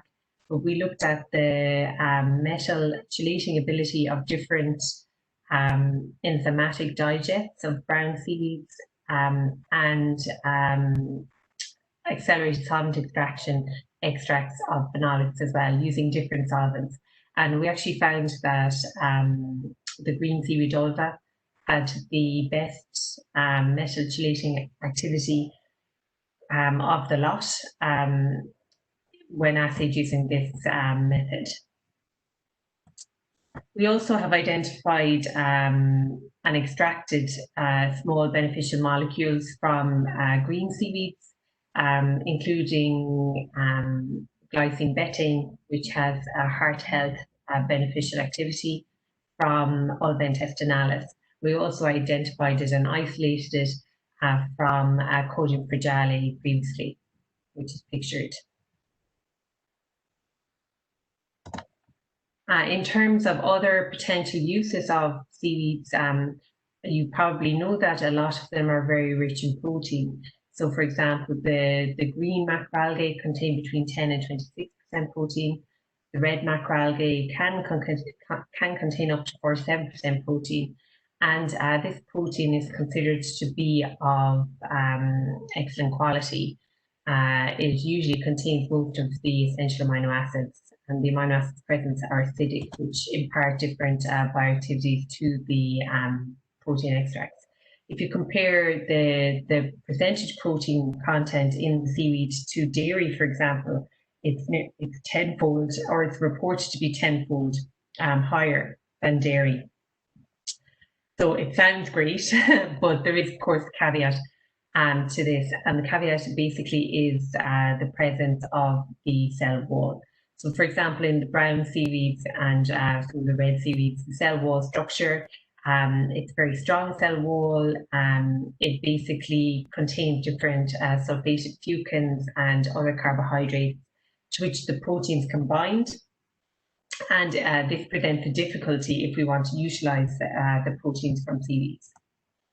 So currently I have a project in Ashtown known as the bioalgae project, and the aim of this project is to extract proteins and develop protein ingredients from different seaweeds, red, brown and green, using dairy processing technologies. So the biggest challenge, I suppose, with this is to actually crack the cell wall and release the protein. So something that we're working on currently, but we have had some success in relation to protein extraction. And I show here a paper where we looked at the protein extracts from Himendalia elongata. More recently, we've looked at Fucus alaria, plumeria, and Chondrus crispus, and this paper was published, I think it was in April this year, but we quantified using a total amino acid method the quantity of protein that was extractable from these different seeds, and it actually was quite low, even though the reports are quite high. The amount of actual protein that we managed to extract using different extraction methods, including a traditional extraction method, which uses sonication and salting out using ammonium sulfate, high pressure processing method, which is commercially viable method used here in food preservation, and we also used an autoclave method. But unfortunately for us, the traditional method prevented the greatest amount of, or resulted in the greatest amount of protein being extracted. But again, it wasn't anything near the percentages that have been reported for protein content in seaweeds. So it's still a difficulty to extract the protein from these seaweeds. Then in terms of the quality of the protein, I've presented there the essential amino acid content of the protein that we did manage to extract, and it was excellent. And it's likely that it will be a highly digestible protein, but again, you have to prove it using scientific methods. So we have an established method here where we've worked with the Ridges Institute in New Zealand to establish this method in pigs, where we use the PG-CAS and the GIAS method, which are industry relevant methods concerning differentiating the quality of different proteins. And we basically are running our seaweed proteins through these methods currently. So this method was established with my colleagues Linda Giblin and Andre Bronkor, who are based in our centre in Cork. So we also look at the techno-functional ingredients and the potential of our different seaweeds, seaweed bioactives, especially marine proteins, to act in, as techno-functional ingredients. So their foaming properties, emulsifying solubility, water binding, gelation activity. And we want to mimic products from seaweeds that are similar to microalgal protein products on the market currently. So like, for example, Alga Via, which is a French-American company. They have a lipid algal flour product on the market currently. So we want to do that with seaweeds also. I personally am very interested in the bioactivities or the health beneficial effects or the functional food benefits of seaweeds, and some work that we did previously on Plumeria flammata. Again, this is quite old. We generated hydrolysates from the red seaweed Plumeria flammata, and then we characterized the potential heart health benefits of those hydrolysates. And we did this using different bioassays in vitro and in vivo, and using mass spectrometry to characterize the active agents. So the assay that we used was an initial renin and ACE inhibitory assay in vitro. So they're just plate-based methods. But then once we had identified the actives, we characterized the trideca peptide in this case, which was responsible for the observed blood pressure lowering effect. And we confirmed this activity using a spontaneously hypertensive rat model and a feeding trial with these rats. So this work was published some time ago. We also have developed in silico and in vitro methods, comparing the in silico methods to generate bioactive peptide containing hydrolysis from different seaweed proteins. And the in silico methods we've shown are comparable to what you can achieve in vitro as well. And this work was published, I think it was last year, in Marine Drugs. I'm personally interested also in the potential anti-inflammatory activity of seaweed ingredients. So anti-inflammatory activity can be related to antioxidant activity, or it can be related to suppression of enzymes such as the COX enzymes or the cyclooxygenase 1 and 2 enzymes, which are linked to interleukin and other TNF factors. So if you can inhibit these enzymes, you can regulate, different things related to inflammation. And the targets for COX-1 are the kidneys, and targets for COX-2 are places like the brain, kidney, bone, and female reproductive system. And just another caveat with this is that, common anti-inflammatory agents like ibuprofen, and those do have negative health effects. So the same has to be observed when we're looking at natural products for to act on the same enzymes. So in terms of seaweeds, we're interested in looking at the potential anti-inflammatory effects of fluorotannins, and we have quantified the level of fluorotannins per kg dry weight of some of the common brown seaweeds. And previous work then has shown that other seaweeds, can have COX inhibition activities, and these authors have identified the different active agents for the observed COX inhibition values. We believe fluorotannins can act in the same manner. So how does this all relate to animal health and the Sea Solutions Project? Well, basically the Sea Solutions Project is about identifying actives that can reduce methane emissions from different farm animals, so cows, cattle and sheep in Europe and Canada. So it's not strange that seaweeds have been fed to animals for centuries. For example, in Iceland and countries where grass supply would be in short supply, they've often fed fermented seaweeds to farm animals for nutritional purposes. And a very interesting study that I came across by Gallard et al. Identified that 3 main seaweeds were the best in terms of amino acid composition and digestibility for feeding to dairy cows. And these were Perfora, Palmaria, and Cladophora. So I would think that there is a caveat again, though, with this, because the seaweeds that were found to have the best digestibility and less negative effects on the rumen are also food grade for the most part, and they are very expensive. So I personally don't think it's economically viable to use these seaweeds in animal feed. So we're not the first people to look at the potential of seaweeds to mitigate against greenhouse gas emissions.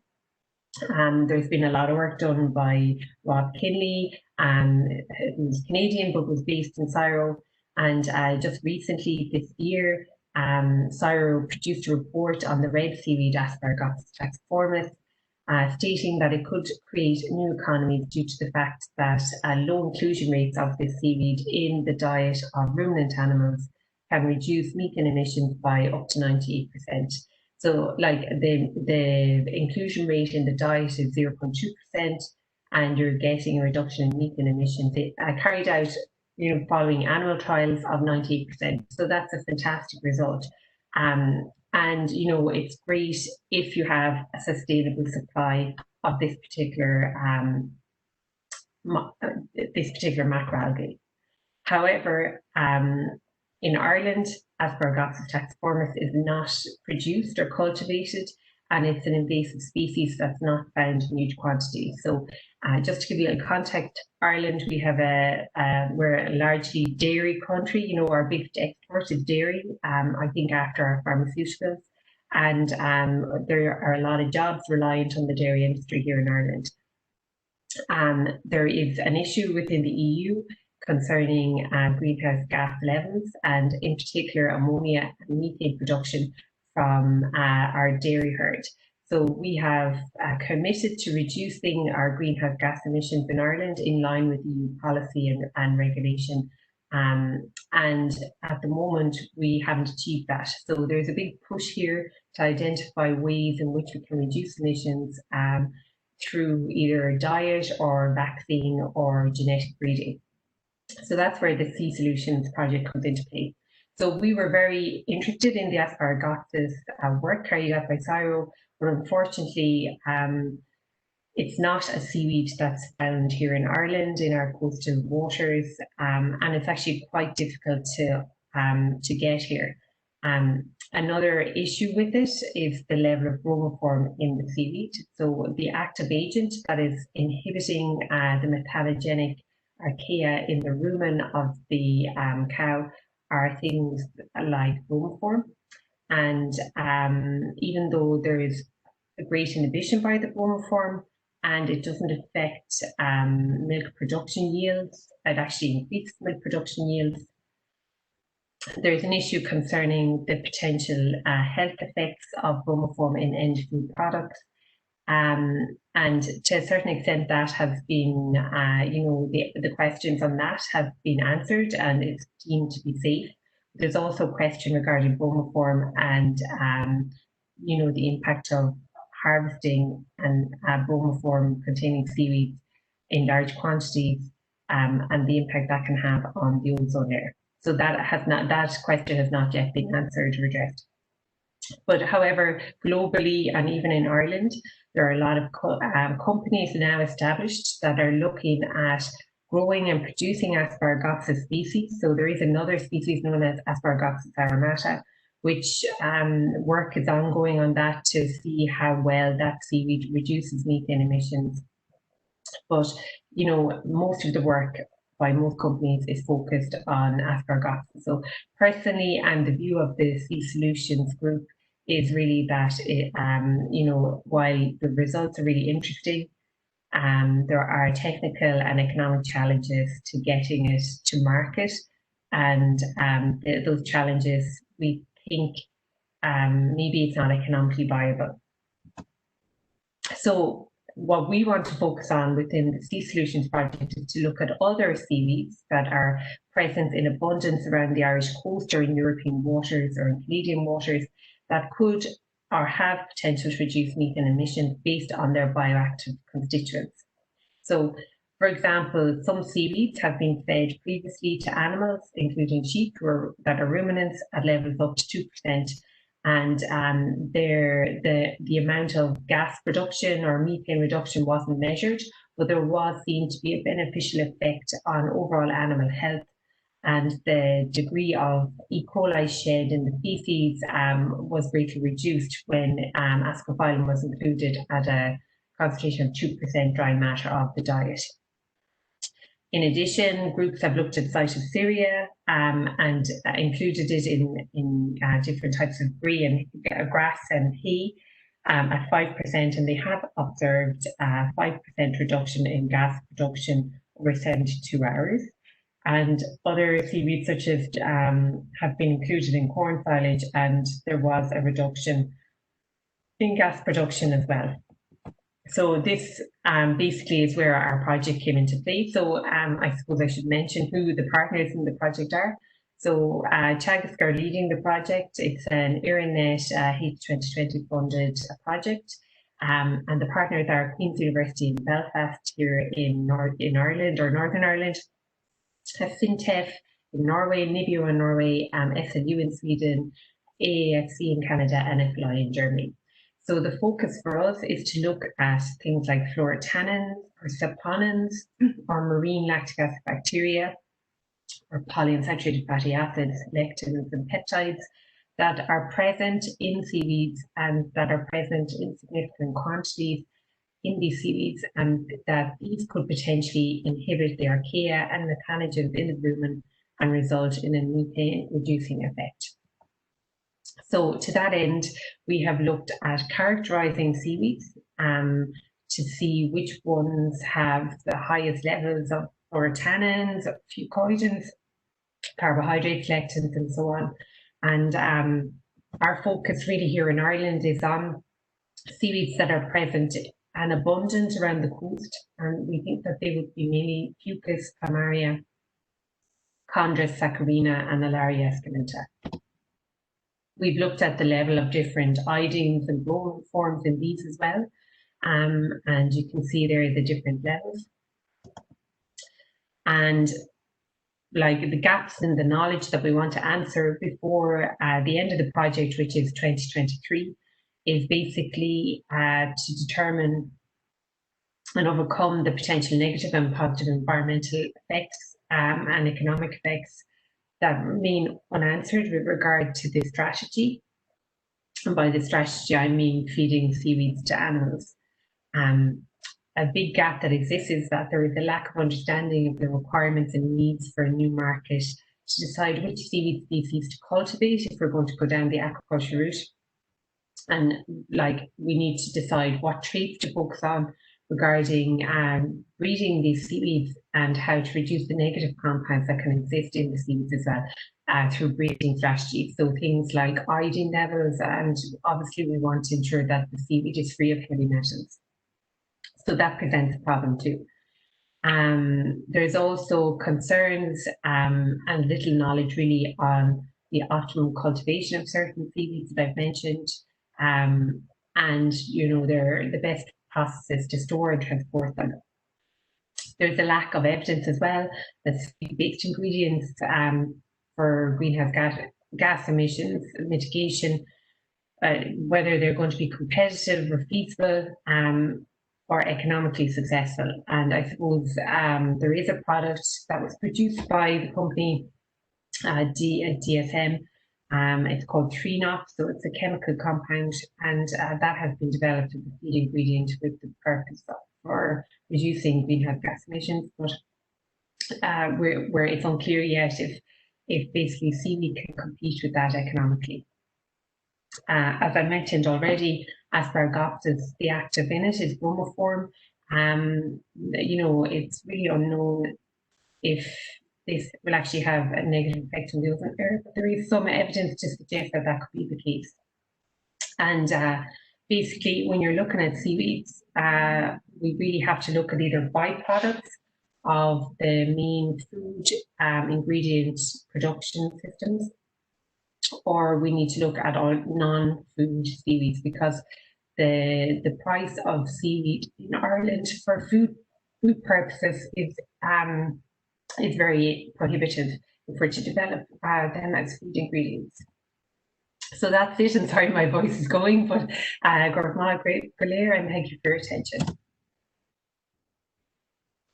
Thank you, Dr. Maria, for your presentation. Now I am going to invite Dr. Alan Chrisley, the Varsijuran Center for Sustainability in Energy and Environment, University of Cape Breton, Canada. And Dr. Alan will speak on phyconomy, promises, pitfalls, and Pegasus. Dr. Alan, are you there? Yes, can you hear me? Yeah, I can hear you. Please, yeah, I can see you. Yeah, please continue. You see my presentation? Yeah, can you upload from your end? It's on the screen now. Do you see it? Can you see the screen? No, I am not seeing the screen. Okay, then I think maybe you better run it from I put it on presentation mode. I think you better run it from your end, if you can, please. Shall I try from my side? Please. I just put mine onto presentation mode. So you just run your presentation, sir. I have made you the presenter. Okay, can you see the Can you see it now? No. From the share and the contents, you can run. Okay. Okay. So Thank you very much to everybody, honoured guests and ICC in particular. And Mr. Chapman, thank you very much for inviting me to talk to you again. The title that I've got today is Functionally Sentencing. And Not seeing you. We can't see your presentation. Okay, then please run it from. I've tried it twice, so please run it from your end. Should I run from my end, sir? Yes, please. Yeah, please. Okay, Please run. Yeah. Are we okay now? No, let him run from his end. Okay. Well, some of the wording that I'll use today, I've introduced it before, and I'd like to include using phyconomy in the lexicon regarding economic uses of seaweeds, and in particular, some of the things that I've been speaking about recently are entitled the circular blue phyconomy. So I hope some of these things resonate. I think, if you'll forgive me the pun, but I think that a number of things I've heard today, I hope you'll see will be gelled around some of the issues that we have here. But I have co-presenters, Anisi Hurtado and Anne Leach. The three of us have worked together on numerous occasions. Next slide, please. And if I count it up, I don't know if it's good or bad, but between the three of us, we've got about 120 years of collective experience. And perhaps one of the reasons why I was first invited by Mr. Chapman and Dr. Reddy to present to you is a book that has been presented to the academic and economic community back in 2017. But the title there, I think, is instructive in that it is about tropical seaweeds and trends, but the problems and opportunities that are presented to the community, because not everything is rosy. And some of the issues that I'd like to speak to you about here, I've heard them mentioned, and I think that it's just a salutary experience for us all to understand that there are many challenges to overcome for seaweeds to reach their fullest potential. Next slide, please. So these are my own opinions. 2020 was supposed to be an iconic year. We were having 2020 vision about what's to come in the future. The COVID has really put a knock to many things, but I think it just slowed us down a little bit. But what I want to do here is strip away some of the hyperbole. We know seaweeds are wonderful. We know seaweed extracts can do many things, but we really need to get real about the present and future prospects and what has to be done. I'd like to highlight the successes, but not some of those gaps which exist. They're not insurmountable, but there are gaps which exist in our knowledge that have to be overcome. Next slide, please.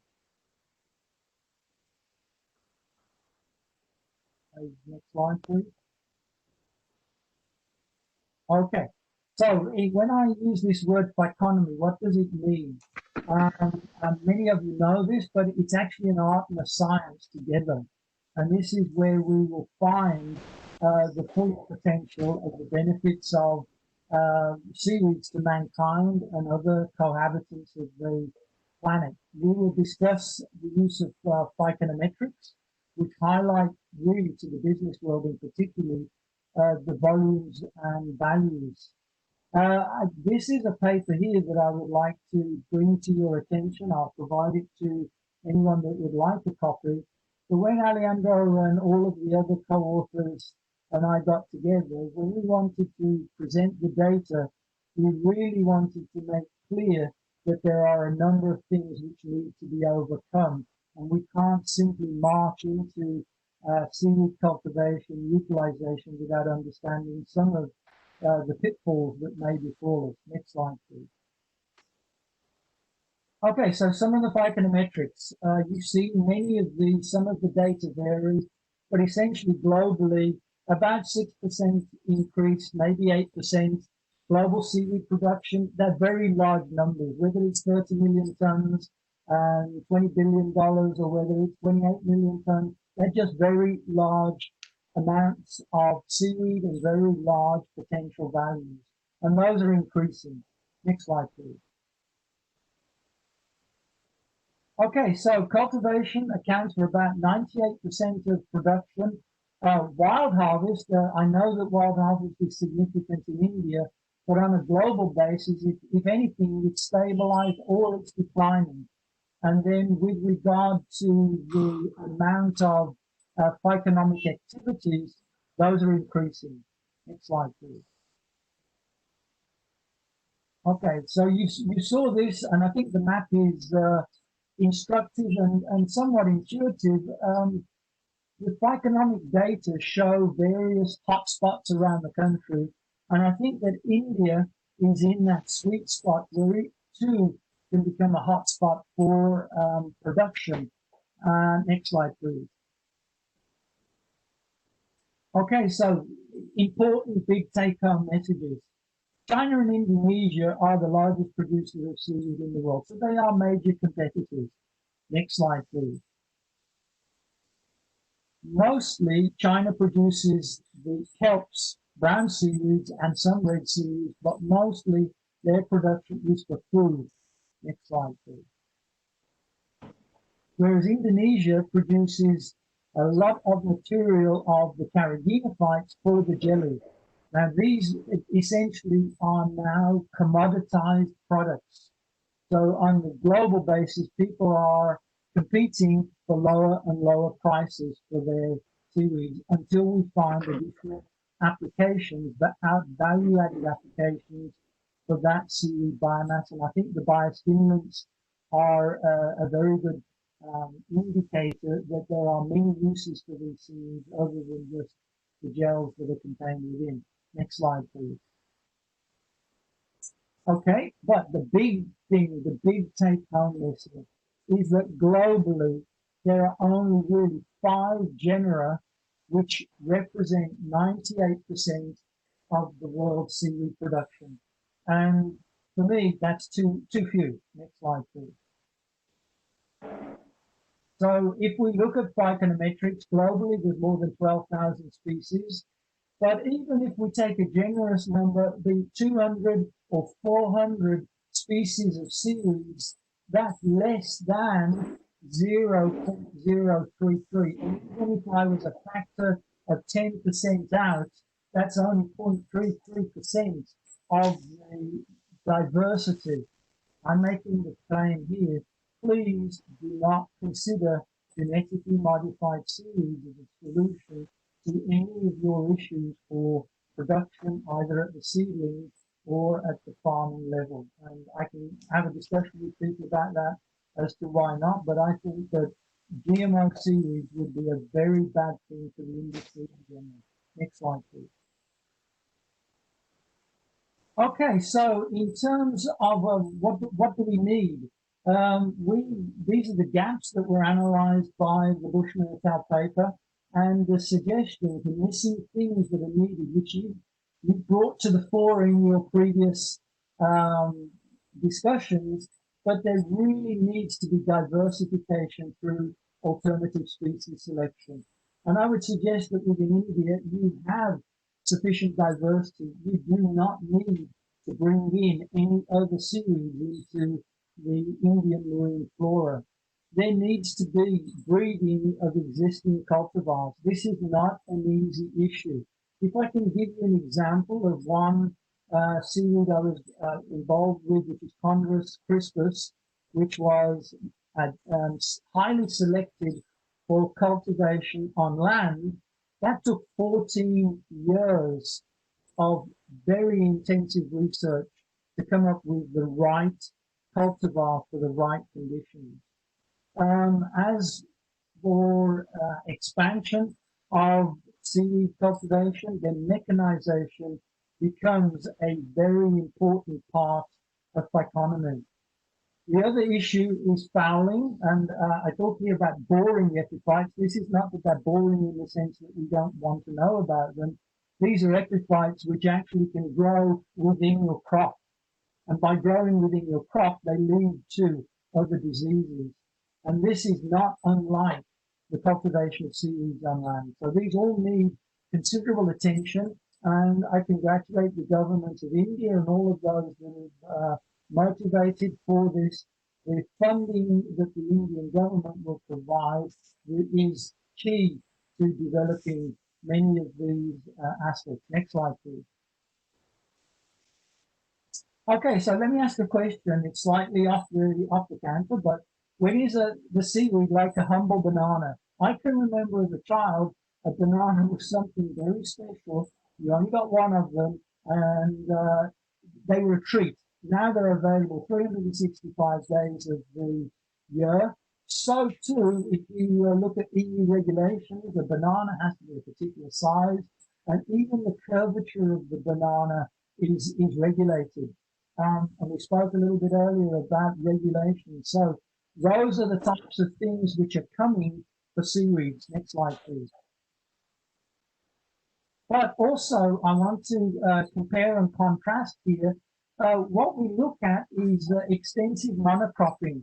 And I lead you to an article that was published in Time that the humble banana nearly became extinct, and it could still well become extinct because of clonal production, monocropping, viral and bacterial attacks, and the way in which the pesticide industry has tried to respond to those viral and bacterial attacks has had a tremendous negative impact on human health because of those chemical pesticides. So with seaweeds, we know that there's extensive monocropping. We have heard that there's already loss of seedling and strain vigor, and we know that bacterial and boring epiphytes are starting to lead to losses of productivity. Next slide, please. So, in terms of phyco or agronomic practices, so phyconomy is similar to agronomy, and growing seaweeds at scale in the sea is no different to growing crops at scale on land. But what agriculture on land has had is millennia in order to develop the practices, the good practices, which are being undertaken right now. In terms of seaweeds, then the timeline is centuries, and in many cases, it's literally 4 or 5 or 6 decades. But the lessons of the past are the key to the future. Do not rely on monocrops. Do not rely on huge farms of one type of seaweed. Consider crop rotation. And many agricultural practitioners are going back to that form now, where you don't grow the same crop in the same place over and over. Consider leaving areas fallow.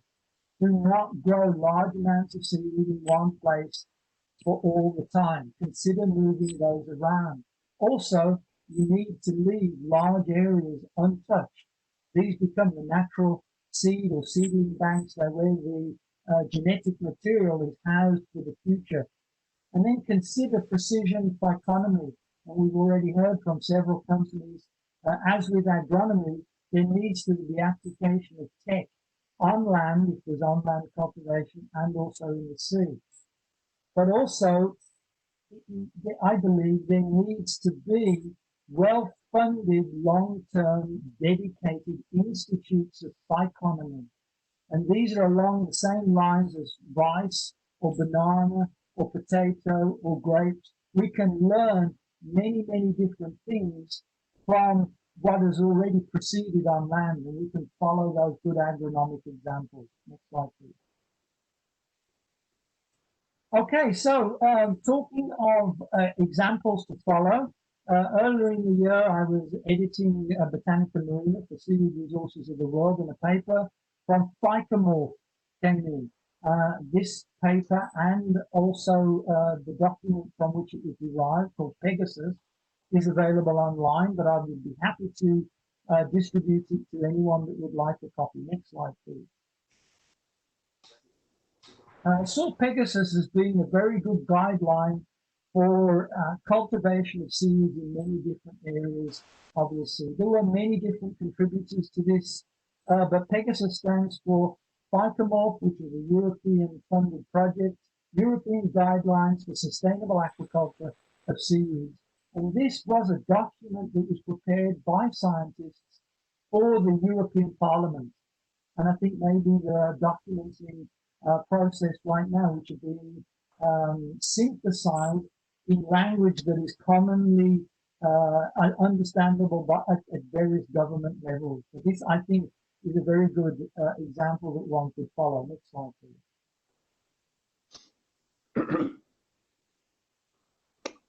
And I thank Stefan, he's already introduced this, but it conceptualizes, sorry, go, next slide forward, please. So these are pyramids. I need the slide with three pyramids, but you've already seen it before. Stefan Kron presented it, and it does indicate how you have a base of issues and values. Do you have a problem forward in the slide? Just go forward to the next. There you go. Thank you. So what we have here is, in terms of biomass and utilization, higher values towards the pyramid, expanding markets, and we can see some very nice numbers there per kilogram, but the pharmacological aspects of these markets are very limited and very difficult to get entry into. I'd like to bring your attention here to the regulatory constraints, and we heard a very good talk earlier, but there will be problems over access and governance. There will be problems over inorganic arsenics and iodines. These are not related to the presence of pollutants. They may be related to the presence of metals in the sediments, but seaweeds are very good at taking up some of these, and they become problems then for consumption. Next slide, please. Okay, so what is the agronomic versus the phytonomic gap? In the year 2050, we're supposed to be able to double the food required for the population of the world at that time. Right now, land-based agriculture produces around about 10 billion tons. Most of that is plants. At the current rate, it will take more than 80 years for phyconomy to approach the same levels of phyconomy. Yes, I know we have endless sunshine. Yes, I know we have very large volumes of oceans. But even with that taken into, at the current rate of production, it will take 80 years for phyconomy to approach the level of agronomy. Doesn't mean we shouldn't chase that goal, but just bear in mind that it is a reality. Next slide, please. Okay, so food for thought at the end. Please listen to the farmers. They are the source of innovation. Please read and inwardly digest the science and peer-reviewed literature. It is not necessary to reinvent the wheel. Next slide, please. And then what is needed? So the necessary will. India has already shown that the government is prepared to put in funding, and that will help. But this is a very long-term commitment. And then list what is required, and Ike Levine's lecture was very instructive in that regard, is that you need the workforce for tomorrow, but you best start training them today. So the skills and talents of tomorrow's phyconomists are very important. Last slide, please. And I just end up with this. I think the path for India looks very promising. You build on a very stable foundation. I think the lighthouse is a very good metaphor. With regard to the windows, you look forward to the future, you look forward to progress. But don't forget to look out the back window and actually see what research has been done in the past, and also that there are, as Maria just said, there are caveats to some of these benefits of seeds, and always be aware that you need to do the research. So thank you, and I wish you well in your endeavors. Thank you, Alan, for your presentations. Please take care of your health. Are there, Dr. C.R.K. Reddy, are you there? I am there. Now I will invite Dr. C.R.K. Reddy, the professor and also CEO, Indian Center for Climate and Societal Impact Research, Sri Vivekananda Research Institute, Gujarat. Dr. Reddy will speak about priorities of the seaweed research in India. Dr. Reddy, please. Yeah, thank you so much. I will not take much time, as I know that people have been keenly looking forward to, I think I conclude this session. I would like to thank ICC for giving me an opportunity to share my views on the seaweed program for India in the context of Prime Minister Matsya Sampada Yojana and Atmanirbhar Bharat Abhigya. So the previous speakers have also spoken in detail on the programs with the scope for expanding and building a new seaweed industry in India. The fulcrum of seaweed industry is the seaweed cultivation, and that involves two parts. One is the method of cultivation. The other one is the material cultivated. So the method of cultivation, as of now, we are trying to do, or we develop a community type of cultivation. What I would like to, I think advise, or I would like to share, or to the Indian researchers to have a priority in their programs in line with the current government policies. So we have been working on Indian seaweeds for academic interest till 2000, 2005. Since 2005, we have an industry working with us. And today, we have the will of the government as well to be part of this program to support seaweed industry and promote seaweed sector in India as well. So on priority, what I would like, we need to move from community farming. What we are doing today is a community farming. So we need to move from community farming to ocean farming, infusing, I think, technology, fusion technology. So required to have that kind of a technology fusions where we will have both upstream innovations and downstream innovations. The next opportunity what we have, it has also been spoken by several people, right? And including even, I think, a Korean speaker as well, Professor Han. So AGAR is another opportunity. India got it to emerge as a forerunner in the AGAR manufacturing sector, or whatever you call it, because he has projected a figure for AGAR. AGAR itself is going to be more than $300 million dollar market. We have the scope to capture that one. So then another opportunity what we require, I think, is the edible seaweed. People have been speaking it, but I really do not know, after working on Euchaema for couple of acres on several years, still we see a problem that seedling is an issue. So when we start edible seaweed culture, I really do not know when we are going to be ready for giving it an industry for practicing the technology.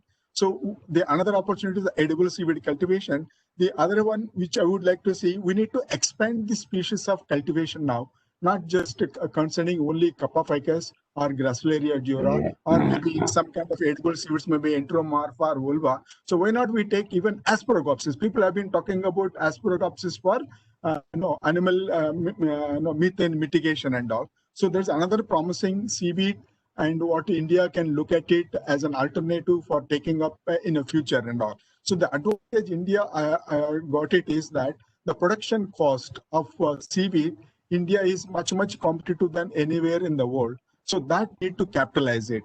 Then we go to the another sector what industry cannot do is algal breeding.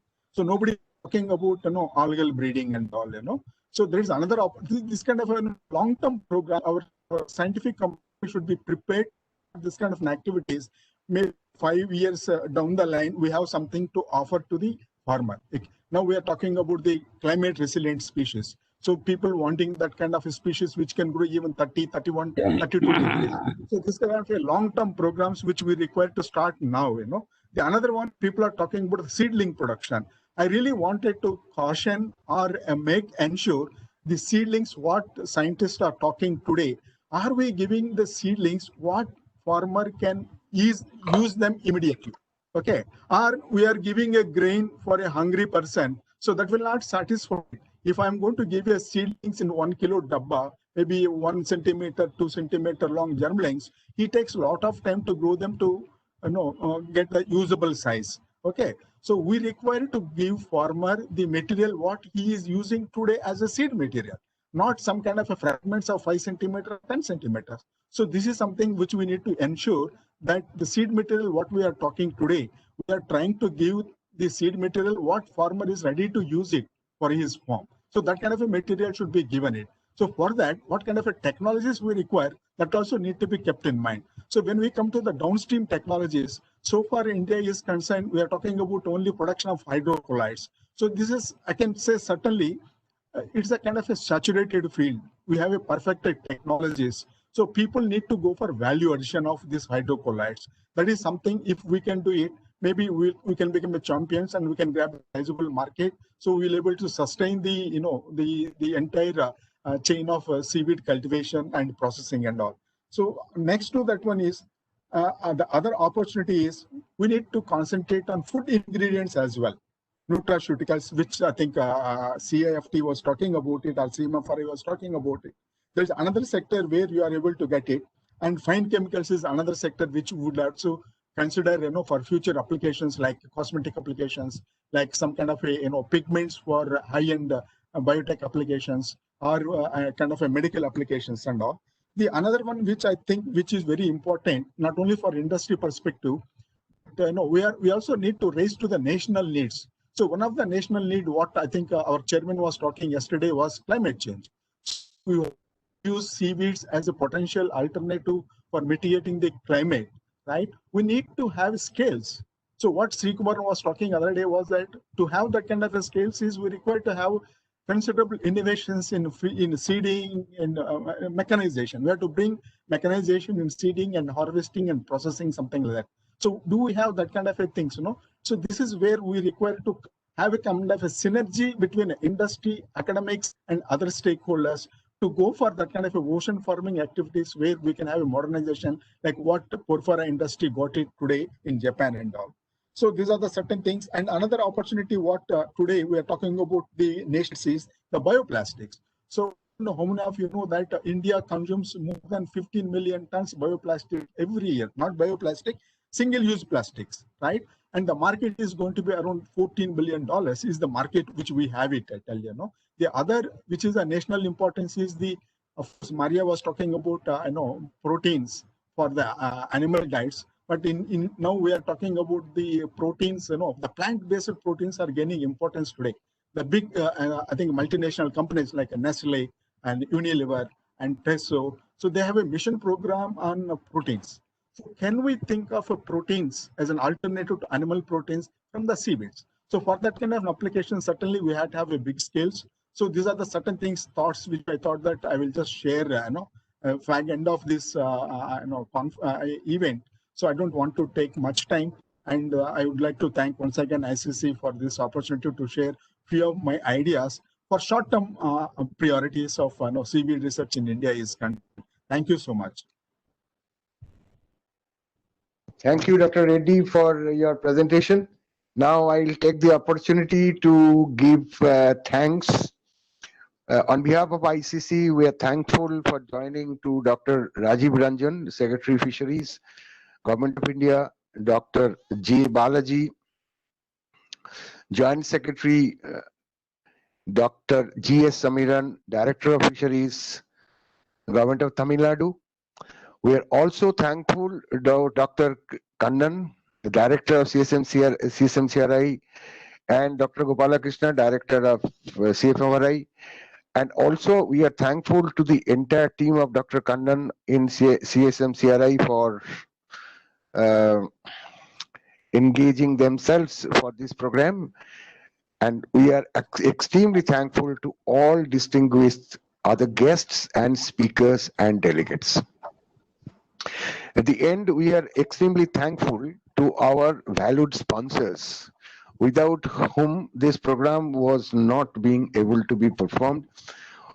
We are thankful to Excel Industries, we are thankful to Aqua Agri, we are thankful to C6 Energy, we are thankful to Snap Natural, we are also thankful to Prabhat Agro, Suttam Bio, Bio Nature, Linga Chemicals, HIMEDIA Lab, and According Sea Plants to stand by our side at this very critical time of the COVID attack and the industry situations.